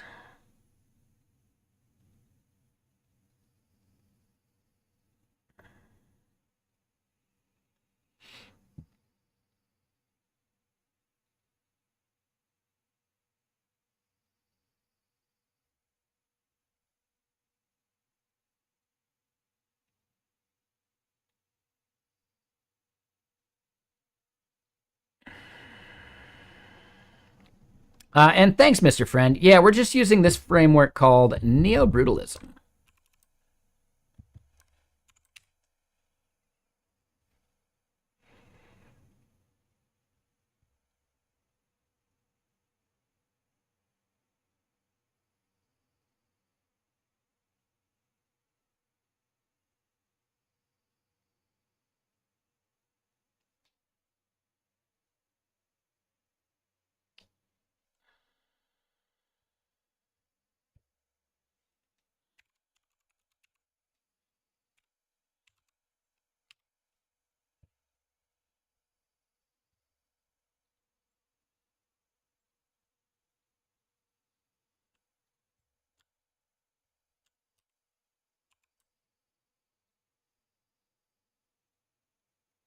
Code Academy? So, I mean, like, Neo-Brutalism is the name of this style, basically. So you'll see it on Gumroad. You'll see it on a bunch of places.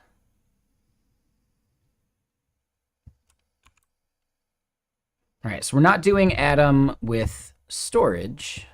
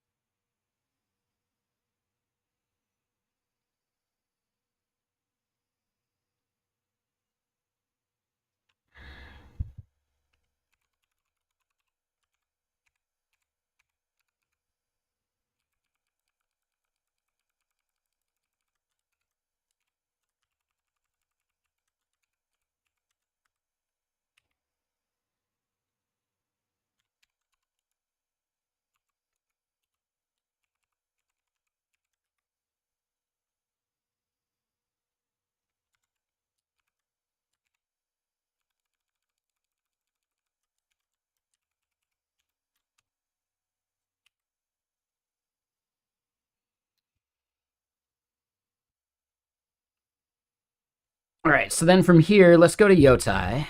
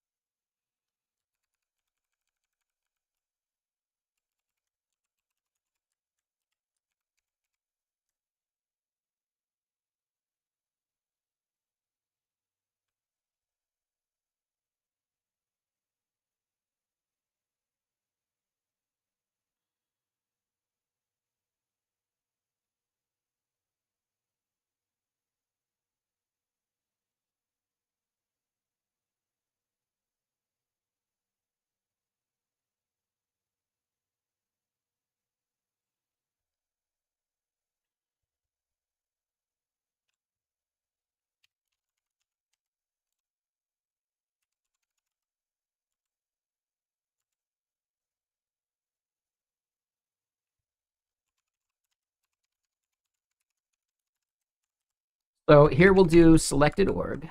We need to bring in keyword service.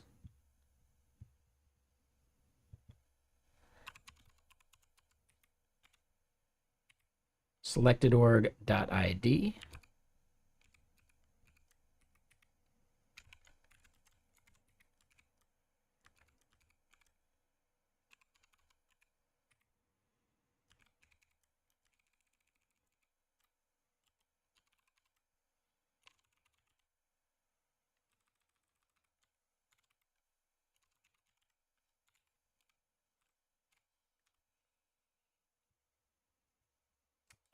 And yeah, some of this got auto-completed in a way that we don't care about, but let me get more music going.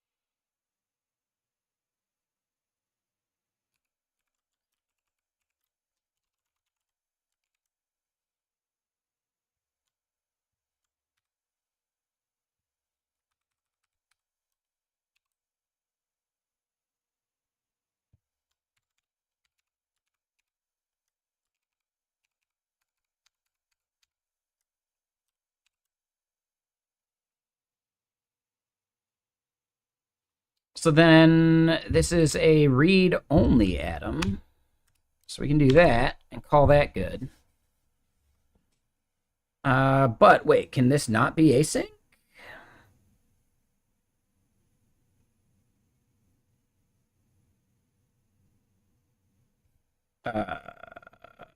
Wait, what?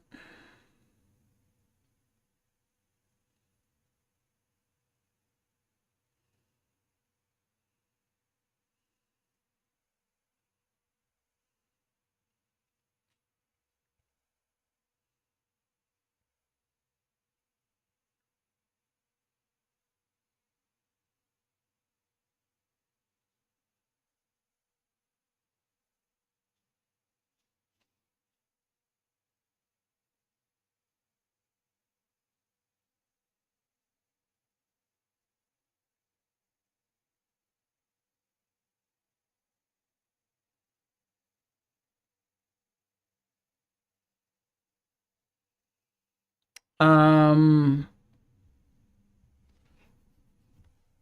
so hold on. There's like Amazon robot racing,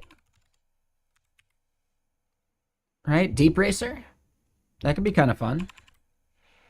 This might not be what you're talking about, but seems similar. So you can do it simulated, and then you can actually build out like a real robot. I don't know if they're still doing it or not, but it's something they were doing a while back at least.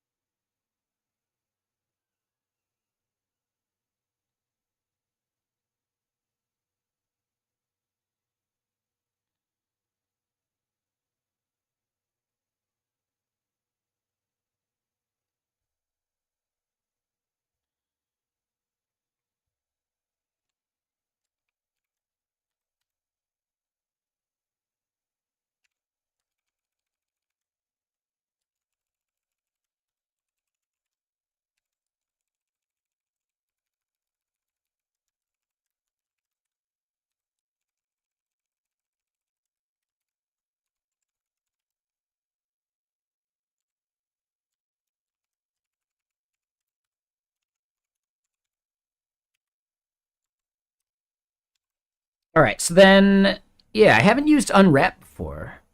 I think I'm used to the V1 API of Yotai.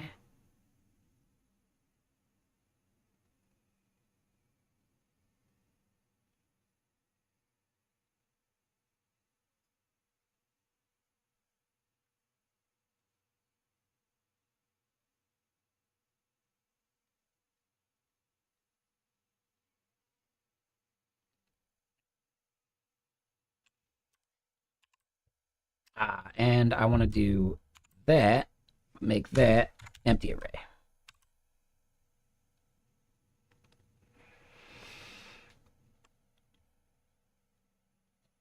Hold on, wait. Best dev channel on this site. Well, best of three. I get the point. Yeah, no. Like, best. I'm not worried as long as you enjoy it, and it's somewhere up there with Prime, Theo, or Thor. You know, even if it's a distant third or fourth, I'll take it.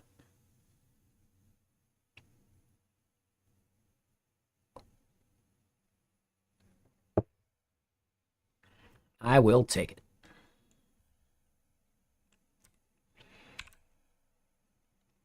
All right, so I think this should work.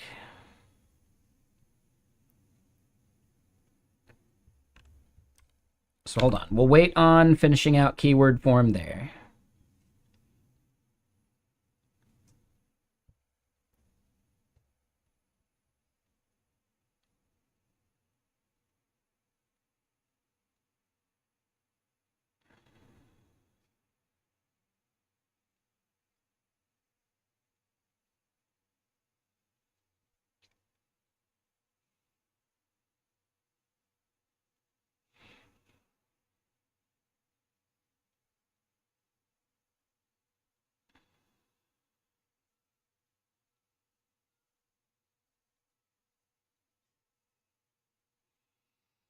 You know what? I don't know if this is even going to work.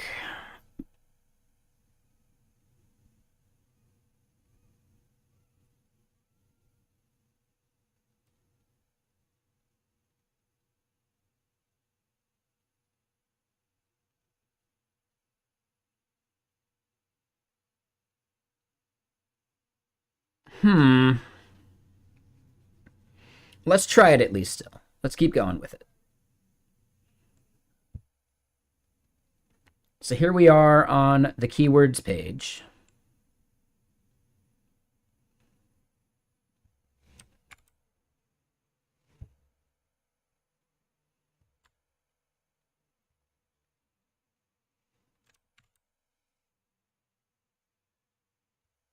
So then if we do this, it's const keywords is useAtom keywords. We bring that in from there.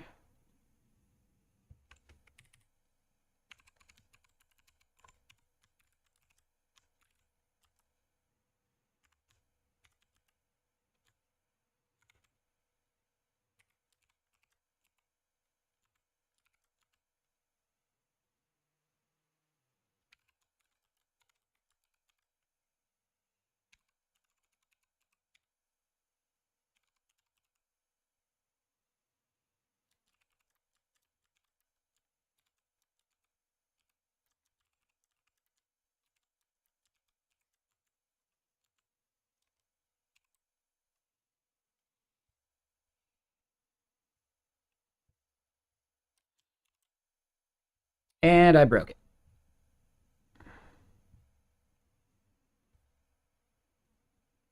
All right, so then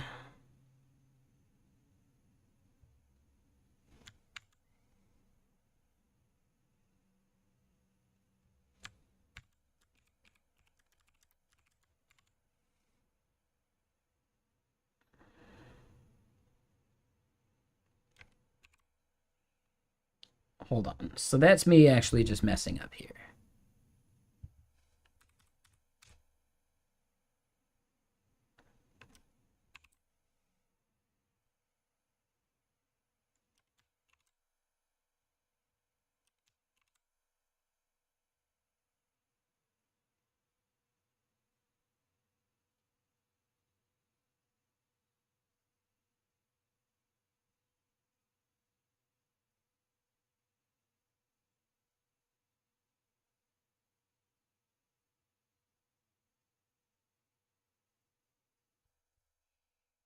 So how is that a 400 sad panda?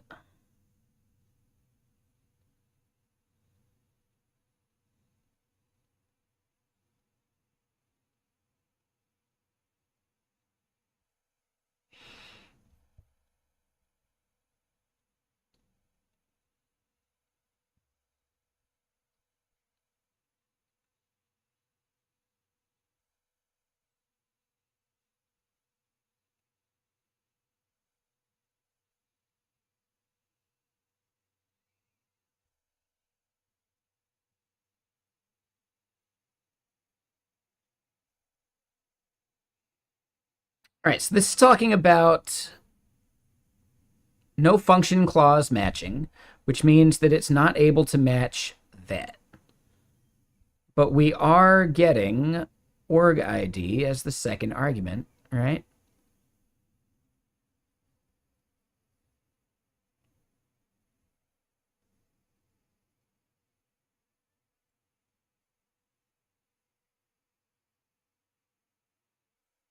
What? Let me look at what I'm actually passing over the network.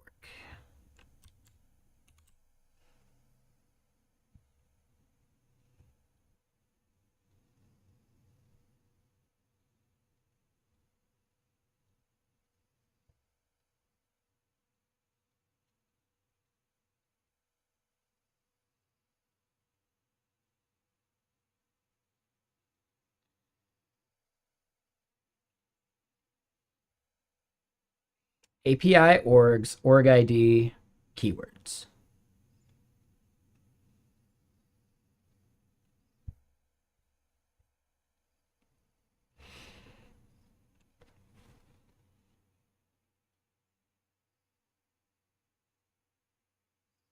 I feel like that's definitely the right URL. It's definitely the right arguments.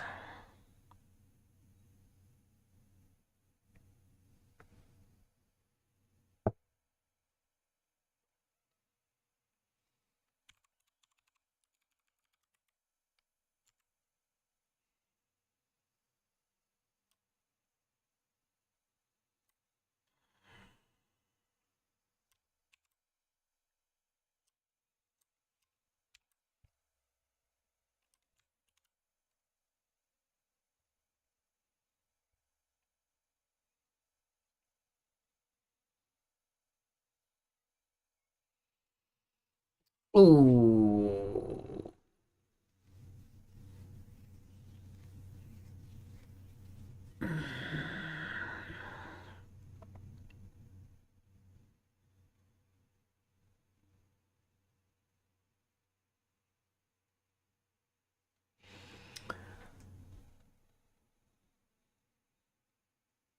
So, what I'm thinking is we head back to here.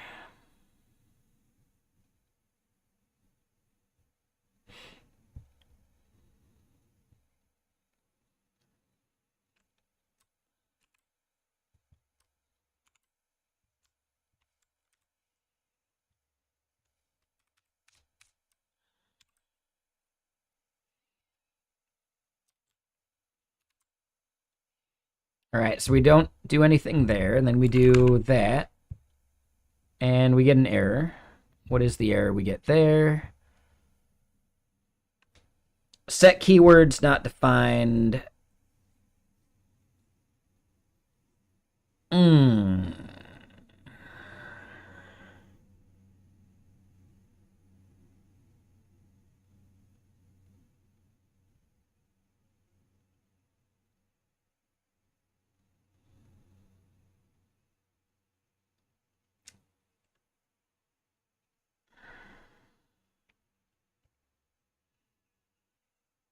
So we have a getter.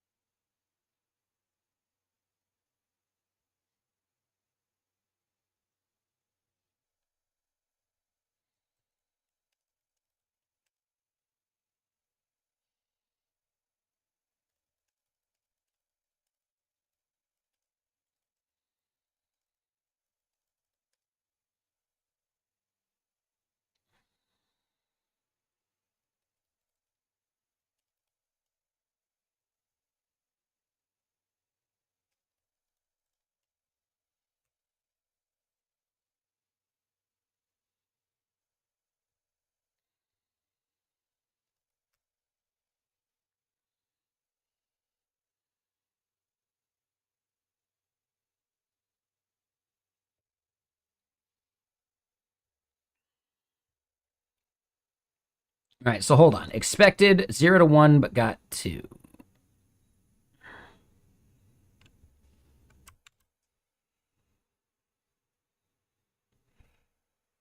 Let me double check what's going on there. When they say read only,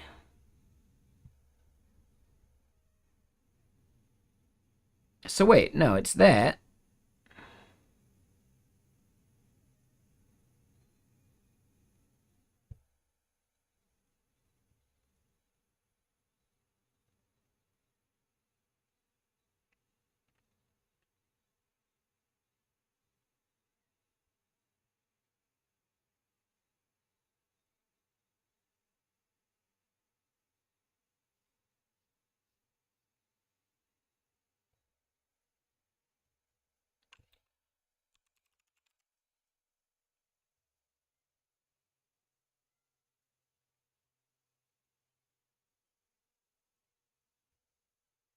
Yeah, that doesn't seem right. What?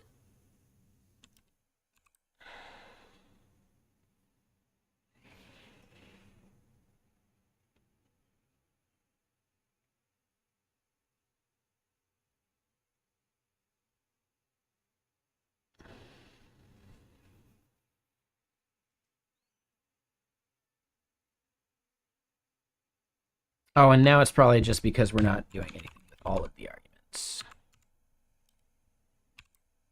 Nope, that's not it either.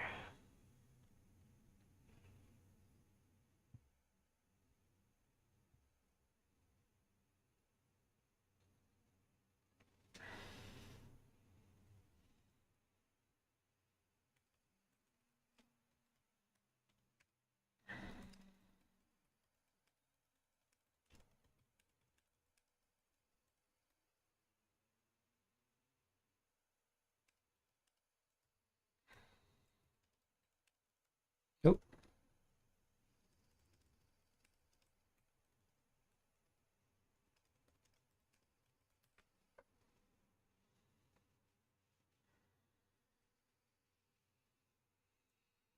All right, so hold on. What the hell's the deal, man?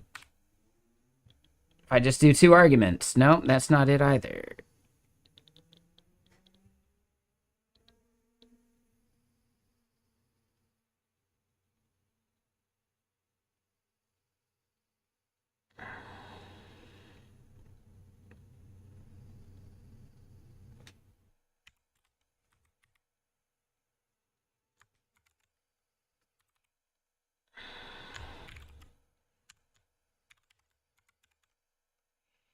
That's definitely not it. If we do that, then it's not failing, but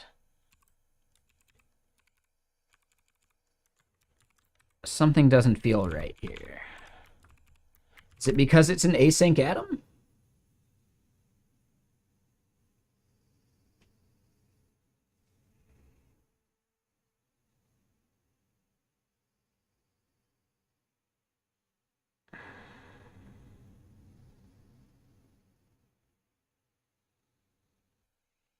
I really liked the Yotai API for 1.x instead of 2.x.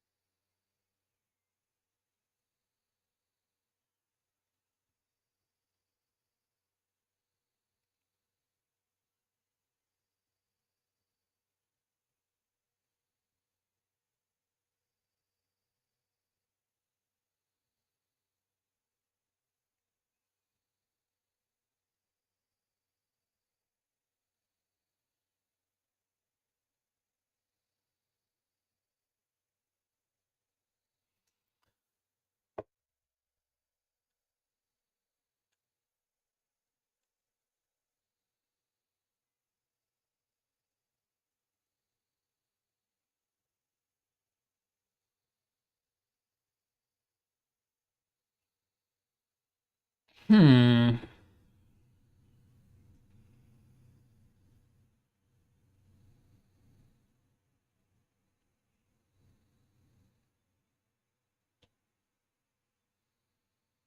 So there's another way I could do this.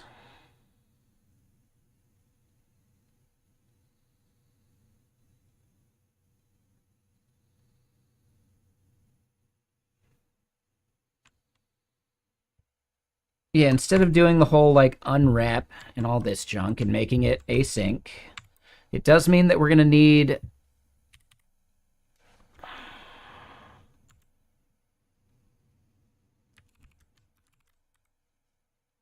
All right, we'll do something like this.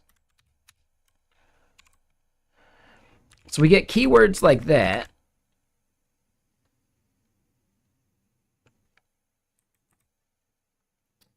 Right, and we just make it sync. I'm not a big fan of how this is already like shaking out.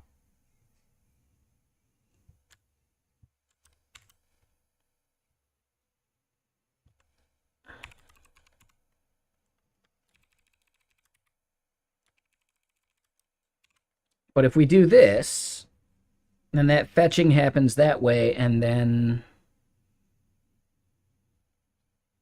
Oh, hold on, we skipped this song.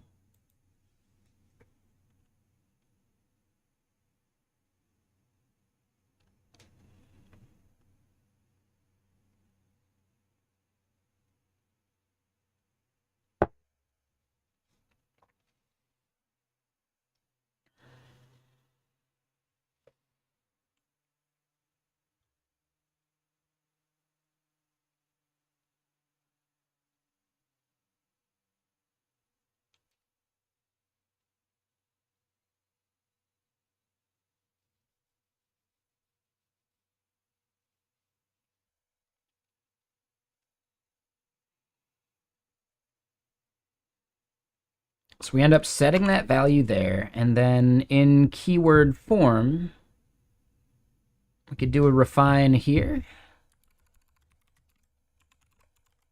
Store is default store.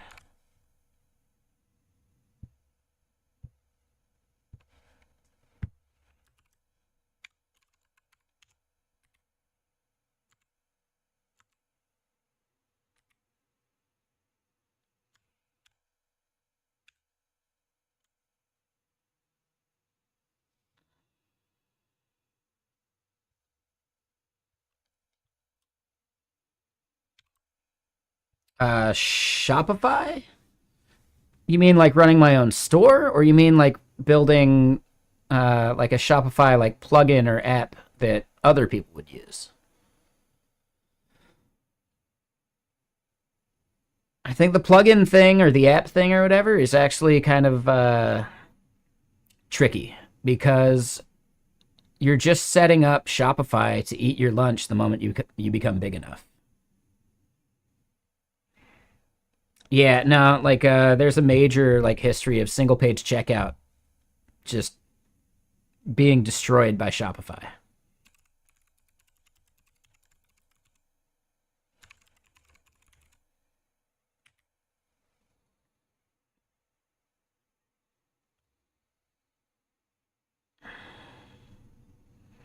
Hold on.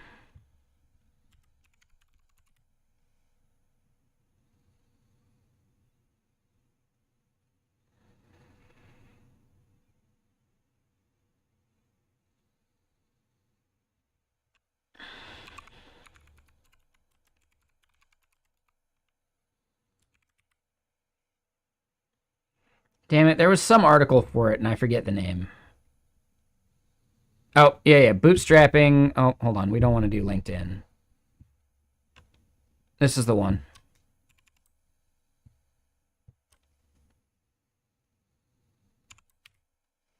Bold?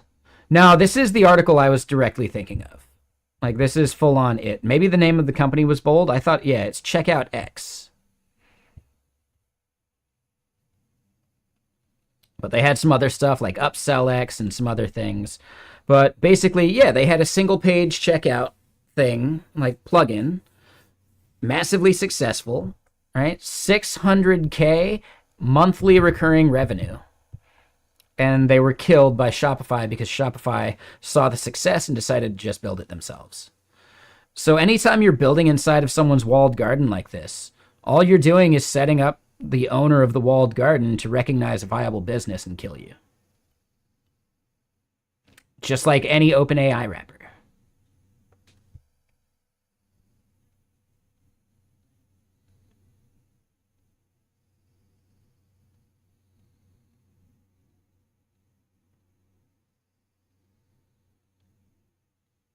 Sure. Yeah, exactly. Yeah, Shopify is a bit hostile towards their developer community.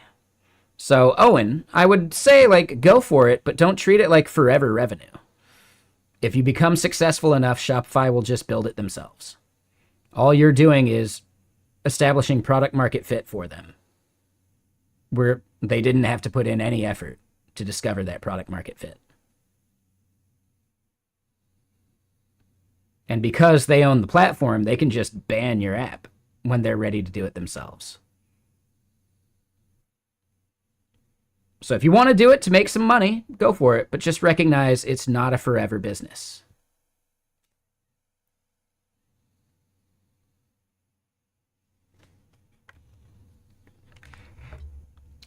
Yeah, no, that happens.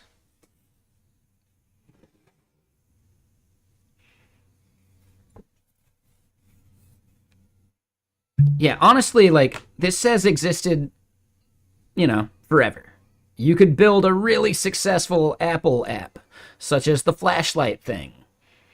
And then Apple can be like, you know what? That's a really good idea. And then they make their own built in flashlight. Done.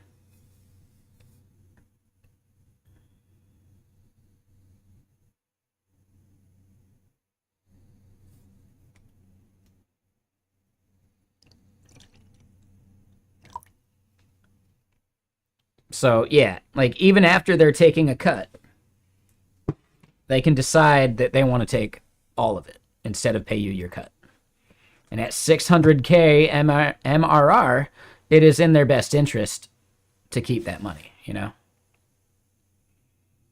Yeah, like, yeah, flashlight or torch or whatever used to be like an app that you had to install until Apple was like, you know what? That's a good idea.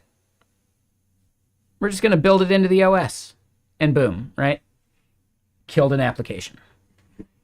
So anytime you're inside of a walled garden like that, you have to be aware that the walled garden can pull the rug out from under you. And I'm probably mixing metaphors there, but you know.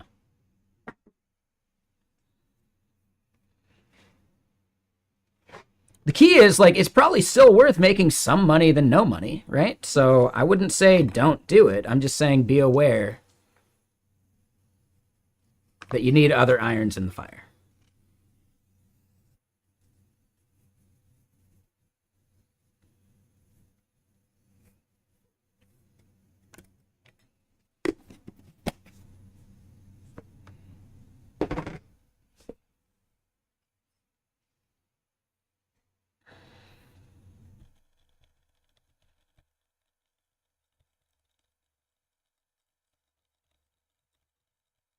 Yeah, exactly, Will. It's 100% that. Yep. Yeah, all they're doing is letting you do the market research, letting you establish a niche for it. And once you've done all the hard work, they can just swoop in and solve the problem themselves.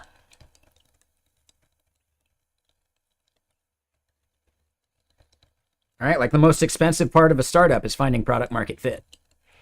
If you're doing that in someone else's walled garden, you're just helping them find product market fit quicker.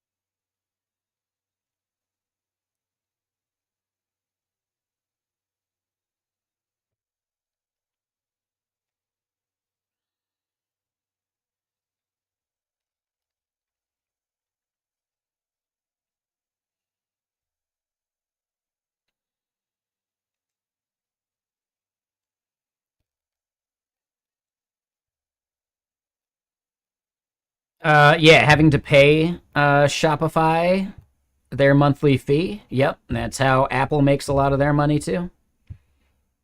It's basically like the Costco membership.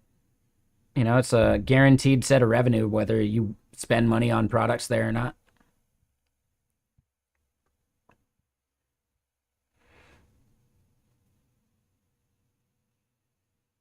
I'm really curious how much revenue Apple makes from just charging for the license.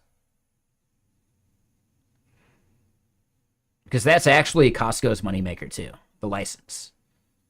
Like you buying stuff at the store, sure, there's value in that. But some of their items they actually make like no money off of.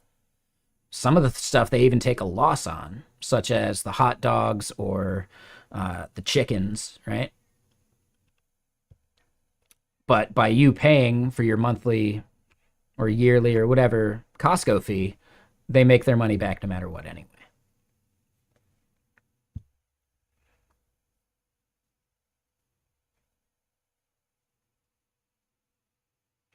So yeah, like Apple gets to double dip. Like they don't take a loss on anything.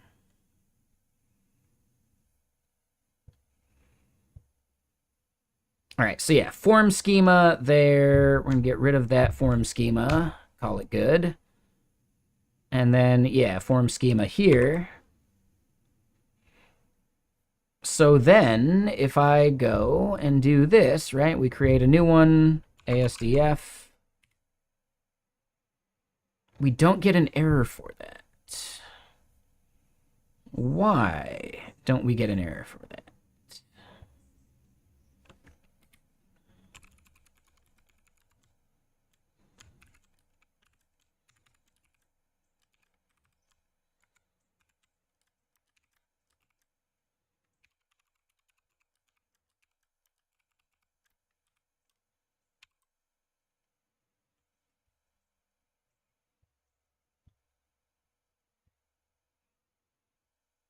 All right, so yeah, that was it. But then here, I think we want to pass a message.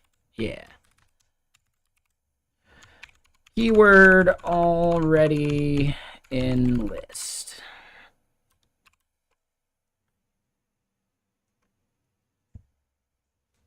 Boom. All right. So that's not bad. We'll have to think about how the edit starts to work, which I think we can do.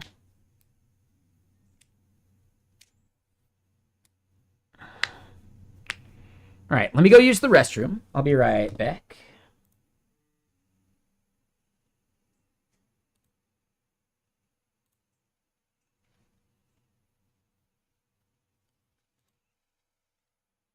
But yeah, let me go pee. And yeah, we'll keep hammering this out. But I'm already liking how we got some of this going. But yeah, let me go pee. BRB.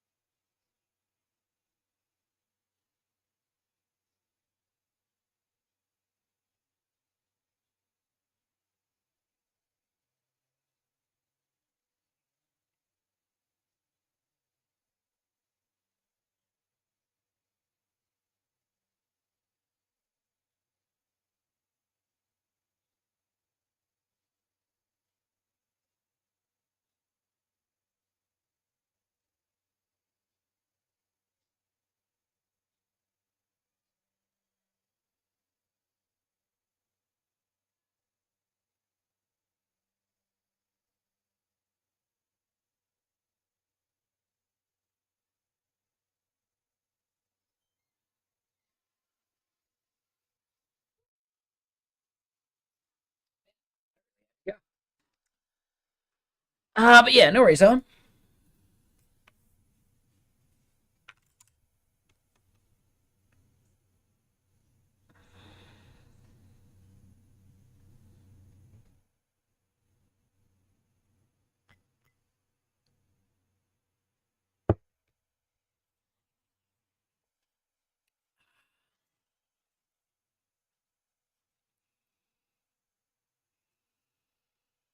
Hmm.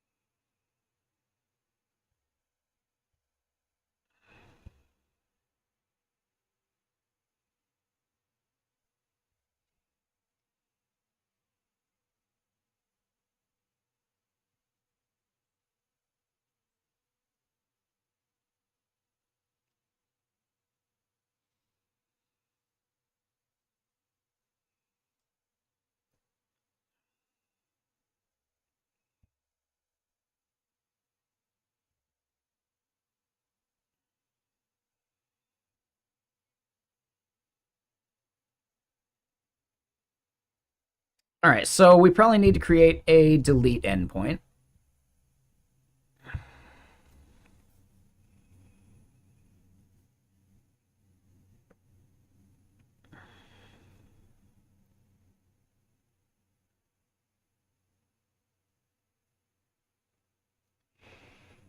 And yeah, I'm going to hide the edit.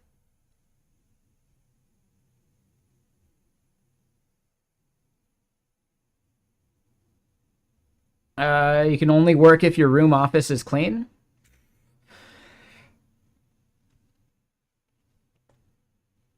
I'd never get anything done.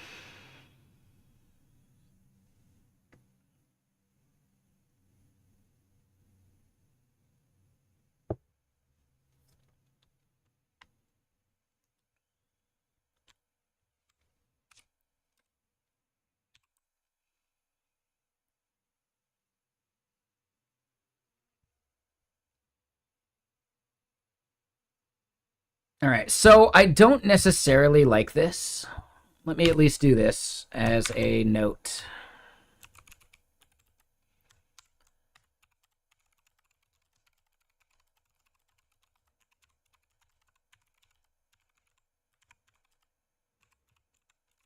All right, so I'm not sure I like this form caring about global state.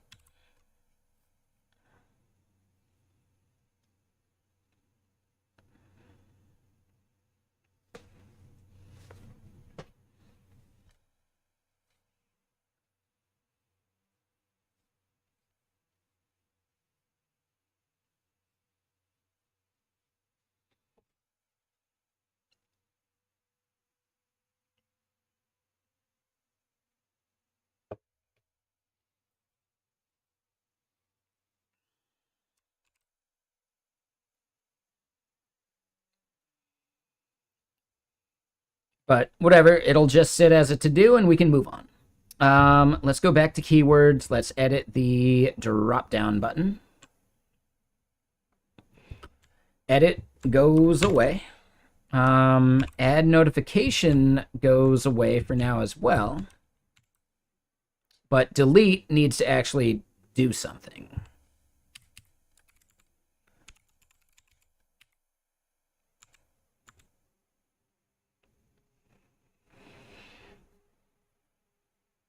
So yeah, we're going to have a separate dialogue.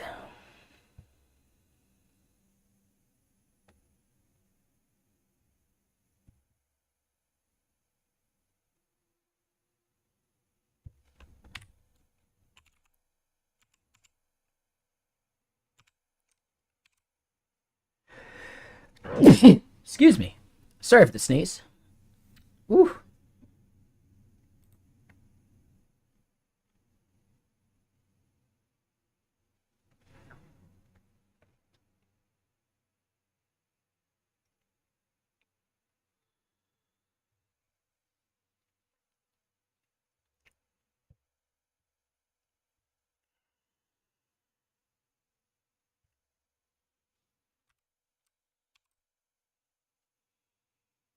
And I missed a follow. Sorry, Sunistar. Thank you for that follow.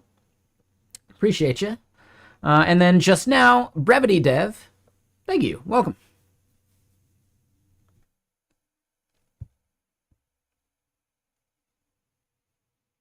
Or El Duderino if you're not into the whole brevity thing.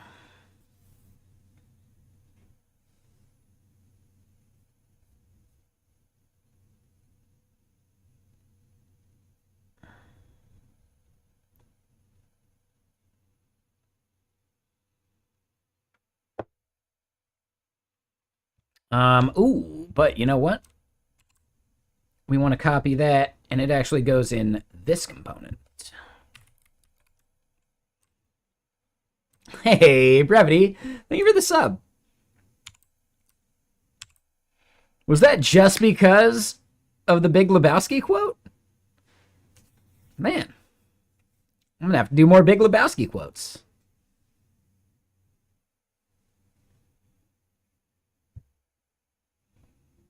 Yeah, thank you for the sub. I appreciate that. All right, so yeah, what we want to do is, yep, we're going to do a fragment here. And yeah, what's everyone up to? You guys doing anything fun this week or this weekend or today on April Fools or any of that stuff?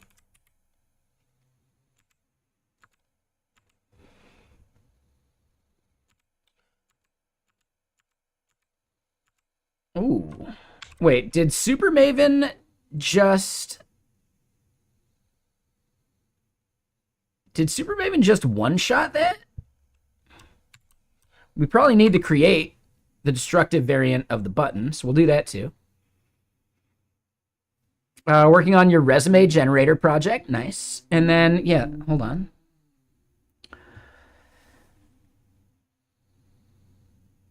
I unintentionally trolled you. You came in here thinking you can watch something to get you away from the form code you wrote all day, and immediately you saw forms in Zod. Yeah. Yeah, we needed to create a validator so that you couldn't, like, duplicate your keywords here. So then, boom, keyword already in list. So then if we did ASDF2, that should have actually worked. So now I have no idea. Shit.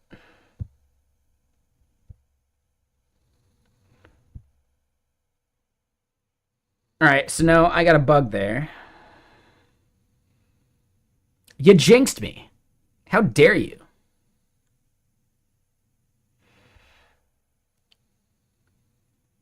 But yeah, sorry, Brevity. Yeah. That's actually, like, kind of the meaning of life. You can never escape forms and Zod validation. It's a universal truth.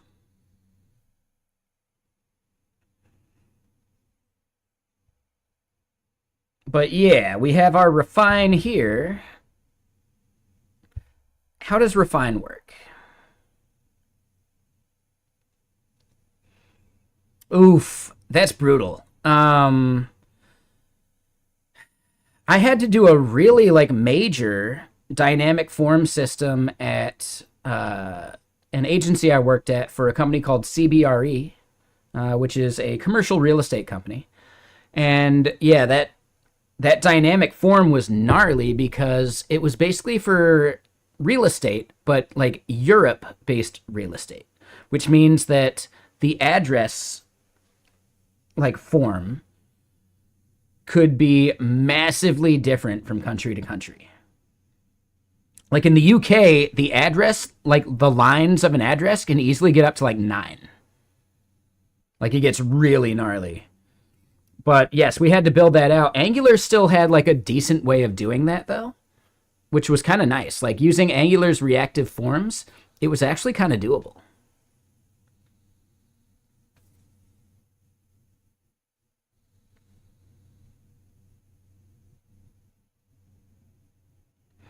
Yeah, exactly. It's its own version of hell. Yep. But sounds about right. What are you using for the form library? I'm going to guess React Hook form, but there's also TanStack form. And if you don't want to talk about it because you're just trying to relax, I get it. We can talk about it anytime, really. Oh, Formic's a good option. Yeah, I've heard that's nice too. I have not had to do any like extremely complicated forms in React before. The most complicated forms I've done were Angular apps. JSON forms, which uses JSON schema under the hood. Interesting. So like you could even build out your like forms based upon your Open API spec because that's basically just JSON schema too, right?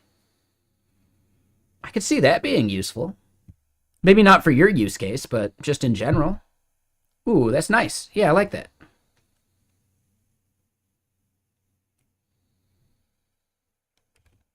Yeah, TanStack is magic. Yeah, anyone working on TanStack is just, they're doing the work everybody needs, but they don't get the thanks they really truly deserve, which is fine because they don't do it for the thanks.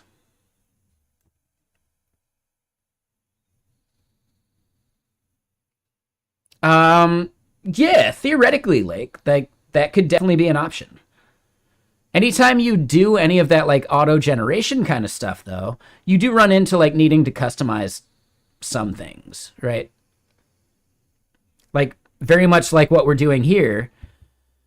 It's a valid string based upon the Open API schema, but it's not valid if it's present in our list. And some of that like logic ends up getting heavy.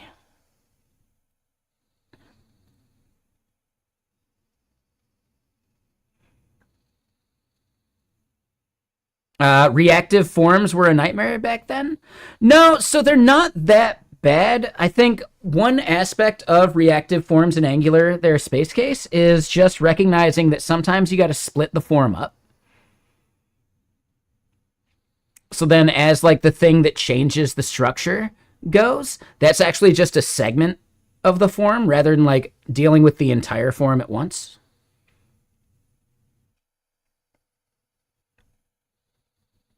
Oh, you meant forms in React. Yeah. Okay, sorry. I thought you were talking about like reactive forms, which is the name of like the dynamic form, like schema-based heavier form thing. You can always just do dynamic forms in Angular, and it's as if you were doing them in React too. It's all ad hoc.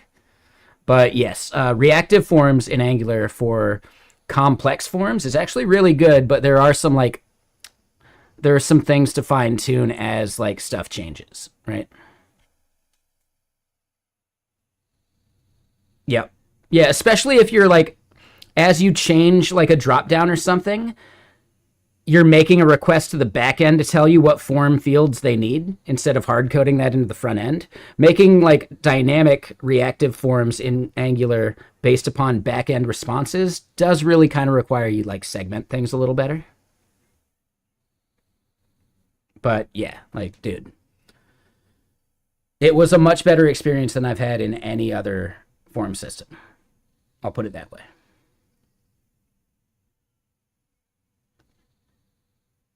And that was one of the first projects where I was like the team lead. And I had like 3 or 4 other devs under me. That was one of the first ones I did that. And I like we had a junior on our team, never touched Angular. They had done some React, mentored them up. They ended up being an amazing dev. We've seen them here from time to time. They were I'm trying to remember what their name is now.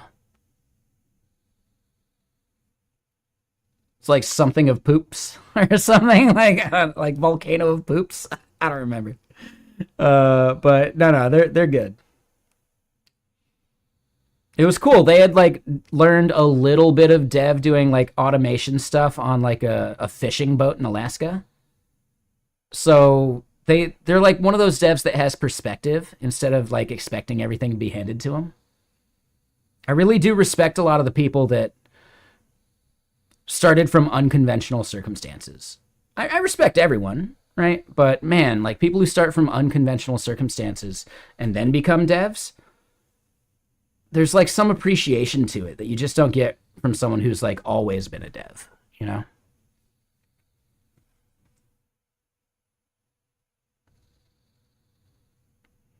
Yeah, Lightspeed. Like, basically, they were automating a bunch of like spreadsheet bullshit. And yes, fishing boats need data tracking. Absolutely. This isn't fucking like Lieutenant Dan and Forrest Gump out on like the Gulf, right? This is like big business.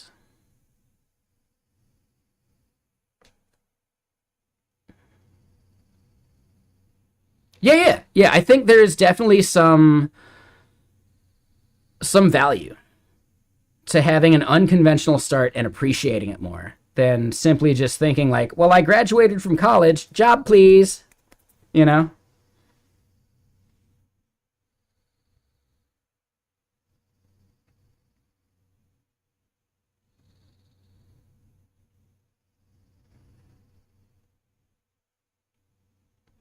And it's not necessarily that like the unconventional thing prepared them for the workplace better. It's, nah, dude, I have scrubbed toilets as a janitor as a job. Literally, I've done that.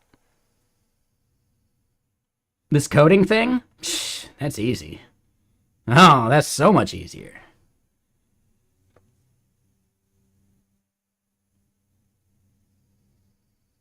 Ooh, there you go, Space Case. Yeah, that's a good path.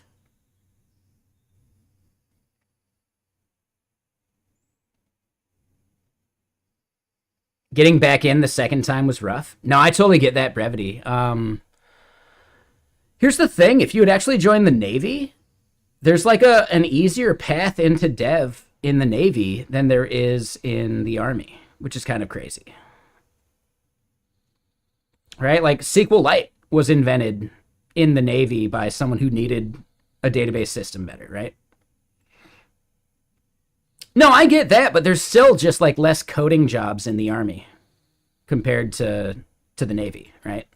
The Navy invented Tor. I didn't know that one. My dad's best friend, who has since passed, but he was awesome. He made a thing called Silo Sentry, like not in the Navy, but he got his start programming in the Navy. And I believe he was one of those people that got like top secret security clearance because he was able to write backwards on those like glass planning boards or whatever.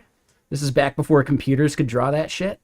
So he was one of those people that could write backwards for like the higher ups.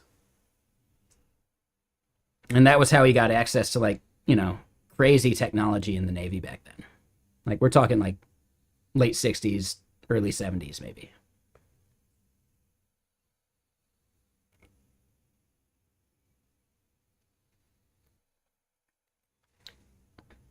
But he's the dude that wrote a thing called Silo Sentry.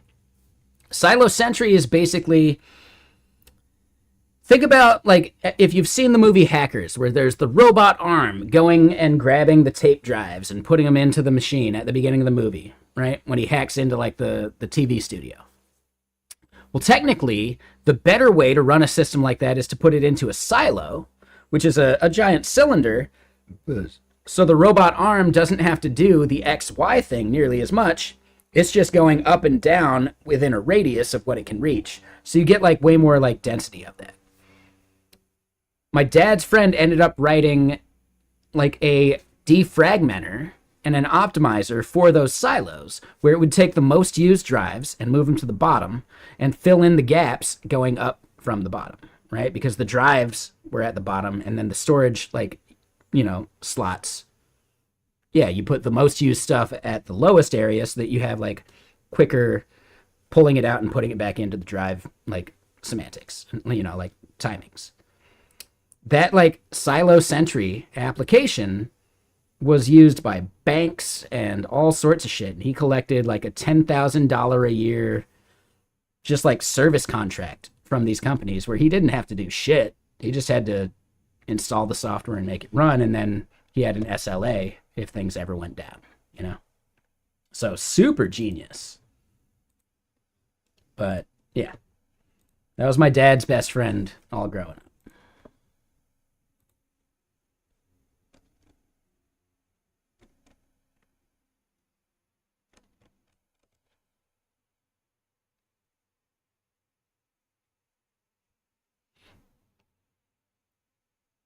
Did he have to write the code for the arms? No, I believe he was hooking into existing APIs because there was basically just one company that built those. Yeah, this was basically like a defragmenter for tape silos.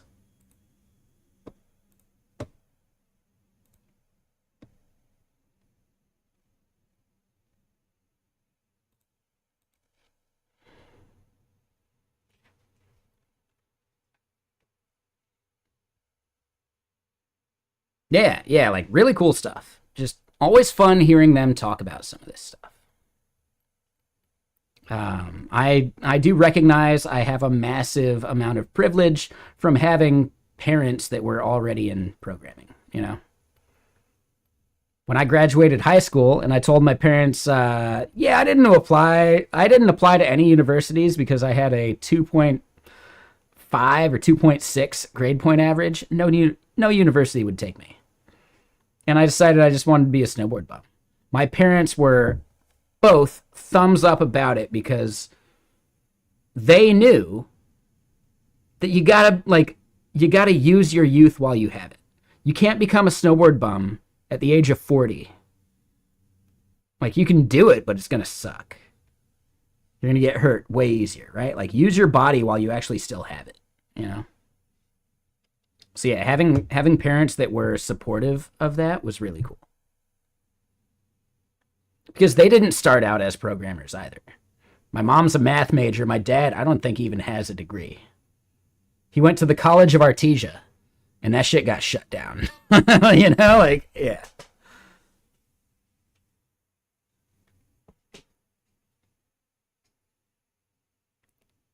But again, like, yeah, I recognize a massive amount of privilege by just having parents that understood that you can get into programming anytime. Like, it was really cool.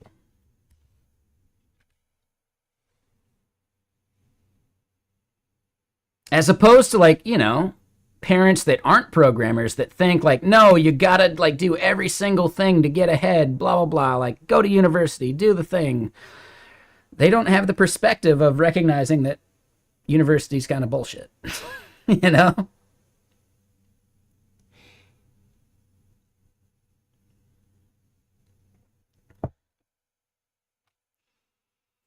Yeah. So, brevity, the biggest thing about formal education is that it's not there to teach you relevant job skills. It's there to teach you how to learn. And there are a lot of people in the world that need to be taught how to learn. They need to be taught how to do research. You know, they need to be taught how to teach themselves. And I think university is really, really good at that. That's the goal of university. It's not a vocational school. It's not there to teach you every single skill you need for the job. That's what vocational schools are for. University is really just a higher level of teaching you how to teach yourself.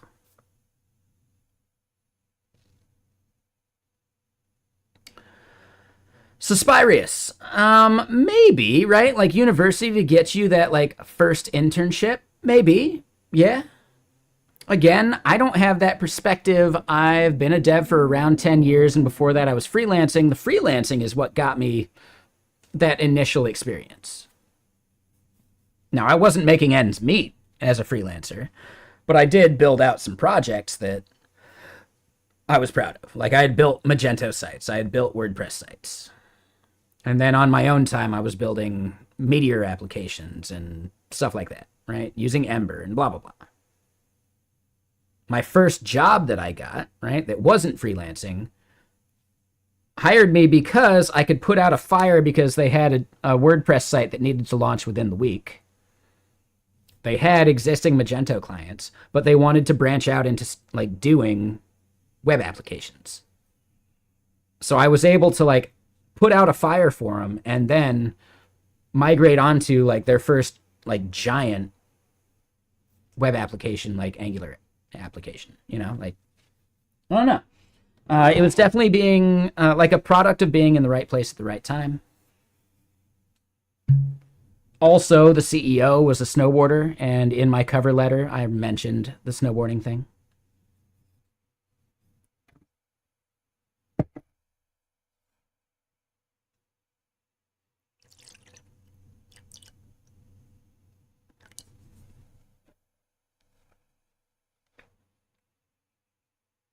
Got into it via boot camp. Yeah, like boot camps are closer to a vocational school, right? They're there to teach you specific skills, which means that they're going to have gaps because they can't possibly teach you everything, and you're not necessarily learning how to learn at a boot camp.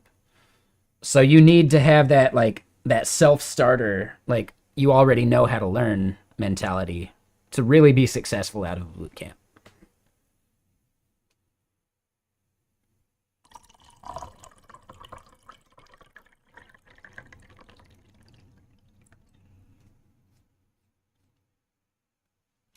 Yes, boot camps are definitely like dead.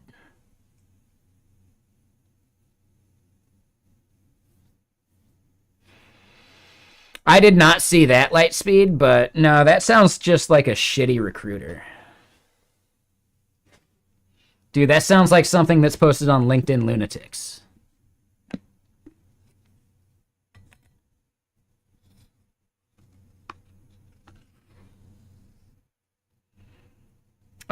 It depends on the boot camp, Will. I would say 100 devs is valuable. Like the paid boot camps, at least half of them are a grift.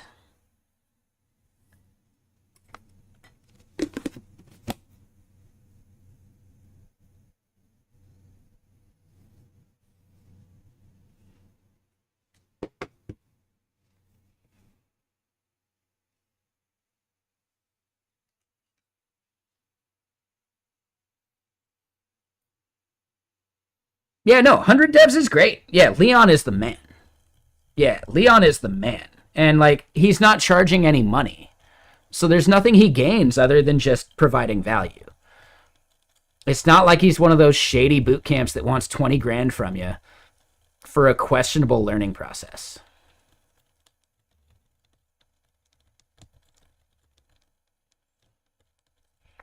Those are the boot camps I'm directly calling it.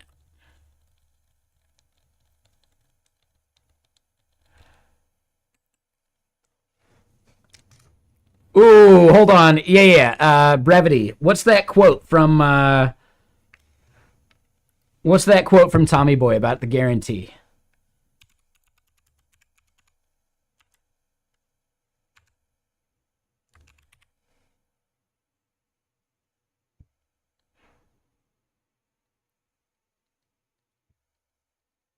No, that's a different one. That's a totally different one.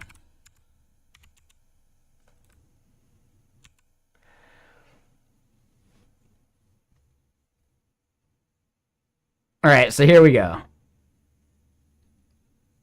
Let's think about this for a sec. Why would somebody put a guarantee on a box? Very interesting. Go on, I'm listening. Well, here's the way I see it, Ted. A guy puts a fancy guarantee on a box because he wants you to feel all warm and toasty inside. Yeah, it makes a man feel good. Of course it does. Why shouldn't it? You figure you put that little box under your pillow at night, the guarantee fairy might come by and leave a quarter. Am I right, Ted? Chuckles until he sees Ted is not laughing. What's your point?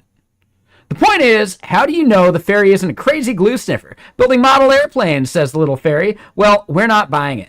He sneaks into your house once, that's all it takes. The next thing you know, there's money missing off the dresser and your daughter's knocked up. I've seen it 100 times. But why do they put the guarantee on the box? Because they know all they sold you was a guaranteed piece of shit. That's all it is, isn't it? Hey, if you want me to take a dump in a box and mark it guaranteed, I will. I got spare time. But for now, for your customer's sake, for your daughter's sake, you might want to think about buying a quality product from me.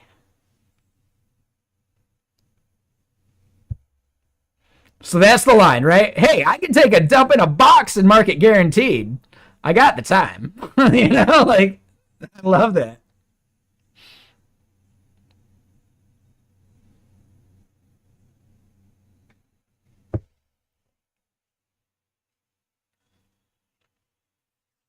Oh, well, you didn't mention cardstock.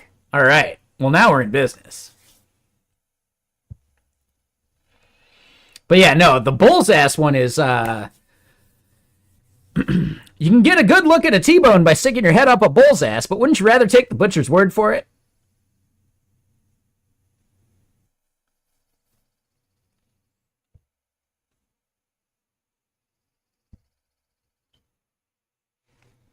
Will, you definitely should. It's a classic. I didn't see that one in theater, but I saw Black Sheep in theater, and that's also a classic. Yeah, the fumble of the quote is even better.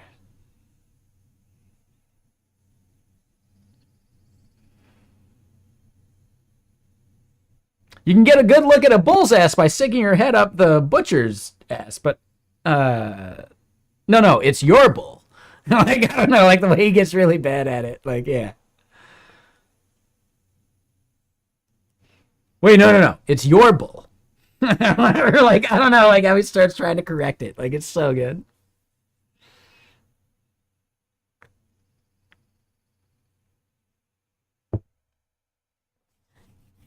Not so much here or here, but right here.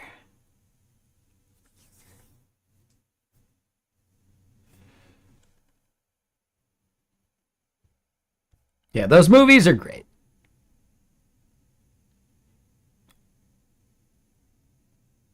Ooh, brevity, really? Oh, sick. That's awesome.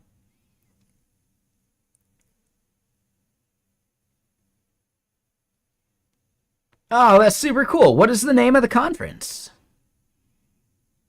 Because I need to start applying to more conferences, you know? I'm slacking on that one. Code Mash.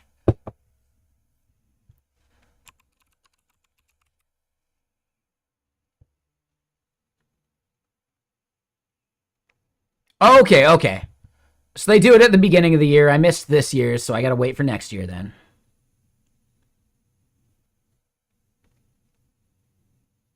Yeah, yeah, yeah. It'll be like next year.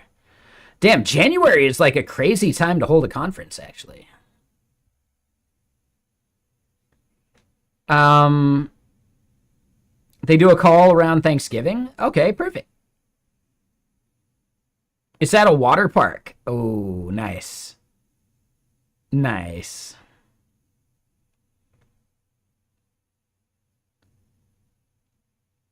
What's like like who speaks there? Like, what's the type of content? Oh, Alex. Hell yeah. All right. Yeah, I know Alex. I feel like I've seen Envy before.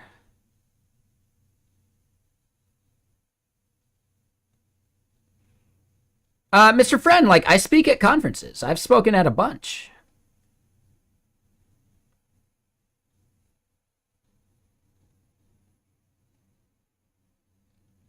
My main motivation to travel on someone else's dime. Oh shit! Yeah, Dwayne. This guy used to work at GitKraken.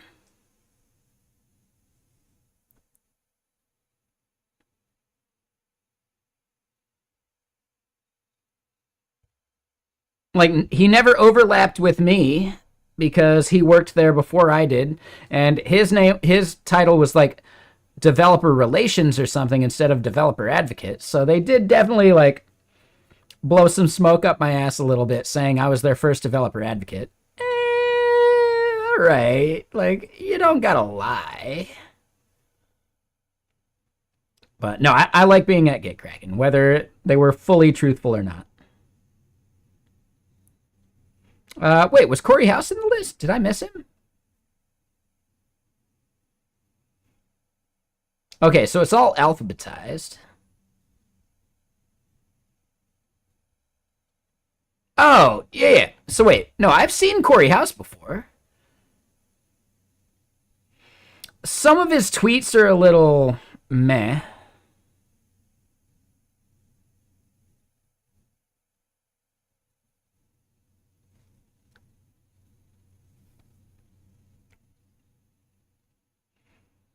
Like, I don't know. Some of his tweets are very like surface level, so I consider them low effort.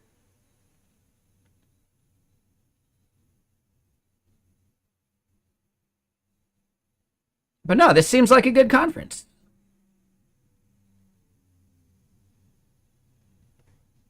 Hey, Mike Hartington's great. Yes, this guy's really cool. I like Mike.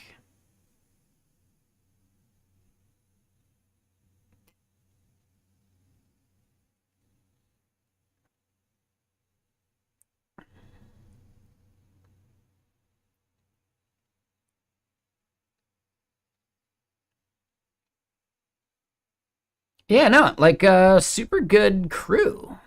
Yeah, very cool.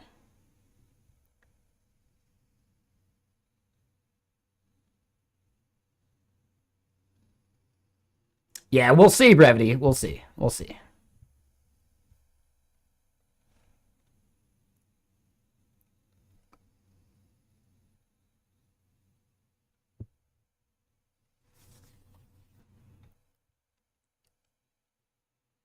But yeah, I enjoy conferences because I enjoy the adrenaline rush from public speaking. But also, like, if you can fly and stay somewhere else for free, that's amazing.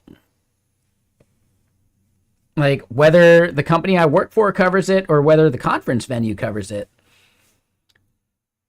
that shit's amazing. Yeah, it's really a no brainer.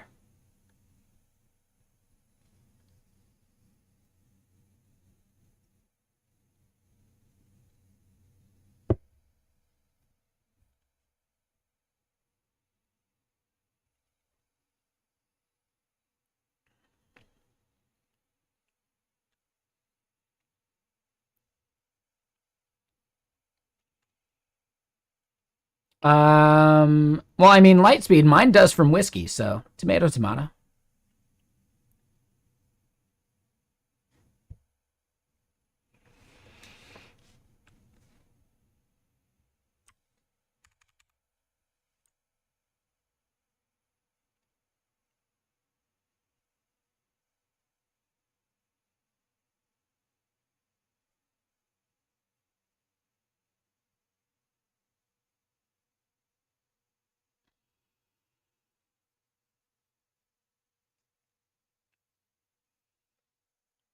Oh, absolutely. Yeah, yeah, yeah. No, I definitely benefit from having a drink before most talks, but only a single drink.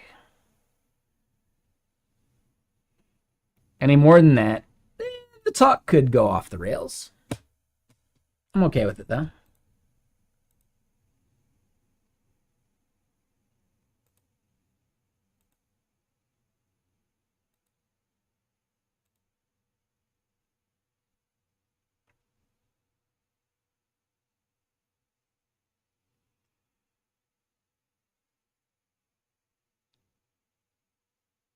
All right, so return a falsy value to signal failure.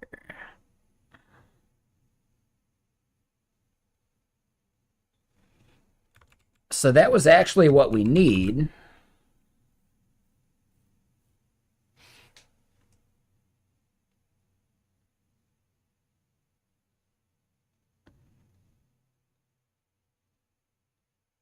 Had your buddy ready with a drink? Oh, yeah, yeah, at the event. Yeah, yeah, for sure. You definitely should have had one before. I'm a big fan of Mitchell and Webb. I don't remember the Inebriati event or like sketch. I like the BMX Bandit sketches. An Angel Summoner. Those ones are good. Yeah, no worries, Brevity. Sorry. Didn't mean to keep bringing up forum stuff, but we got to do it. But yeah, have a good night there, Brevity. We'll see you again soon. Appreciate you. Everything mankind does is much, much easier if you're ever so slightly drunk. Yeah. Yep.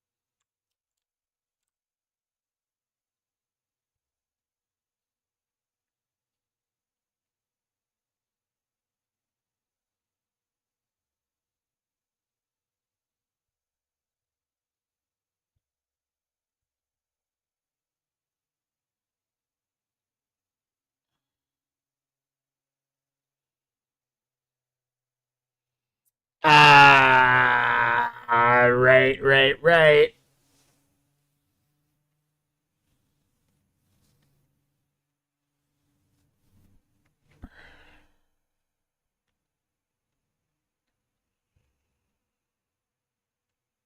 Well, it's called synthwave.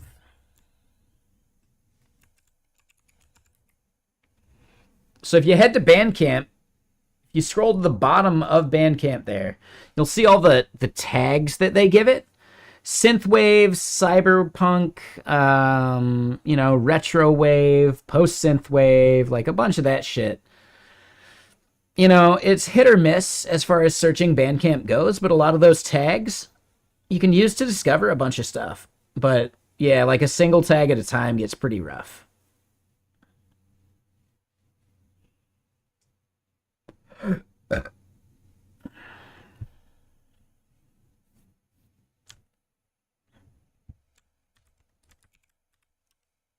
All right, so here's actually the fix.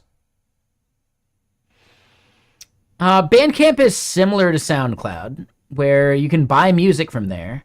I'd say it's better than SoundCloud because they don't jam ads in between everything, because the entire model of Bandcamp is about selling music, not streaming and ad bullshit.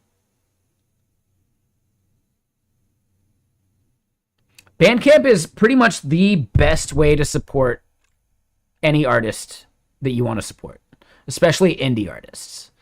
Major record label artists, who gives a shit? Just use Spotify or whatever. But if you care about an indie artist, Spotify is the worst way to compensate them.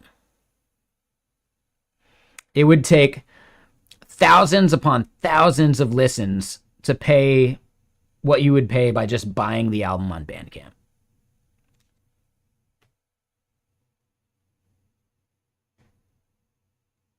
Spotify died. Yeah, exactly. Spotify is the worst. I'm anti Spotify. I don't own, like, Spotify is not installed on my phone. I do not stream Spotify content. I am anti Spotify. No, thank you. And yes, maybe I originally adopted that because Tool was anti Spotify. But I've gone beyond that. And it's about supporting independent artists. If there's an indie you want to support, Bandcamp is the best way to do it. Technically, there is Bandcamp Fridays that happen like once a quarter. And on those days, all of the money you spend on an artist's like music, 100% goes to them. Spotify doesn't even take a cut.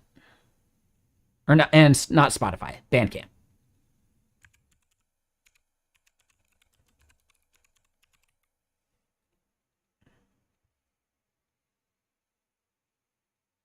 The next Bandcamp Friday is May 2nd. So yeah, in 30 days, you can support your favorite artist on Bandcamp, and not a single bit of money is taken away from that artist. Just really, really cool of Bandcamp.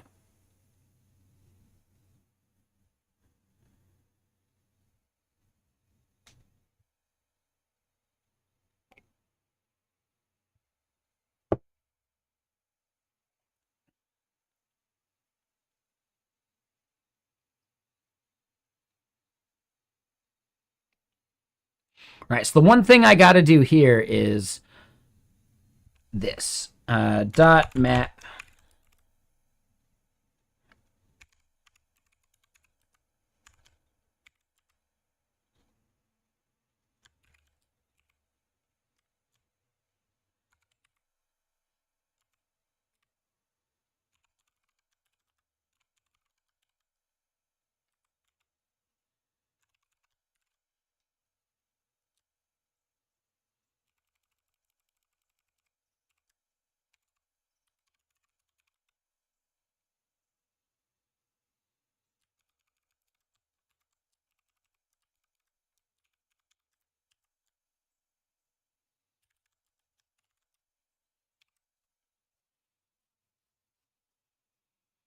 All right, so now we'll actually be able to get this. We'll refresh, we go do another, we do ASDF, we try and submit, and keyword's already in the list. The issue we're running into there is that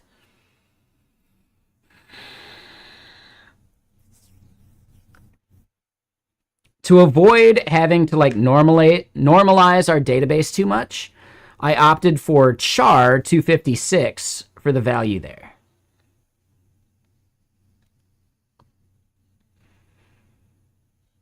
Which means when the data is returned by the database system, the value has all of the padding on top of it. Now, could I do this like trim at the back end level? I probably should. I probably should.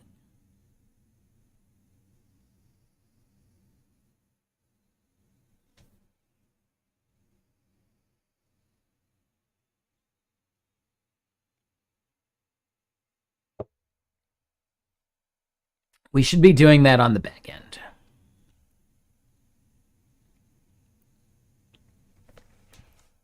All right, so hold on. How do we trim a string?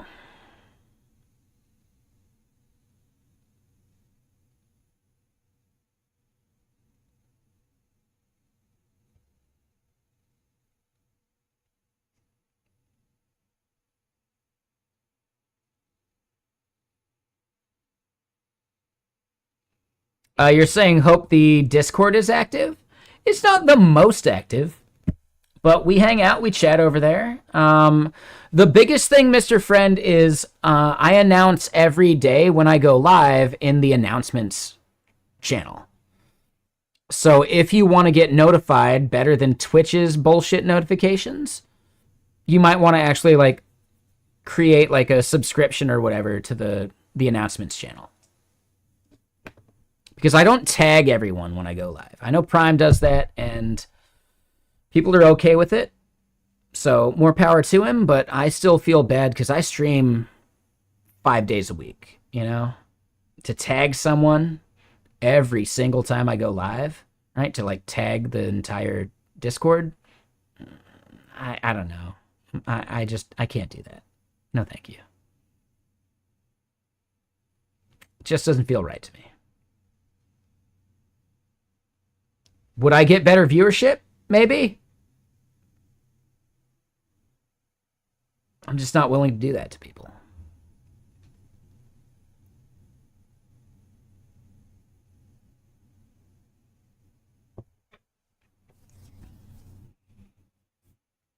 I should create a channel.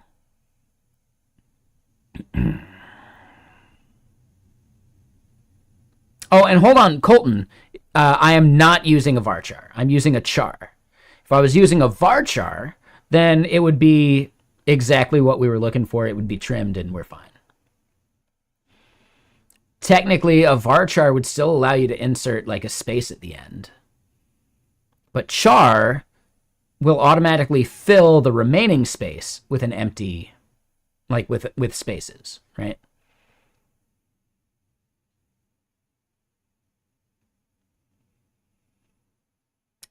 That's not a bad idea, Will. That's actually really smart.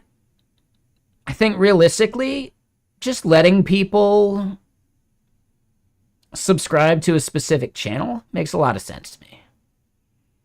Because you should be able to do that, right? Like, you can do that in Discord, yeah? I should have some way of encouraging people to do that, but that would be cool.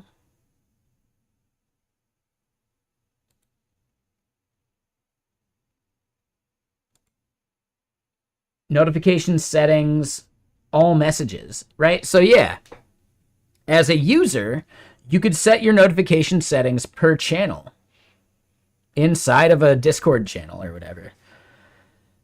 Yeah, if you want to get notified, all you got to do is all messages and you're good. So I'd rather have people opt in that way than opt out. And then you can do it on like a per channel basis. Like if you don't care about any of the other channels, but you really do care about, you know, pets, you could set up your own notifications based on that. I think that's way better than having to create a role for it. Like users can pick and choose what channels they care about being pinged for.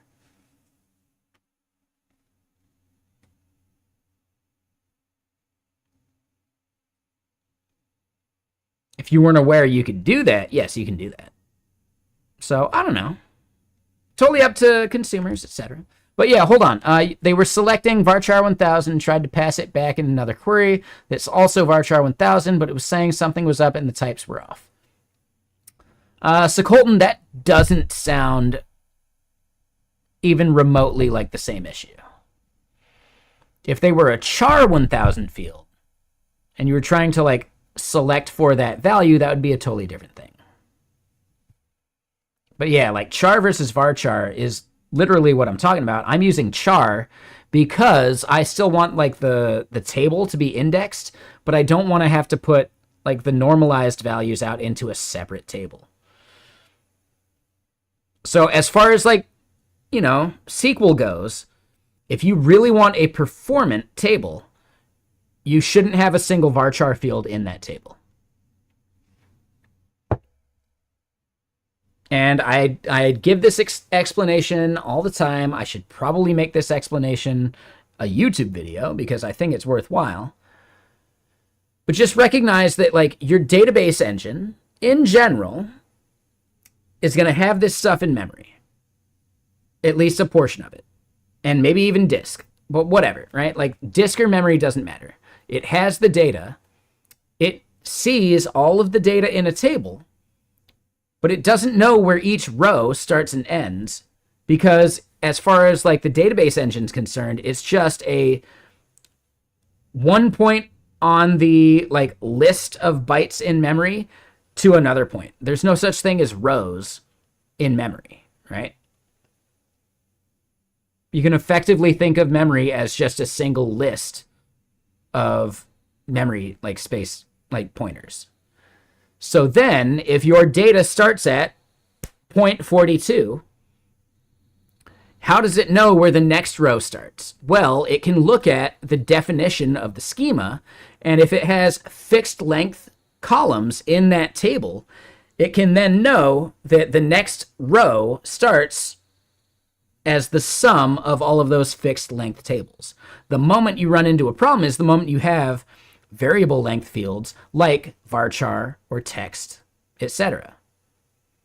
The moment you have those, it has to then look at the fact that it's a varchar, then it has to look up that field to see how long the data inside of it actually is, and then it has to then go back and jump to the next bit. So there's like an extra lookup of that data versus just knowing how long each row is.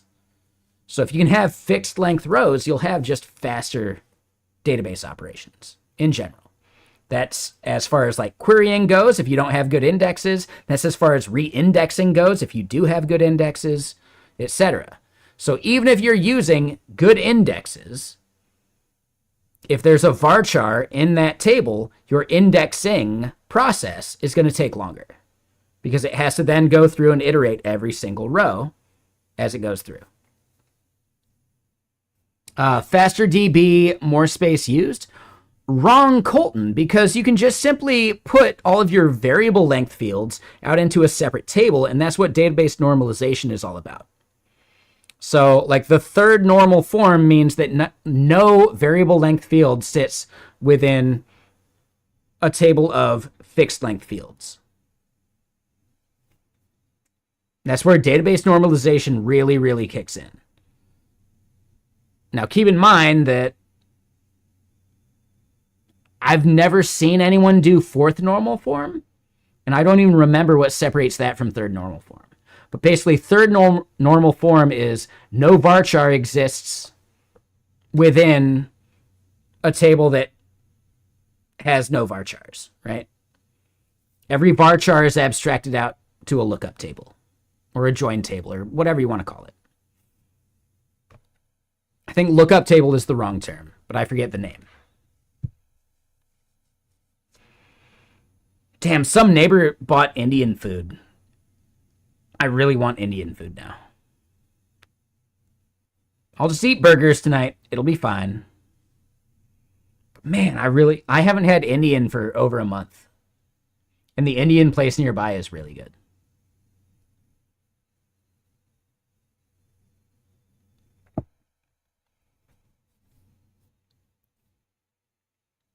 So Colton, you can index that varchar. And that's fine. And if that's the main thing you're after, cool. That's just the problem you got to deal with. But you can re-index the other stuff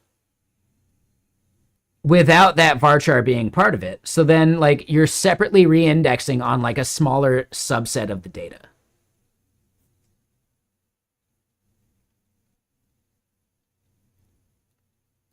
So who cares YouTube? That's a good name. I like that.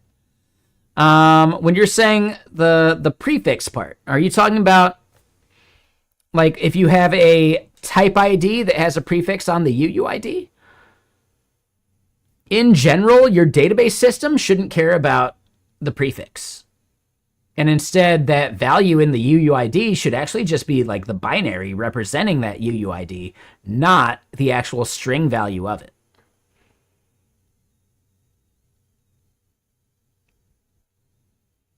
Yeah, no worries, Will. Yeah, for sure, man. Great seeing you. I'll be at Seattle JS next week, right? You'll be there too, yeah? Like, no worries.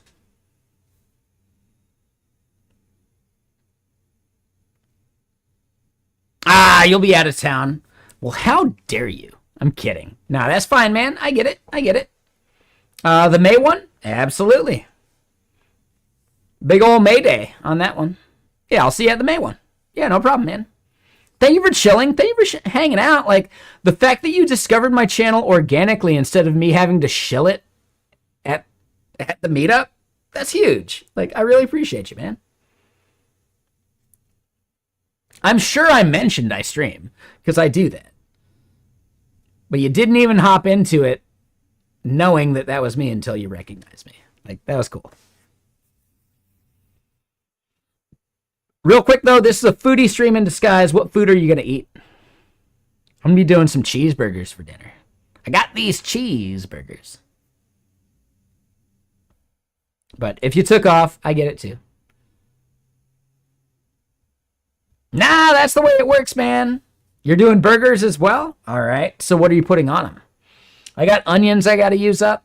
I got some bacon that I'm hesitant to open, but I should probably just open it up, and I'll do carbonara here for some meal stuff later. But yeah, burgers, solid choice. Cheese, onions, lettuce, and tomatoes. All right. I'm into it. Just keep the tomatoes off my fucking burger.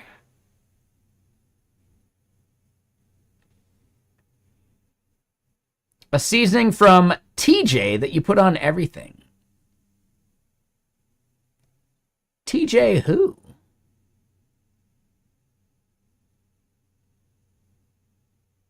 Not Tej Dev, right? Tijuana? Ooh, there you go. Trader Joe's. Yeah, there you go. Yeah. No, that makes sense. Trader Joe's. I get it. Okay. I have a Trader Joe's nearby, and I don't go in there often enough.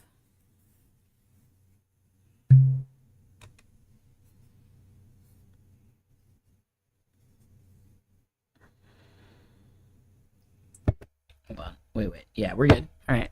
Let me double check.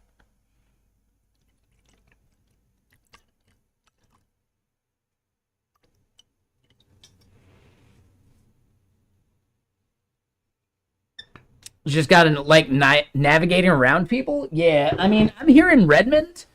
The Trader Joe's is actually not so bad. But I also feel like it's not as, like, big of a Trader Joe's as some of the good ones. So I don't get enough of, like, a good selection. Like, their fish sucks.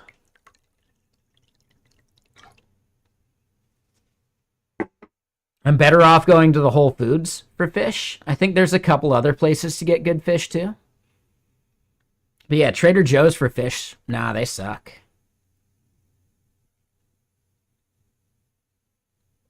Really? Maybe I just need to look more. Okay.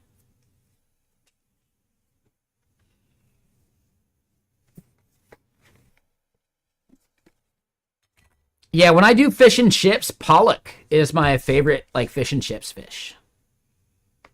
And I just haven't seen good pollock at the Trader Joe's.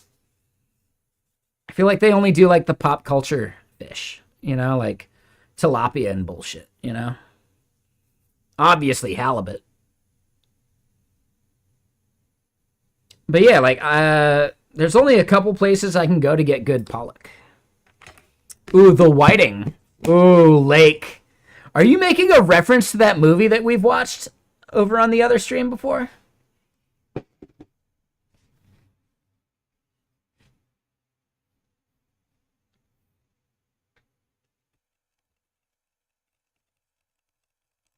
Oh, really?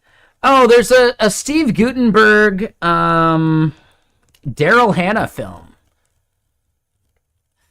High Spirits. That's the name of it. It's even got like a young Liam Neeson. And he plays like a pervert ghost.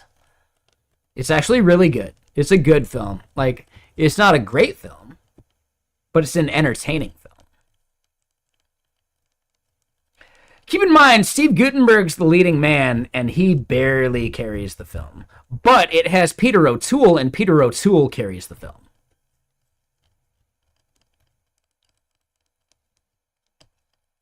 Yeah, they make jokes about whiting, for sure, in that film. I thought you were totally referencing the jokes they made.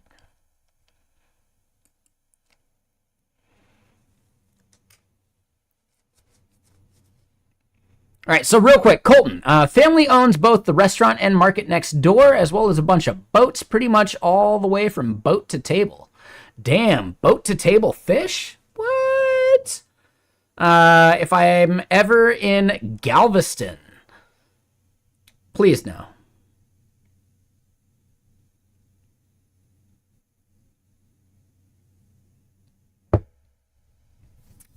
No offense, Colton, but I can't understand a single real life occurrence that would force me to go to Galveston.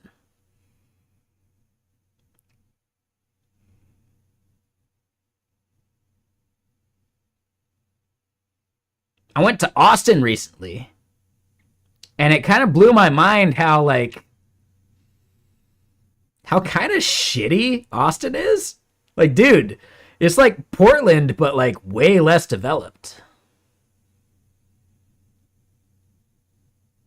And I know that sounds insane, but Austin is less developed than Portland, Oregon. That was kind of blowing my mind.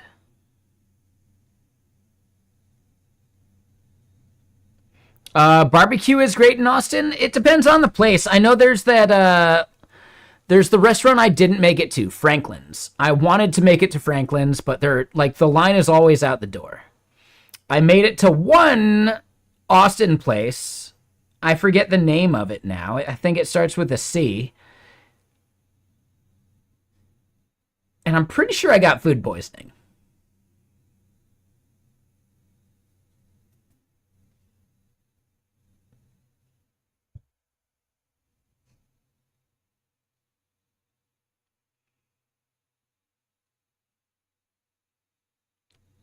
It was delicious.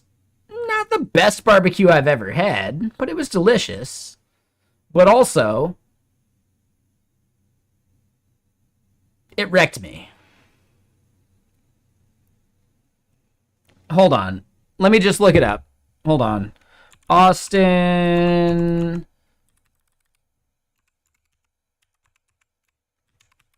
If I could type. It wasn't Terry Black's. Cooper's. I'm pretty sure it was Cooper's. Almost positive it was Cooper's. Now, it was Cooper's, and it kind of sucked. If I'm being honest. Like, it wasn't worth the cost. Yeah, no, this is it. Yeah. Right? They give you your shit and they just dip it in the fucking barbecue sauce. Yeah, no, Cooper's sucks. I do not recommend Cooper's, actually. They were the only one open by the time I was like wandering around finding a barbecue place. Cooper's kind of sucks, man. I'm not a fan.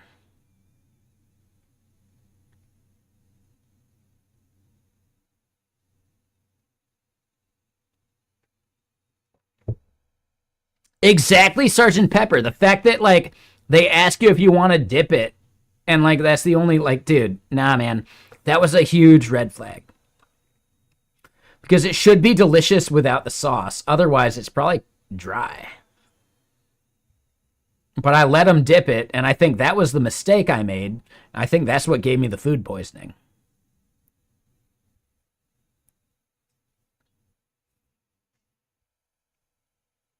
I've heard Terry Black's is a good one to go to. Franklin's is like the OG. I wanted to check out Stubbs, even though it's like the famous one, so it probably sucks, right? Leroy and Lewis. I don't know where that one is. But yeah, I've heard Terry Black's is the one to really like hit.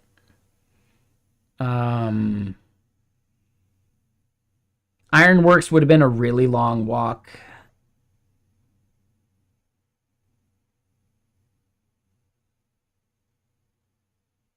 Yeah, Cooper's sucked. I did not like Cooper's.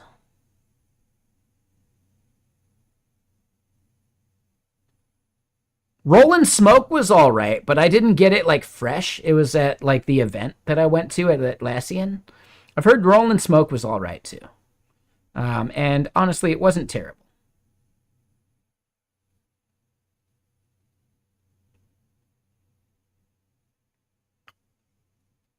Lake, you're saying you wish barbecue would take off in Australia. Yeah, barbecued fucking huntsman. Why not? No big deal. Barbecued kangaroo. I bet it's really tough meat, but if you barbecue it right, it's probably delicious. Like instead of pulled pork, pulled kangaroo.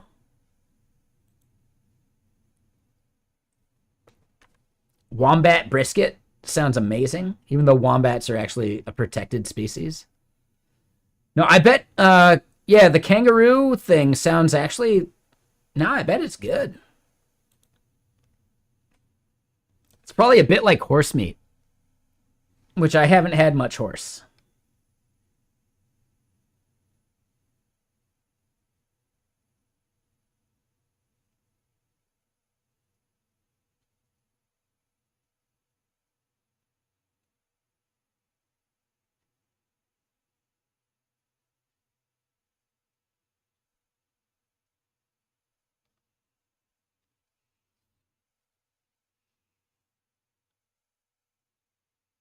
Oh, dude, yeah, like, no, that lady sucks. Yeah, fuck her. Like, she separated a baby wombat from its mother just for some bullshit fucking TikTok stuff. Like, nah, fuck that lady. She sucks.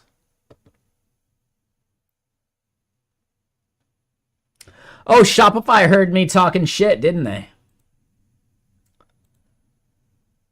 Fuck it, CM Griffing's talking shit. Just shut it down until he's done. You'll see, right? I'll go offline and they'll be good to go.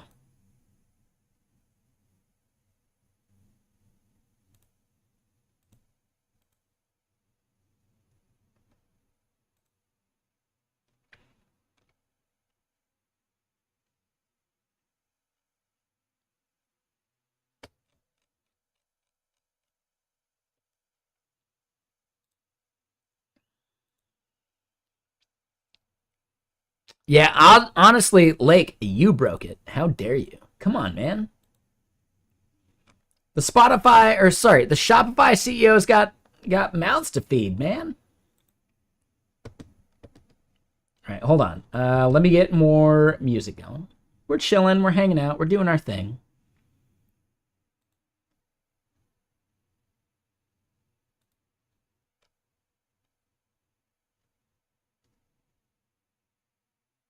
Dude, my brain mixes those two up consistently. I wish I could say those 100% of the time the moment I mean the one, right? But no, I'm going to say the wrong one and then I'm going to have to correct it every single time. It's like a USB drive, right? No matter what, you're not going to insert a USB drive, right? Not USB-C. I'm talking like proper USB. You're not going to insert it properly the first time. You're going to have to flip it and then flip it again.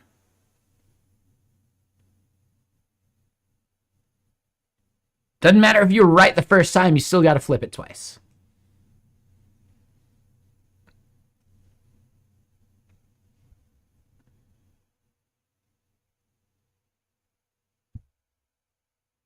So yeah, hold on. Colton, most of the big famous barbecue places are all what non-Texans like. Just find someone with a big smoker in their backyard and a bunch of tables placed out in the yard and just invite yourself. Yeah, I had some tacos in Austin. They were all right. They were very Tex-Mex. I'm such a fucking taco snob. I'm sorry, like San Diego, Austin, shit tacos, dude. Just bad tacos. If you gotta dress this shit up with a bunch of sauce, you know your meat's dry. Like, come on, man.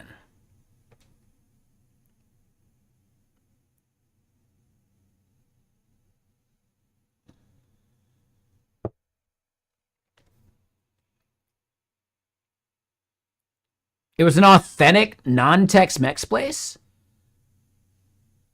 What did they put on the tacos? If it was any more than just fucking onion, cilantro, I'm pressing X to doubt. I've heard the same thing, Lake. Yeah, good barbecue doesn't need sauce. Exactly. Yeah, 100%. Lithium. So San Diego tacos are good when you're in the right place. LA is the same. Taco trucks can be good. Yes. Yeah. Meat, onion, cilantro. Leave the salsa off of it. And if it's a good taco after all that, you're at a good spot. In San Diego, every place I've been to that claimed to be good tacos, people said they were good because they make their own tortillas. You know what that means? It's going to be a way too thick corn tortilla that's barely cooked through the middle because they're fucking busy and they're not going to put in the effort. I've had good carne asada tacos at one place in San Diego, and I've been looking. I've checked every single place I can every time I'm there. It bums me out. And it makes a lot of sense because I know people from San Diego who have judged tacos here in Seattle, and their favorite taco place was a taco place that was like San Diego, where like, yeah, they're going to serve you some dry ass meat and then drown it in some fucking sauce. Tacos Chukis. Yeah, man, no, their meat is dry as fuck. And they want to just pour some fucking avocado bullshit on it. Nah, man. No, thank you. Tacos Chukis here in Seattle actually fucking sucks. Like, really bad. There are amazing food trucks here in Seattle. Epic fucking taco trucks. But don't listen to San Diegans and their recommendation for tacos. You're not going to be happy. Unless you like drowning it in sauce. And then you're good to go. But I'm actually picky. Seattle sushi is amazing. Ooh, yeah. I went out to a sushi place a week ago Monday. Not yesterday, but a week ago Monday. It was a date. I'm not seeking a second date. All they did was fucking complain. But the sushi was good. The sushi was good.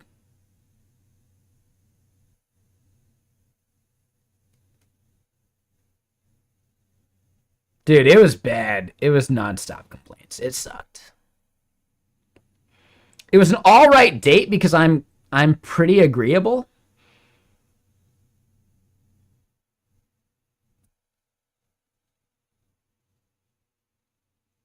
But no, I'm not driving up to Edmonds.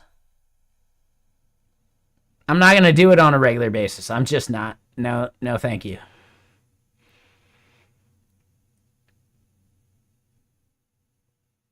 I get it. And being disagreeable is actually a better path because I'm so agreeable. I'll sit in a bad relationship for at least a year.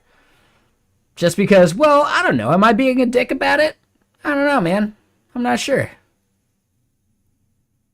I'll happily sit in a bad relationship for a year before I realize, like, I can do better.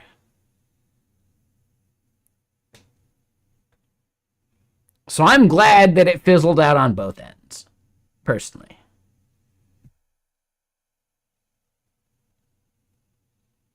I'm a little too agreeable.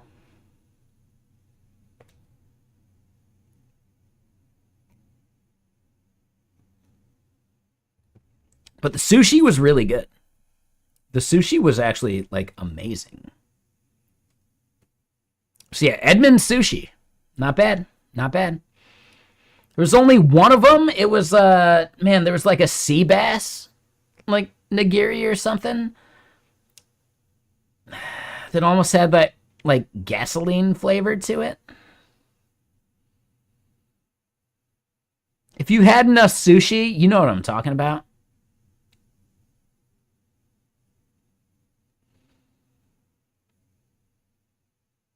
It was one nigiri, so it was fine. Like, it's not like I had food poisoning from it, but it just wasn't, like, delicious. There was like one single thing I ordered that I was not a fan of. But they had like a scallop gyoza that was really fucking good.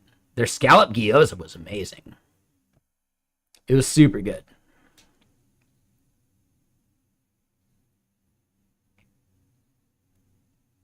Yeah, no, that was amazing. The scallop gyoza was solid. And yeah, honestly, like the day like we split the bill, really soaked on that. Technically, I ate more and I drank more, so I was like willing to, like, yeah, I'll pay for drinks at the next spot. And then the bartender gave them, like, basically didn't charge them for their ginger beers and only charged me for my whiskey, so I didn't even have to pay for their ginger beers. So honestly, like, I came out ahead, so I kind of owe this person. If I ever see him at like another concert, I'll buy them a beverage or two. But yeah, I came out ahead on that in a way that I didn't want to, like, like a proper split. And I really respect her for splitting the bill. That was really nice.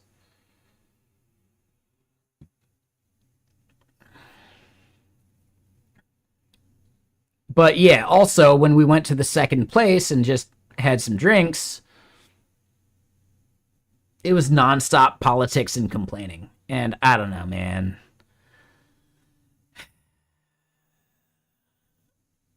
Just not for me. We agreed on politics, which was nice. But I don't want to talk about that shit. We agree. You can stop complaining now.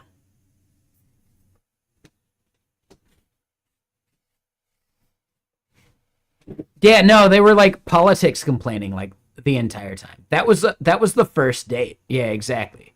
Like there was a moment as we were finishing at the first place where she's all, "You better not be a Trump supporter," and I was like, "Hell no! Are you kidding me? Fuck that shit! Hell no!" And it should have ended there, but then they just kept complaining about politics. It just kept getting deeper as we went to the second place, and they weren't even drunk. That's going to be a no from me. That's going to be a no from me. I will agree with Orange Man bad every day of the week, but I don't want to have an entire fucking conversation about it. We agree? I'm done. Thank you. Yes, please, can we talk about anything else? Yeah, yeah, for sure, dude. Like, oh my god. Ugh. So yeah, that was rough. That was a bummer.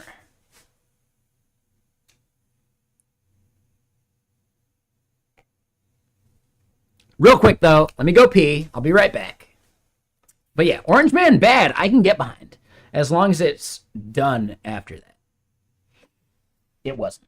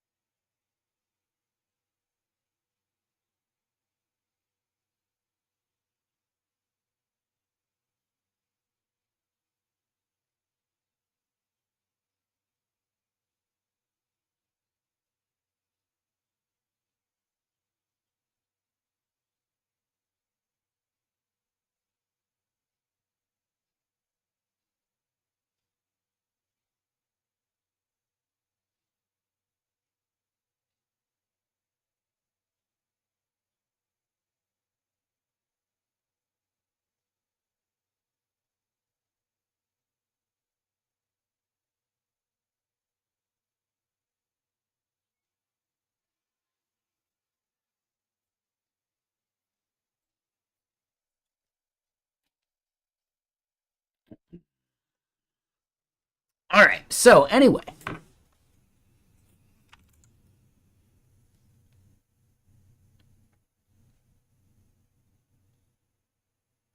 No. Like, honestly, real quick, I would not date a Trump supporter.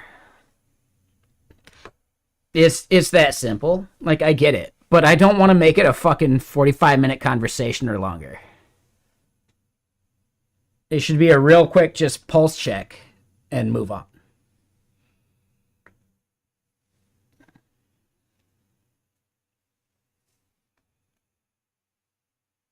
I do not want to date a Trump supporter. That's the easiest thing ever. But I don't want to have a 45-minute conversation with a date about it.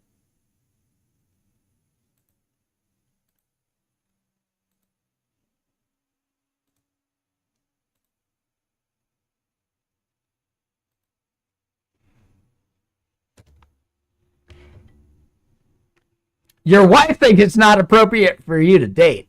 Touche. I get that.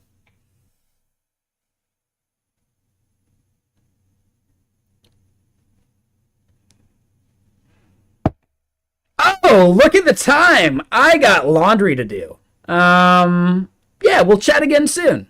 Cheers.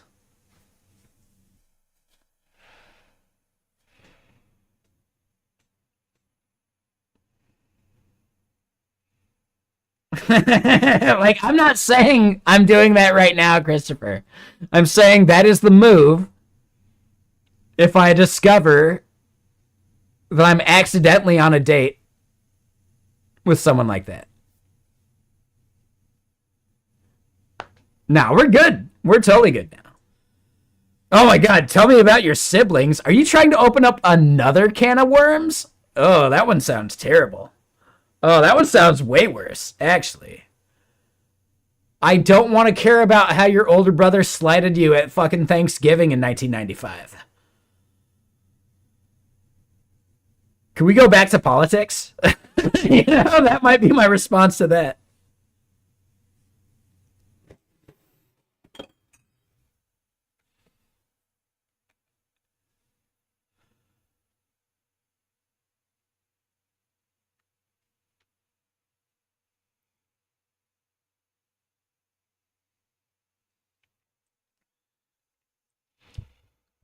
Now, another big thing was they mentioned how they almost got lost at Stevens Pass. And I started like grilling them on like where at Stevens Pass because I know Stevens Pass really fucking well. And they couldn't give me details. They just simply talked about how they thought they were going to die because they were out of bounds in some way or something. So where were you? Like, describe how you got there. I'm really curious. Because Stevens Pass is actually one of the safest mountains you can go backcountry at. Depending on where you go hike, it's one of the safest fucking places you can go do backcountry. And when I press them for details, crickets. I mean, Fievel, no matter what, you want to make sure that your politics align in at least some way. That's going to be important, dating-wise.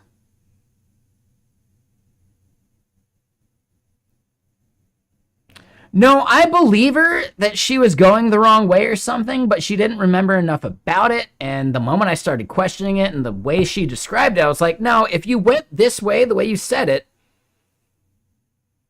you'd be fine.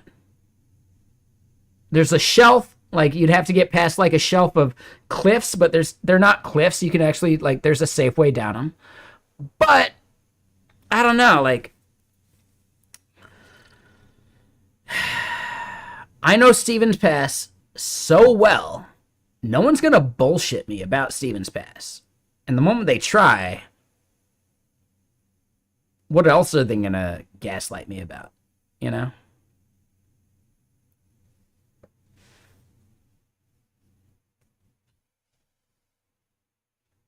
Like, I don't know.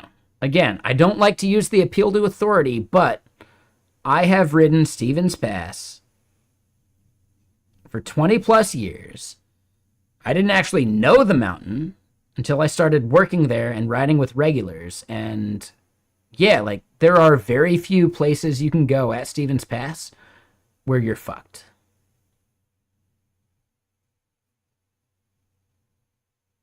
It's extremely rare. There's only a couple places you can go at Stevens Pass to where like a wrong turn would put you out in the fucking wilderness. Otherwise, most of that stuff actually dumps out onto the highway. Or dumps out onto a lift.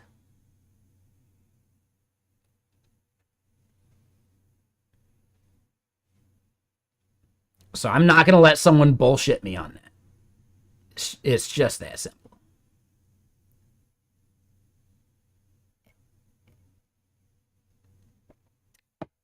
Yeah. No. So I get that light speed. SoCal, even like Alpental here in Washington, right? Totally different like mountain pass, but it's only separated by 15 miles.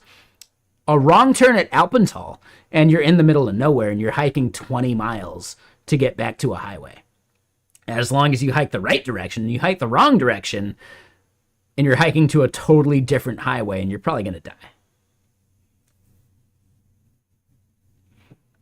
Stevens Pass, though? Oh my god, Stevens Pass is so fucking safe. Like, it's insane how safe it is.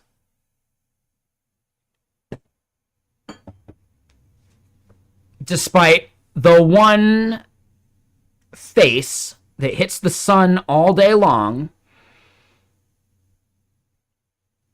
that claimed the lives of one person I knew and a couple other people I didn't, maybe 10 plus years ago, that made national news.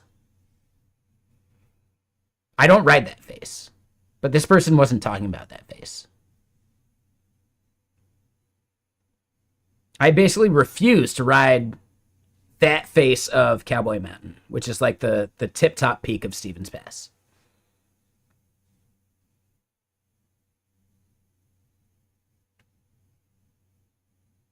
No, not ice. No, this is about snowpack. If you get 3 feet of fresh snow within the past like 72 hours, and you go ride this one face that gets sun all day long on a sunny day, that is sun caking this like snow, making it denser and denser and heavier. And then there's that like fault point where like the fresh snow meets with like the old snow. And that's what avalanches are from. It's not about ice. It's about the snowpack condensing on top of the previous fucking like shelf.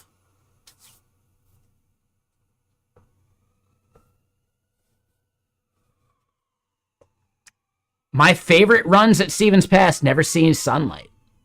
They're right there in the shade. And like they're actually good for like days after it snowed. Because it's in the shade. Stevens Pass does shoot things, but the face I'm talking about doesn't have any place that they can shoot it from. Because it's out of bounds, like, in a major way. So yeah, the part I'm talking about is some of the best powder you'll ever get, but if you do it on a wrong day, you're signing your own death warrant.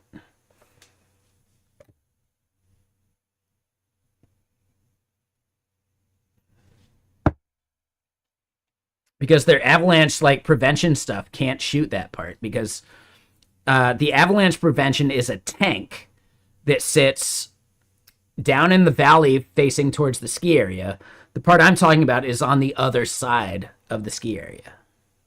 There's not a single like avalanche mechanism that they do on that backside. And that is the part that claims more people than any other fucking face at Stevens Pass. It sucks. It's super gnarly. Like, dude, the dude that died there, he was like the head of marketing at Stevens Pass. He was a super cool guy. He was also just another Chris, right? Chris something or other. I forgot his last name at this point. I feel bad.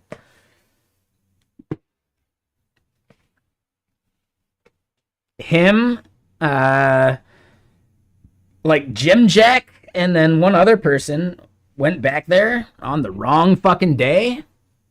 I was riding there that day. I went to my safety spot and even saw like slough slides happening, which means the snow was like warm on top and like condensing in a way that sucks. But like the slough slides I was dealing with were maybe, a foot and a half deep. No, the place they went, yeah, the slide was probably easily 3 feet deep, but it's also this wide open like area. That entire fucking face broke. Whereas like the part I'm talking about is like in the trees. If you're pretty reasonable about where you ride, tree runs are great. Because the trees break up the amount of like stuff that can break off for an avalanche.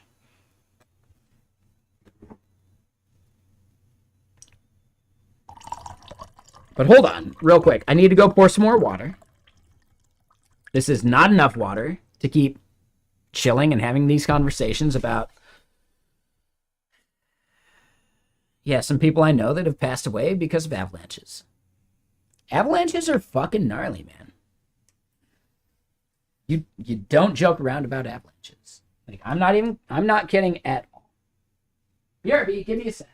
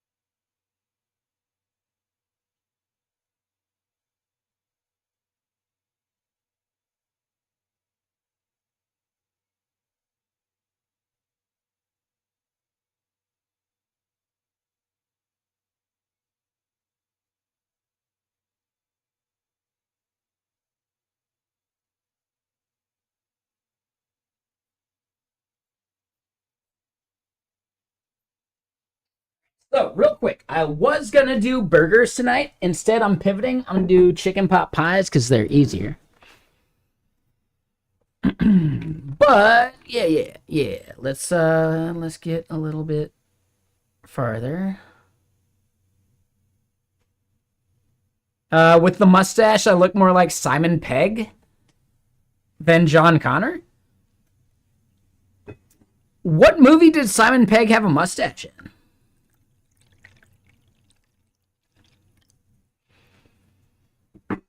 I guess he had like the mustache goatee like Van Dyke thing in the show Spaced. Okay, I'll take it. I'm not mad. I'm impressed. Good reference. I'll take it.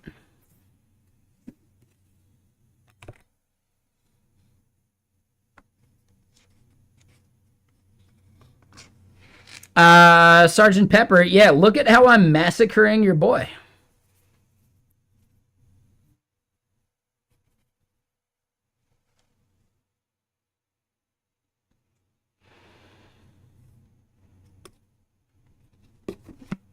Look at how I'm massacring your boy.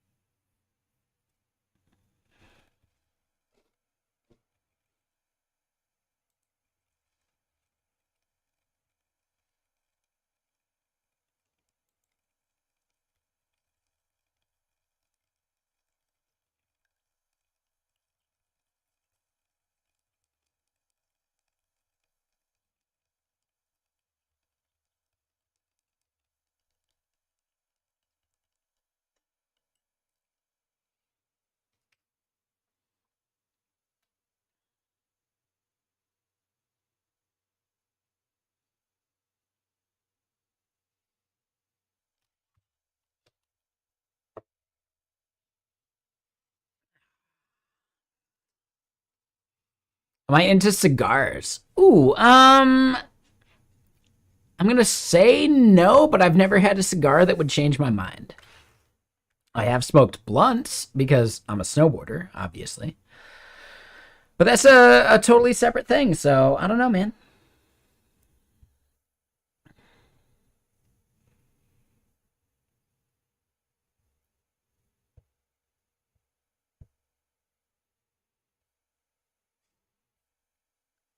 All right, so hold on. Back to this part. Yeah, we fixed that. All right, so our check for the thing already being there, we can fail it out. We can cancel.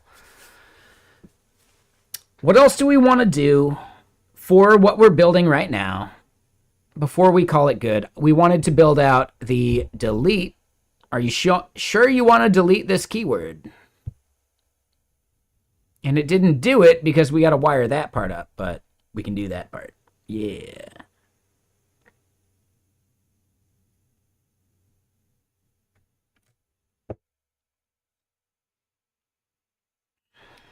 Ooh, yeah, we can totally do that part.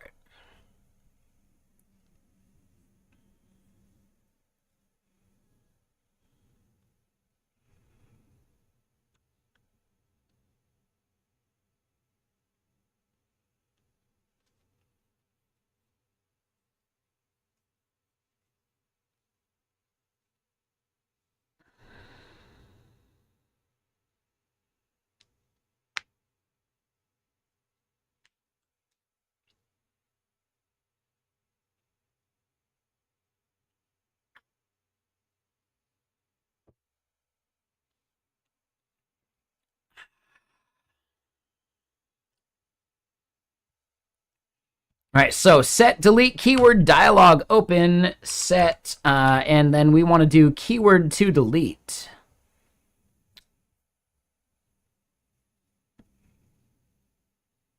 But this is actually based upon the keyword itself, so I think we're good. We don't actually need to do that setter.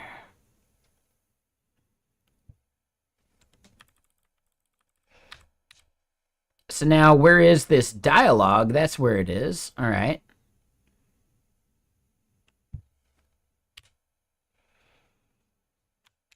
Oh, damn. Some neighbor's smoking some weed right now.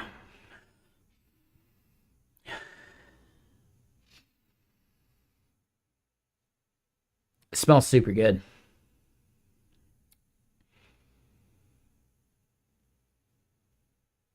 Ah, yeah, that smells super good.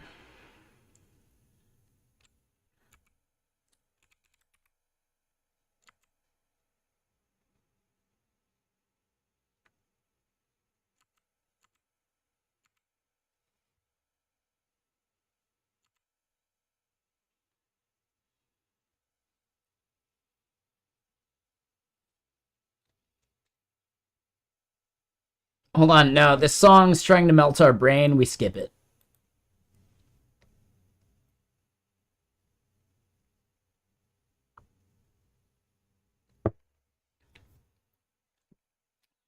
No, that's fine. And yeah, like honestly, I don't care how good you are on a snowboard. Just don't get in my way. Sorry, bad joke. But just saying. If you're curious about where I've been and how I shred, that is my sponsor me video from 2006, and I got better than that. By 2010 to 2012, I was way better than that video.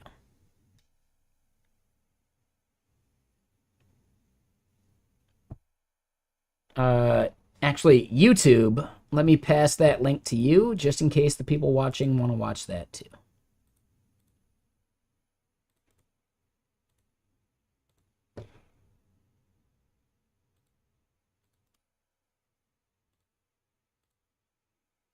Yeah, no worries. Yep. But yeah, that was my sponsor me video in 2006, and I got better than that.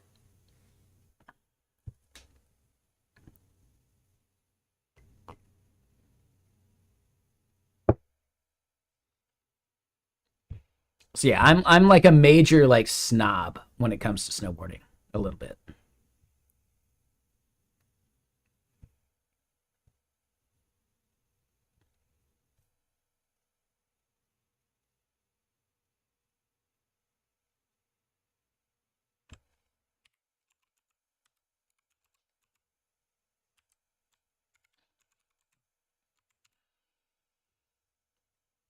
Right, so we do the toast thing. Set keywords.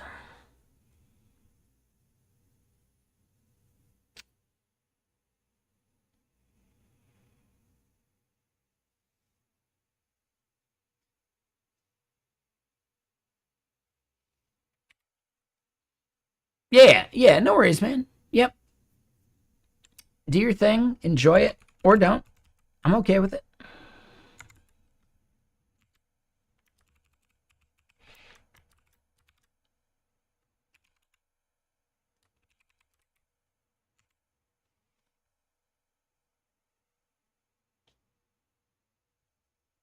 All right, so delete keyword. And yeah, selected org. That's another thing we just got to listen for here.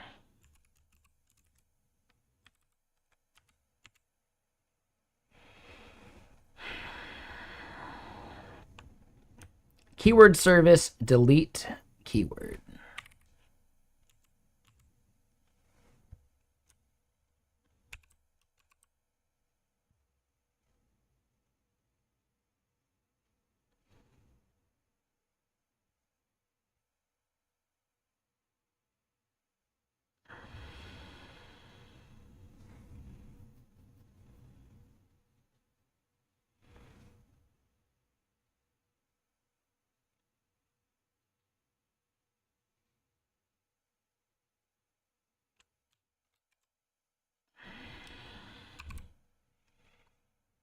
We couldn't render this keyword if keyword ID were undefined. Like it's impossible. So we're gonna call that good.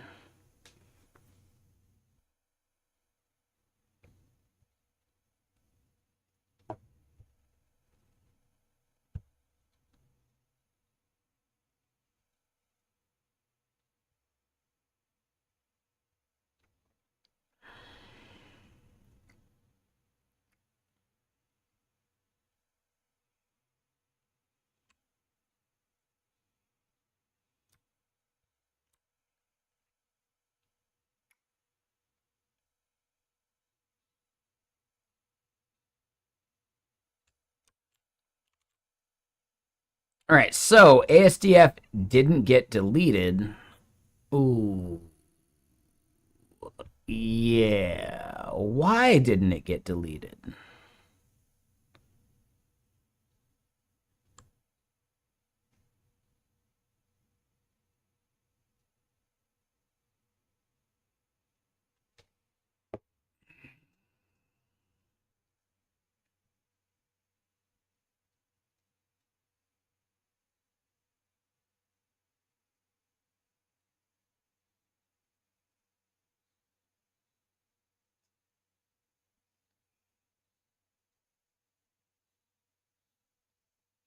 Yeah, there's something up with this part, right? Like dot delete should be good.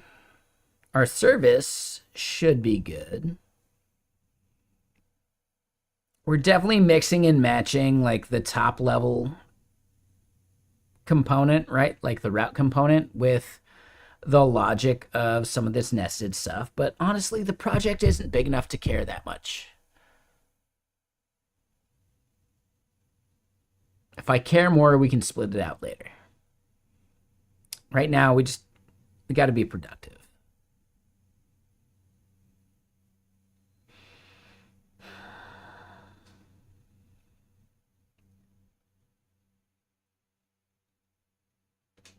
Hmm.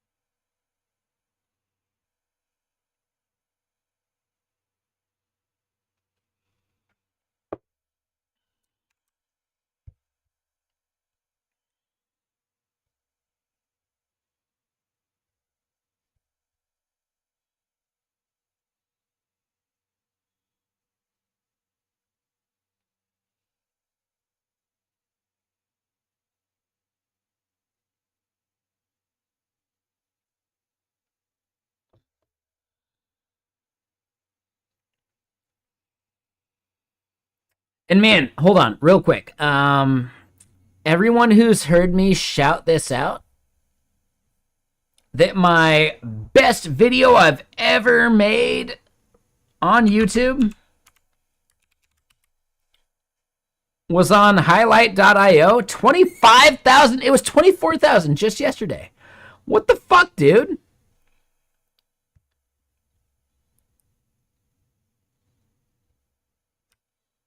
I just want to say, like, I am really proud of this video I made. It is the best video I've ever made, and it's not even on my own channel. There is some really cool news related to Highlight that I can't disclose and I can't chat about at all. But just recognize I'm a huge fan of Highlight, and this is a major, like, thing for them. You'll know within a couple weeks, but I can't say now. But I'm a huge fan.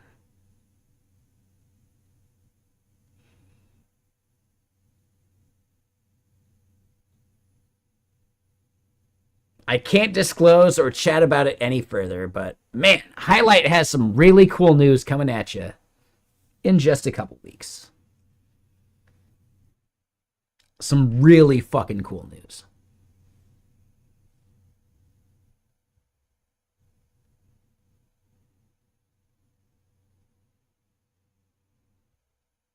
I can't disclose, I can't say anything, but man, the guys that run Highlight, the best. They're just so cool.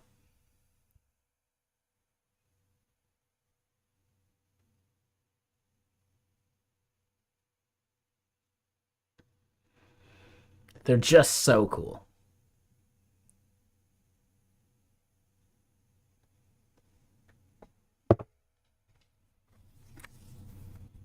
If I say anything else, I'll be doxing stuff. So that's it. That's all I got to say. Cool new stuff coming at you. Yes, ASDF keyword is still there, which means our delete is blowing it. Like, what the fuck, dude? So you're not wrong there, Treth. But yeah, you know.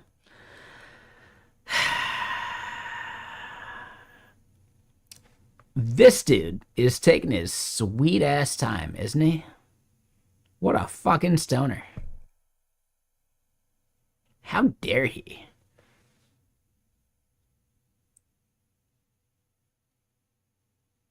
It's like he smokes weed or something. I don't get it.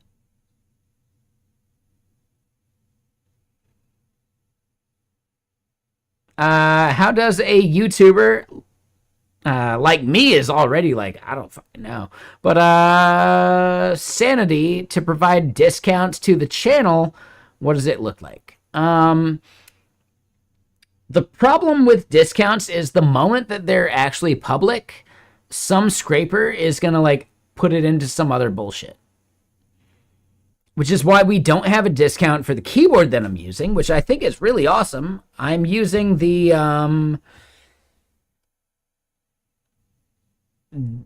Digma something.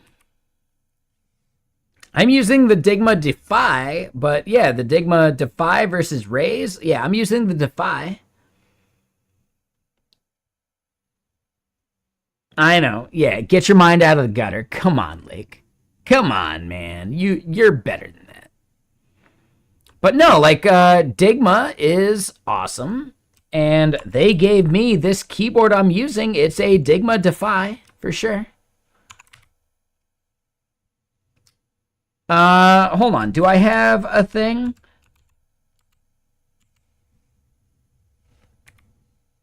There you go. If you want to give me a 3% commission, go for it. I actually don't care. I don't give a shit about 3%. I wish I could pass on like a discount or something. That would be way cooler. I'd love to just give away like a once monthly discount. I would prefer that over a commission. I don't give a shit about the commission. Like, I don't give a fuck.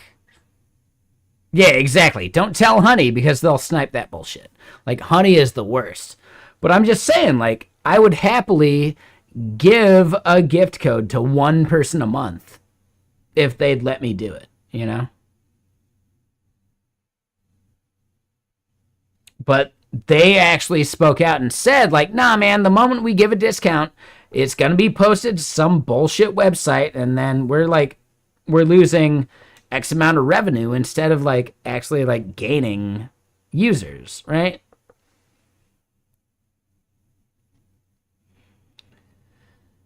So, yeah, I would happily reach back out to Digma again for, like, one-off codes.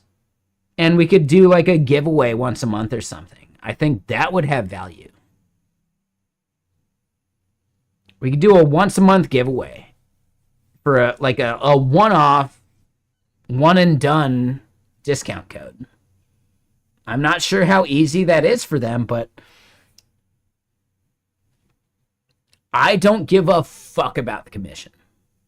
I don't care. I don't give a shit. If you want to use that link, go for it. I would rather pass on savings instead. You're concerned with customs and if anything fails. I've been using this for easily 6 months. Like around then, and it's fine. They have a new firmware update that I need to install, and I need to like hit up the person behind it because they want to chat, and like I'll bring them on as a guest eventually one of these days. I'm so goddamn lazy. But yes, I could bring on the Digma person. We could chat about my build and like the firmware bullshit I'm doing, and I should update my firmware and blah blah blah. Sure, like we can do that. Yeah. Like, I don't know, man. I like a free keyboard.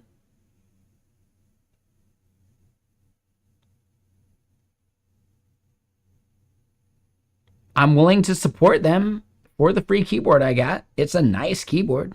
It's really nice.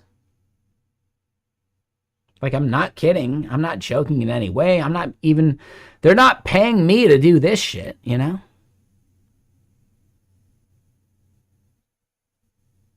Have I tried the Voyager? I have not tried the Voyager. I've done some split keyboards. The splits I have are basically, I have one that is the Mistel Barocco.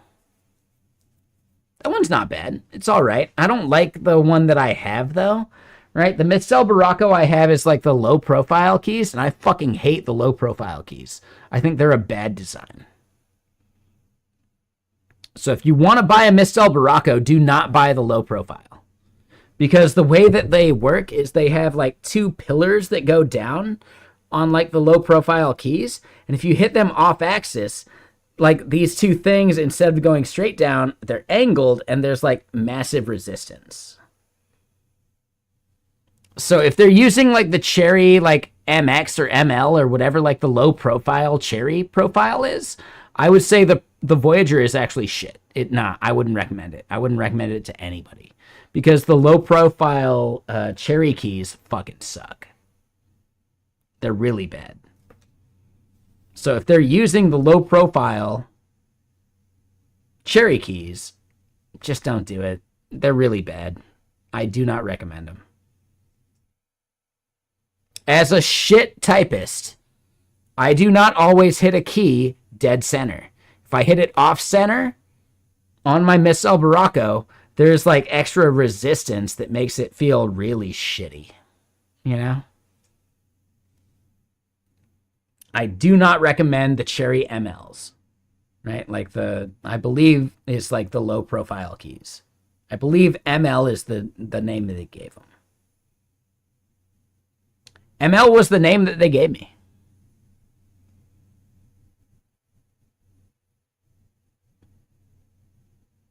That's a Snoop Dogg song, right? Murder was the case that they gave me. But yeah, I do not recommend Cherry ML. They are shit keys. Do not use them. They're really bad. They fucking suck, actually.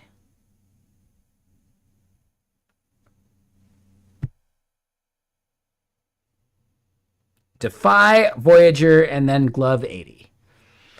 Yeah, I mean, I really like my Defy. Let me point that out. But my Defy doesn't have ML keys. I forget. I think they're like Kale H something or other.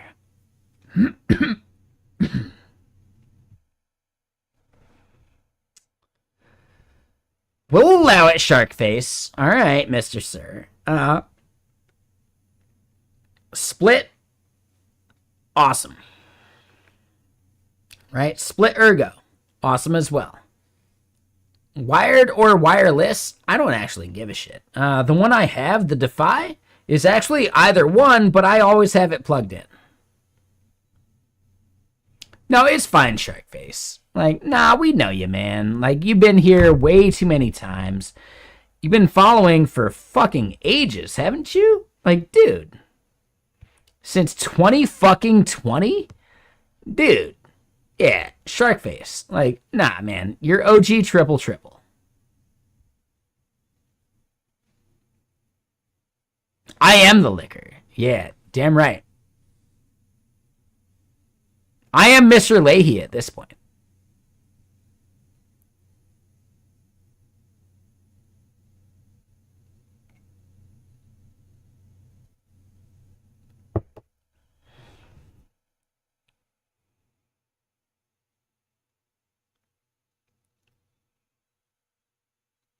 So Brainless, I would say the Defy would actually satisfy that for you in like a major way. I wish I could give you a discount, man. Whether you want to use my fucking code, I don't give a shit. I don't care. Like, I'm not worried, man. I don't care. I'm not trying to make money off my keyboard recommendations. I don't give a shit. Nah, man. I'll be honest, 100%. If you have any like question, like the editor is really nice. Ooh, yeah. Like, dude, I'm not even kidding. Like, we've seen the editor here on stream. Like, the editor is really nice.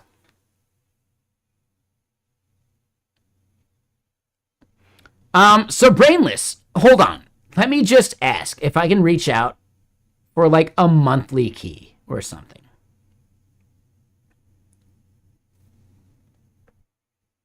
Like a monthly one-off, one person gets to use it key.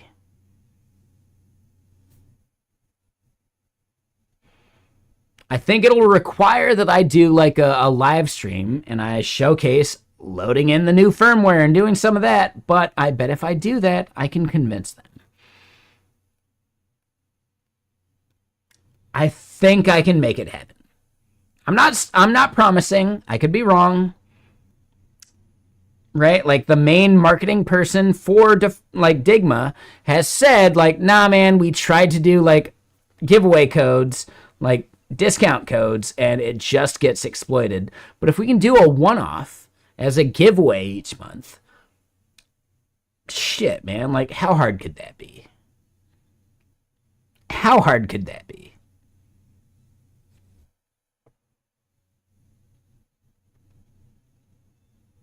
So I'd like to make that happen. No promises, but please remind me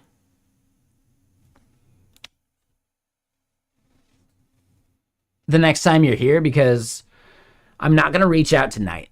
But yeah, maybe not tomorrow because I'm not live here on stream tomorrow, but on Thursday, remind me and I'll reach out. For sure, man.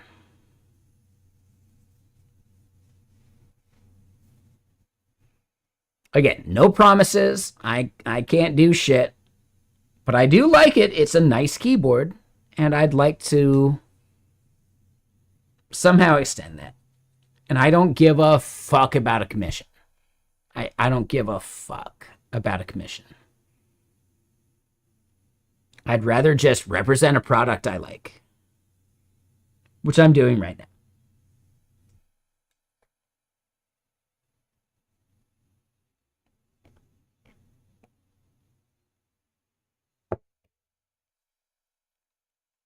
But okay, so let's keep trying. Yeah, this delete. Delete.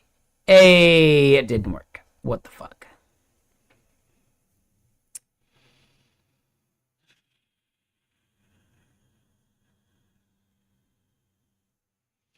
How's the project going? Well, I mean, it's okay, but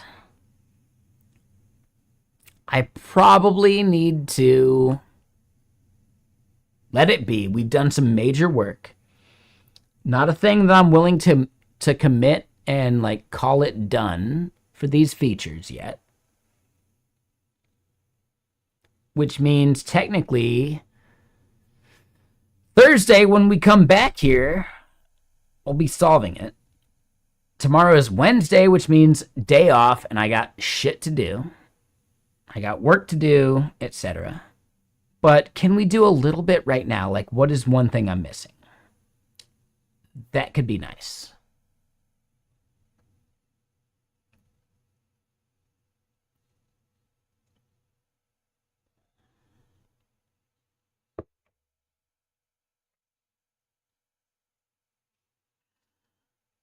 New sprint starts tomorrow. I mean, not for me. I do have some shit I gotta record. That's a different thing.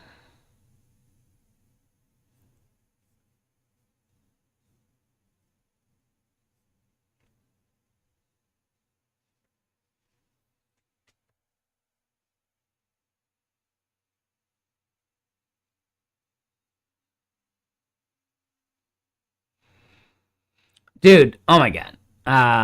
Kito Kibu, are you out there? Dude, your feedback is amazing, man. You make me look so good by just proxying your feedback to the company. We should really just give you like a full-on line to the feedback channels. Kito Kibu, are you not even out there right now? Man. Let me just shout him out. He's such a good dude, and he is such a fan of Get Kraken, and he is just... He helps out so massively with, like, product review and, like, man, like, yeah, and we don't even pay him.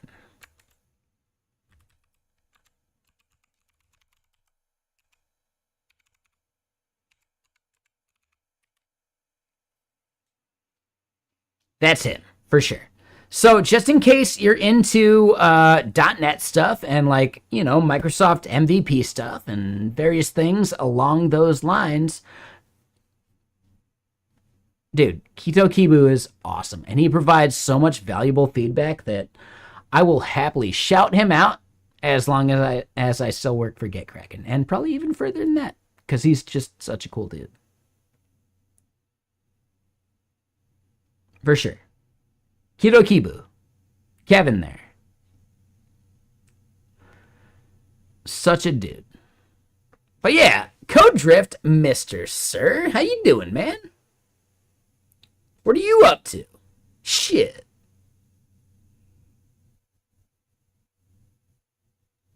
Here on stream, we're slacking on getting work done, but we do it on a like a somewhat unregular basis, but you know, the shit happens. You've been around, you've been lurking and working. Yeah, no worries. Hold on, let me recognize. Oh, an X Factor. I'll totally give you the link. Give me a sec. Today, you felt a bit weird. One of the devs from the team you started helping a month ago asked you if you had any feedback for them. Was not expecting that, but he is doing a great job, and you made sure to let him know. Ooh, brainless. Yes, the hey, you're doing great is always a good feeling, but if they were reaching out to you, they actually have like a question like, what could they do better? And you don't just have to blow smoke up their ass. You can have actual feedback.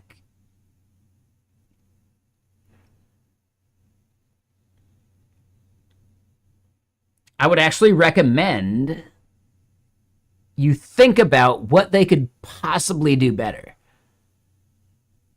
Because they're looking to you as actually like a subject matter expert, not their fucking manager. Like, dude, your opinion isn't going to get them a raise. Right? You're not their manager.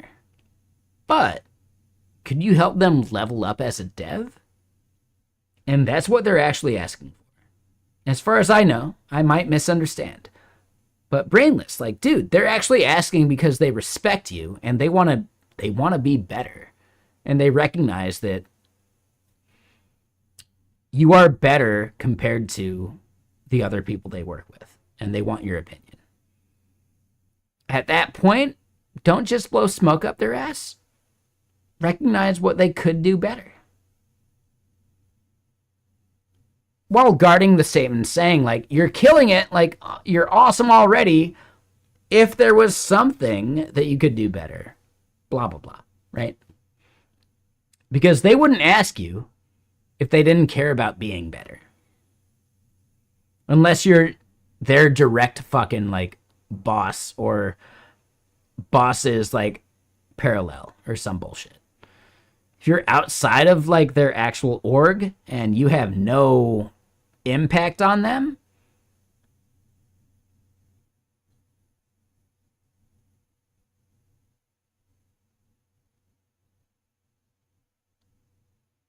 yeah, no. So, again, Brainless, yes, you're nailing it, right? Your boss, your manager, like the person you're working with, who do you recommend? Obviously that dude. But this person might not have even been asking for that. They might have just wanted to know, like, what could they do better? And honest feedback versus just bullshitting them could have value, right? Is there any single thing that they could do that maybe you glossed over just because you're nice? You could frame it that way, like, hey man, you fucking kill it. You asked me for advice about what you could do better, and honestly, like, my answer would be nothing. But if you want just the smallest bit of extra feedback, maybe here's something to try. But again, you don't have to, you kill it. If you frame it that way, they have something they can go on to be better because they actually care. And also, you framed it as like, dude, you're already in, like, don't stress about it. But if you want to be better and better, there's always more to shoot for, and you can give them like that extra goal, you know? And I think that is like hugely valuable. Like, dude, they could just do the bare minimum, or they could shoot for more. And that's up to them, because you've already given the recommendation. Like, you let them know, like, dude, I'm recommending you already. You don't have to do anything extra, but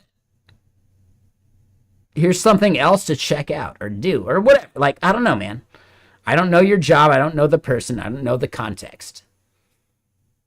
There's always something we can do better, though, right? And if they're reaching out for that criticism,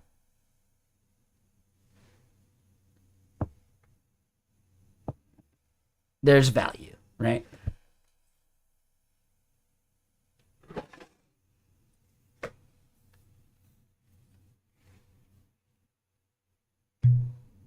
I'm not speaking on their behalf. I don't know them. Maybe they weren't actually asking for that and they just wanted to, like, push through to the next level. I don't know, man. That's fine. Whatever. Who gives a shit? Whatever. I don't care.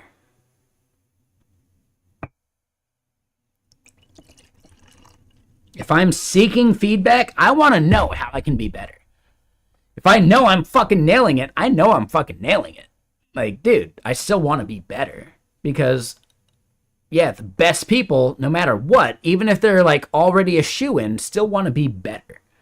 Right? Better is this unattainable goal that they will always shoot for. And you can help them. But also, like, give them the level of, like, dude, you're already there. But if you're really trying and caring, well, yeah, here's something to try. I'm gonna like really be honest with you. I've never had, I don't know how to phrase it, like an underling. That's the worst way to phrase it. I've never had a junior that cared that much. So I don't know how to approach that. I've never had a junior that gave that much of a shit. No clue, man. So I don't have good advice to give on it.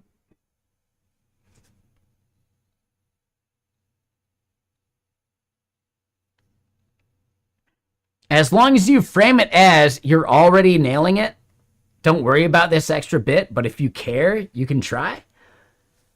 That is a bit of context that would help any dev be better than they are.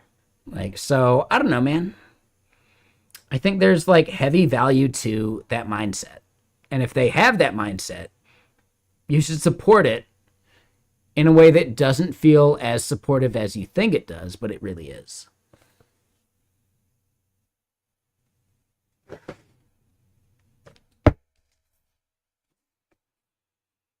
But yeah, Mihai. Yeah, Mr. Sir, for sure.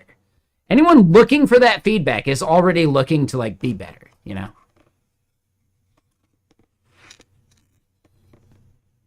Yep, and you can help them get there, right? Beyond, like, they already have like a raise or like a level up in their future.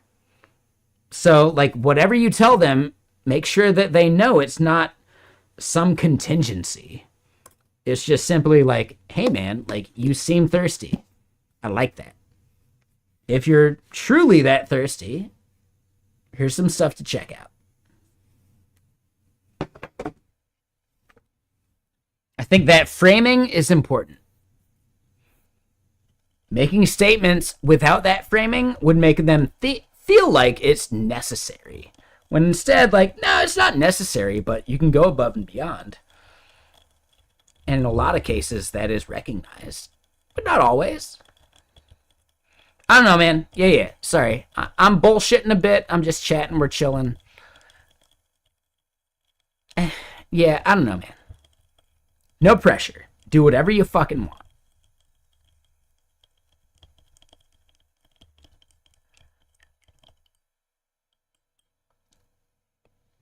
No pressure. We're just here to hang out and chill and maybe get some code done. We'll see.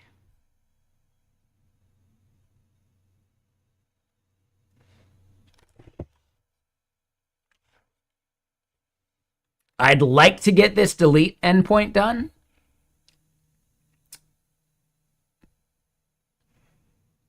But I don't care enough. If it fails, it fails. If he dies, he dies. So it's 6 a.m. and you poured yourself a glass of Captain Morgan and Coca-Cola. Yeah, I'm doing whiskey and lemonade. So yeah, cheers to that, man.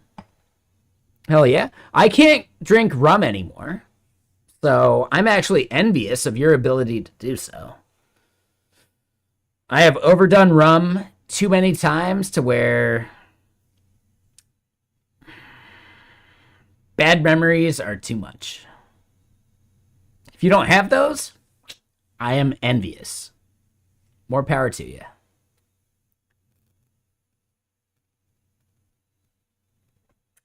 Lemon flavored water.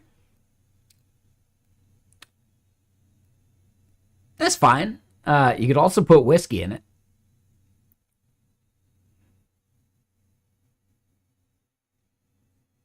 Lemon flavored whiskey water is also a thing. Just saying. Tomato.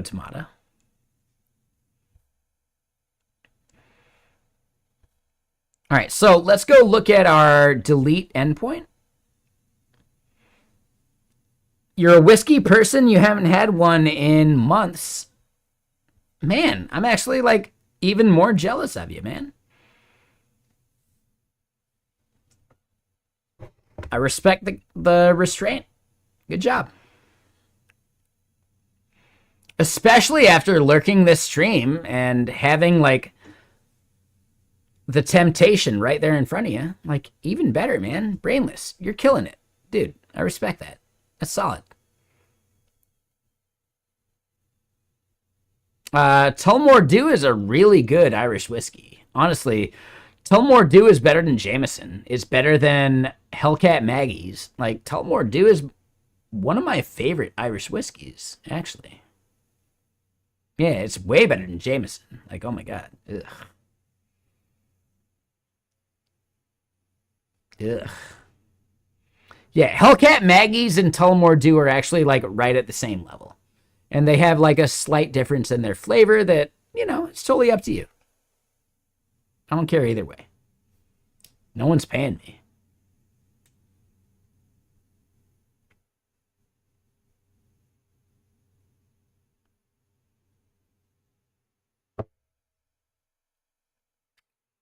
But yeah, the delete endpoint here.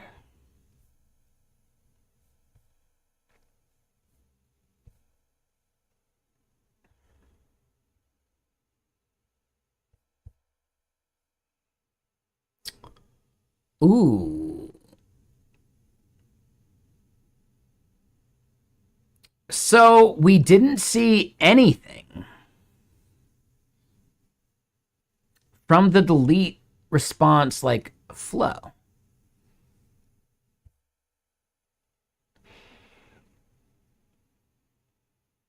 Hold on. Unrelated question, and this is just the because you're an observability geek, am I planning on some instrumentation for the app?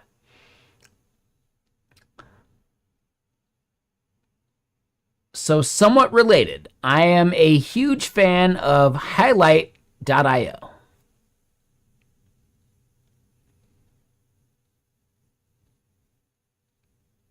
Jay, one of the founders, is a fucking dude.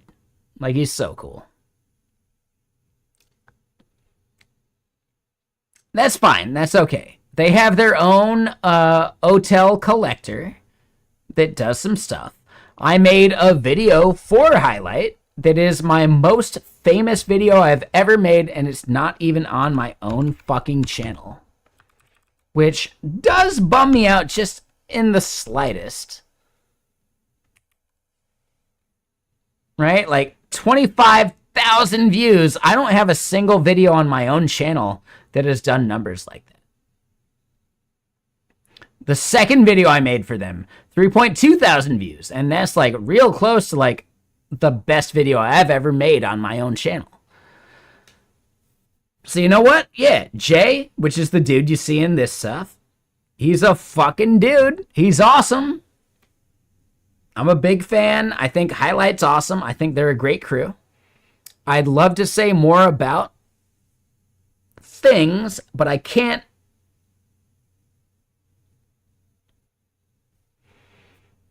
In a couple weeks, I can maybe say more.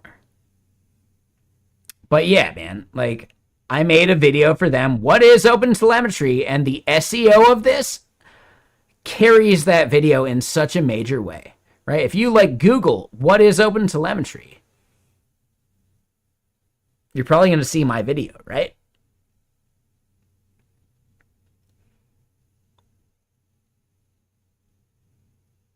Just saying. Maybe I'm wrong. I don't know, man. I haven't Googled what is OpenTelemetry, but I did make the video.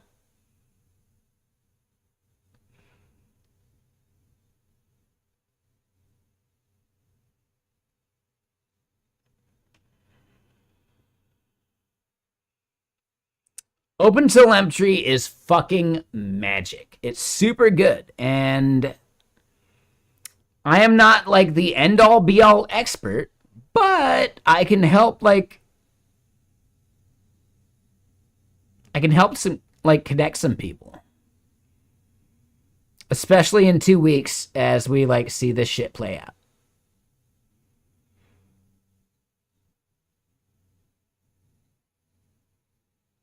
Just saying. But yeah, 25K when their average video is like a couple hundred views. Dude. Dude, I can't directly claim it, but I do want to claim a little bit, just the smallest bit of the thing that I can't talk about right now and highlight. And a thing you might hear in a couple weeks. I really do believe the video I made helped.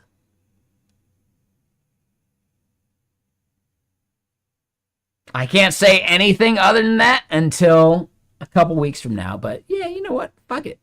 Because again, Jay's the man. Dude, I was applying for my first fucking DevRel roles. Jay was willing to give me a shot.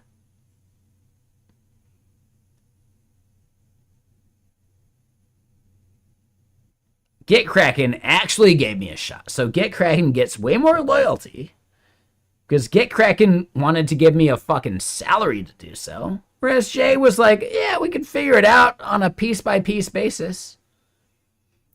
If Jay had hired me right there on the spot, dude, we would have done way more content. But again, it is what it is, and Jay knows that. Like, yeah, you know. Jay's the man. But also, I didn't know him at all. Right? Like, who's going to take a fucking chance on some random fucking dude? Like, no, I get it, man. But GitKraken did. GitKraken took a chance on some random fucking dude. So I have loyalty towards GitKraken. I really do. I just want to make that really obvious. I like GitKraken. They gave me a chance when no other company would. I interviewed at easily half a dozen different companies for DevRel stuff. And they were like, man, we'd totally hire you if you had more experience. You fucking jerks. Like, yeah, I'm not going to call out those companies, but those fucking jerks. Whereas now, like, GitKraken has given me at least a year.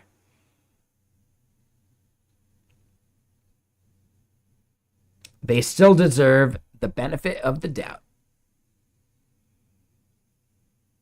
But career-wise, GitKraken has helped me in a major way. So I'm a forever fan.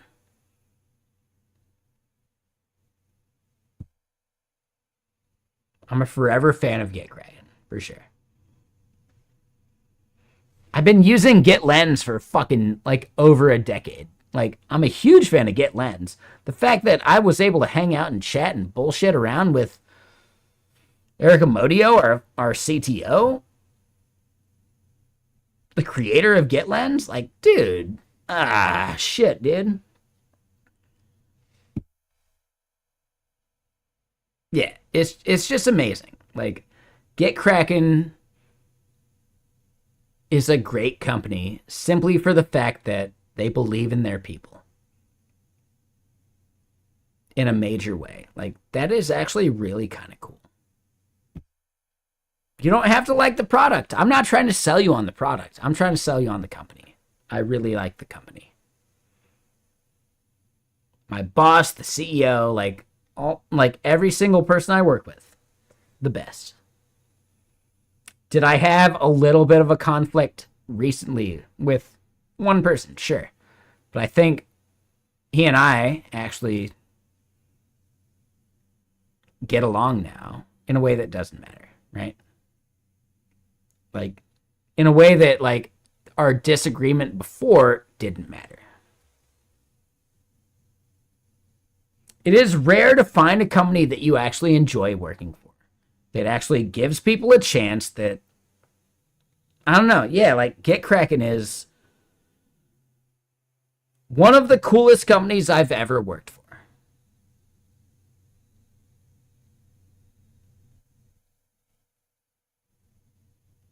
If they're not stoked tomorrow and they want to sever ways, I would still represent that statement 100%. One of the coolest companies I've ever worked for.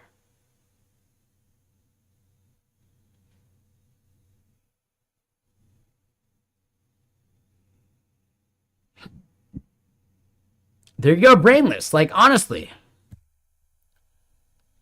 a good company gets a lot of leeway. And you can't buy that. Like, dude, you can't buy goodwill. Goodwill is a currency that is unable to be bought, and it has to be earned. And good companies earn goodwill.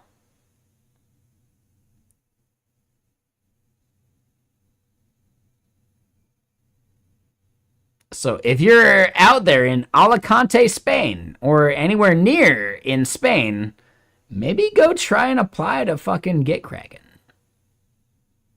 I'd recommend it. They're a good company. They're super chill. They're super good.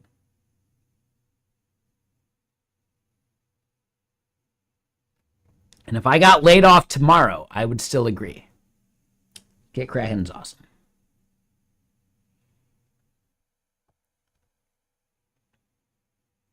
That's the only way I can, like, phrase it and represent it and chat about it and blah, blah. Like, man. I've worked for some cool companies. Get Kraken is the coolest company I've worked for. And I'm not even kidding. I wish I was exaggerating. Like, nah, man. Nah. Just good gig.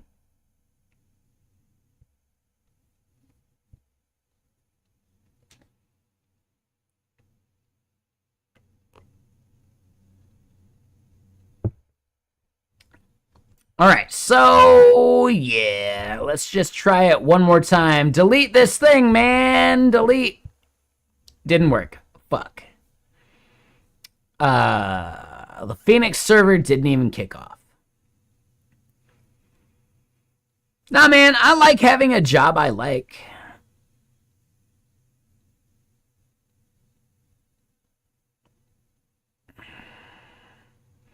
All right, so keyword service, delete keyword, and is this actually kicking?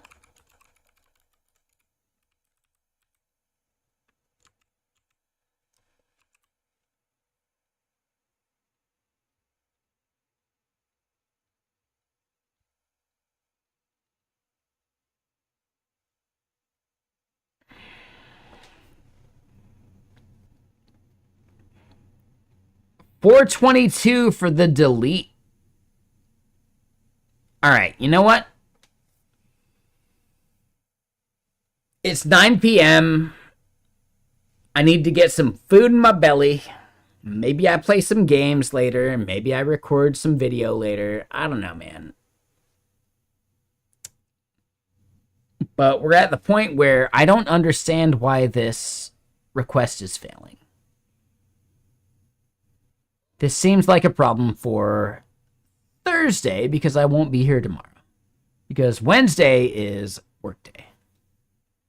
Yeah, Brainless, yeah, get some sleep, man. Shit. I'm going to pause the music because why not? But yeah, we're going to go raid someone. I'll be back here. I'll be on gaming stream later tonight and gaming stream all day tomorrow. And then Thursday, we come back to this stream.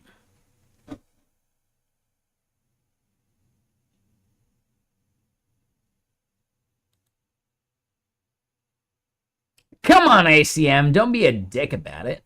Shit. Don't be a fucking dick about it. Eye roll.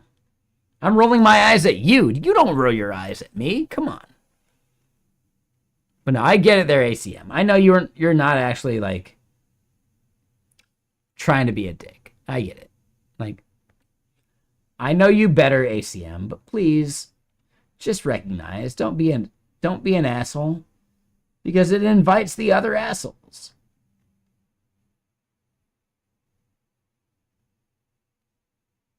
CM Grip eye roll. I'm rolling my eyes at you, ACM. Come on, be better. Like, just be cooler, man. Wait! Hey! Time enjoyed streaming. Yes. With a baby. Can I just point out, like, I kind of knew Time enjoyed had a bun in the oven way before it was something that anyone knew about. And that's fine. I'm glad I didn't dox it.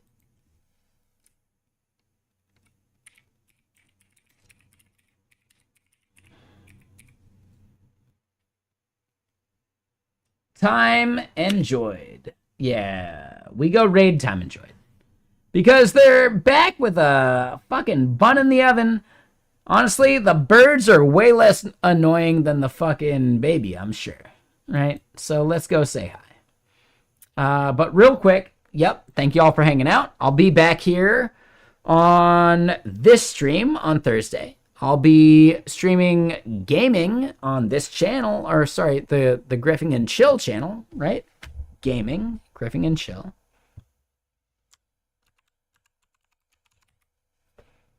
I'll be over there just later tonight, and I'll be there most of the day tomorrow as well, like while we co-work and I get a bunch of shit done. Right? We'll watch something like Community or some other bullshit while I work. Kind of nice, kind of fun, super chill stream. But let's go say hi to Time Enjoyed because, yeah, Time Enjoyed kills it, and they've got a fresh baby. Right? The bun in the oven has baked. But maybe don't use that phrasing, and I don't know. Let's just go say hi. So, yeah, YouTube, later. We're going to go say hi to Time Enjoyed. YouTube, I'll see you guys on Thursday. Later.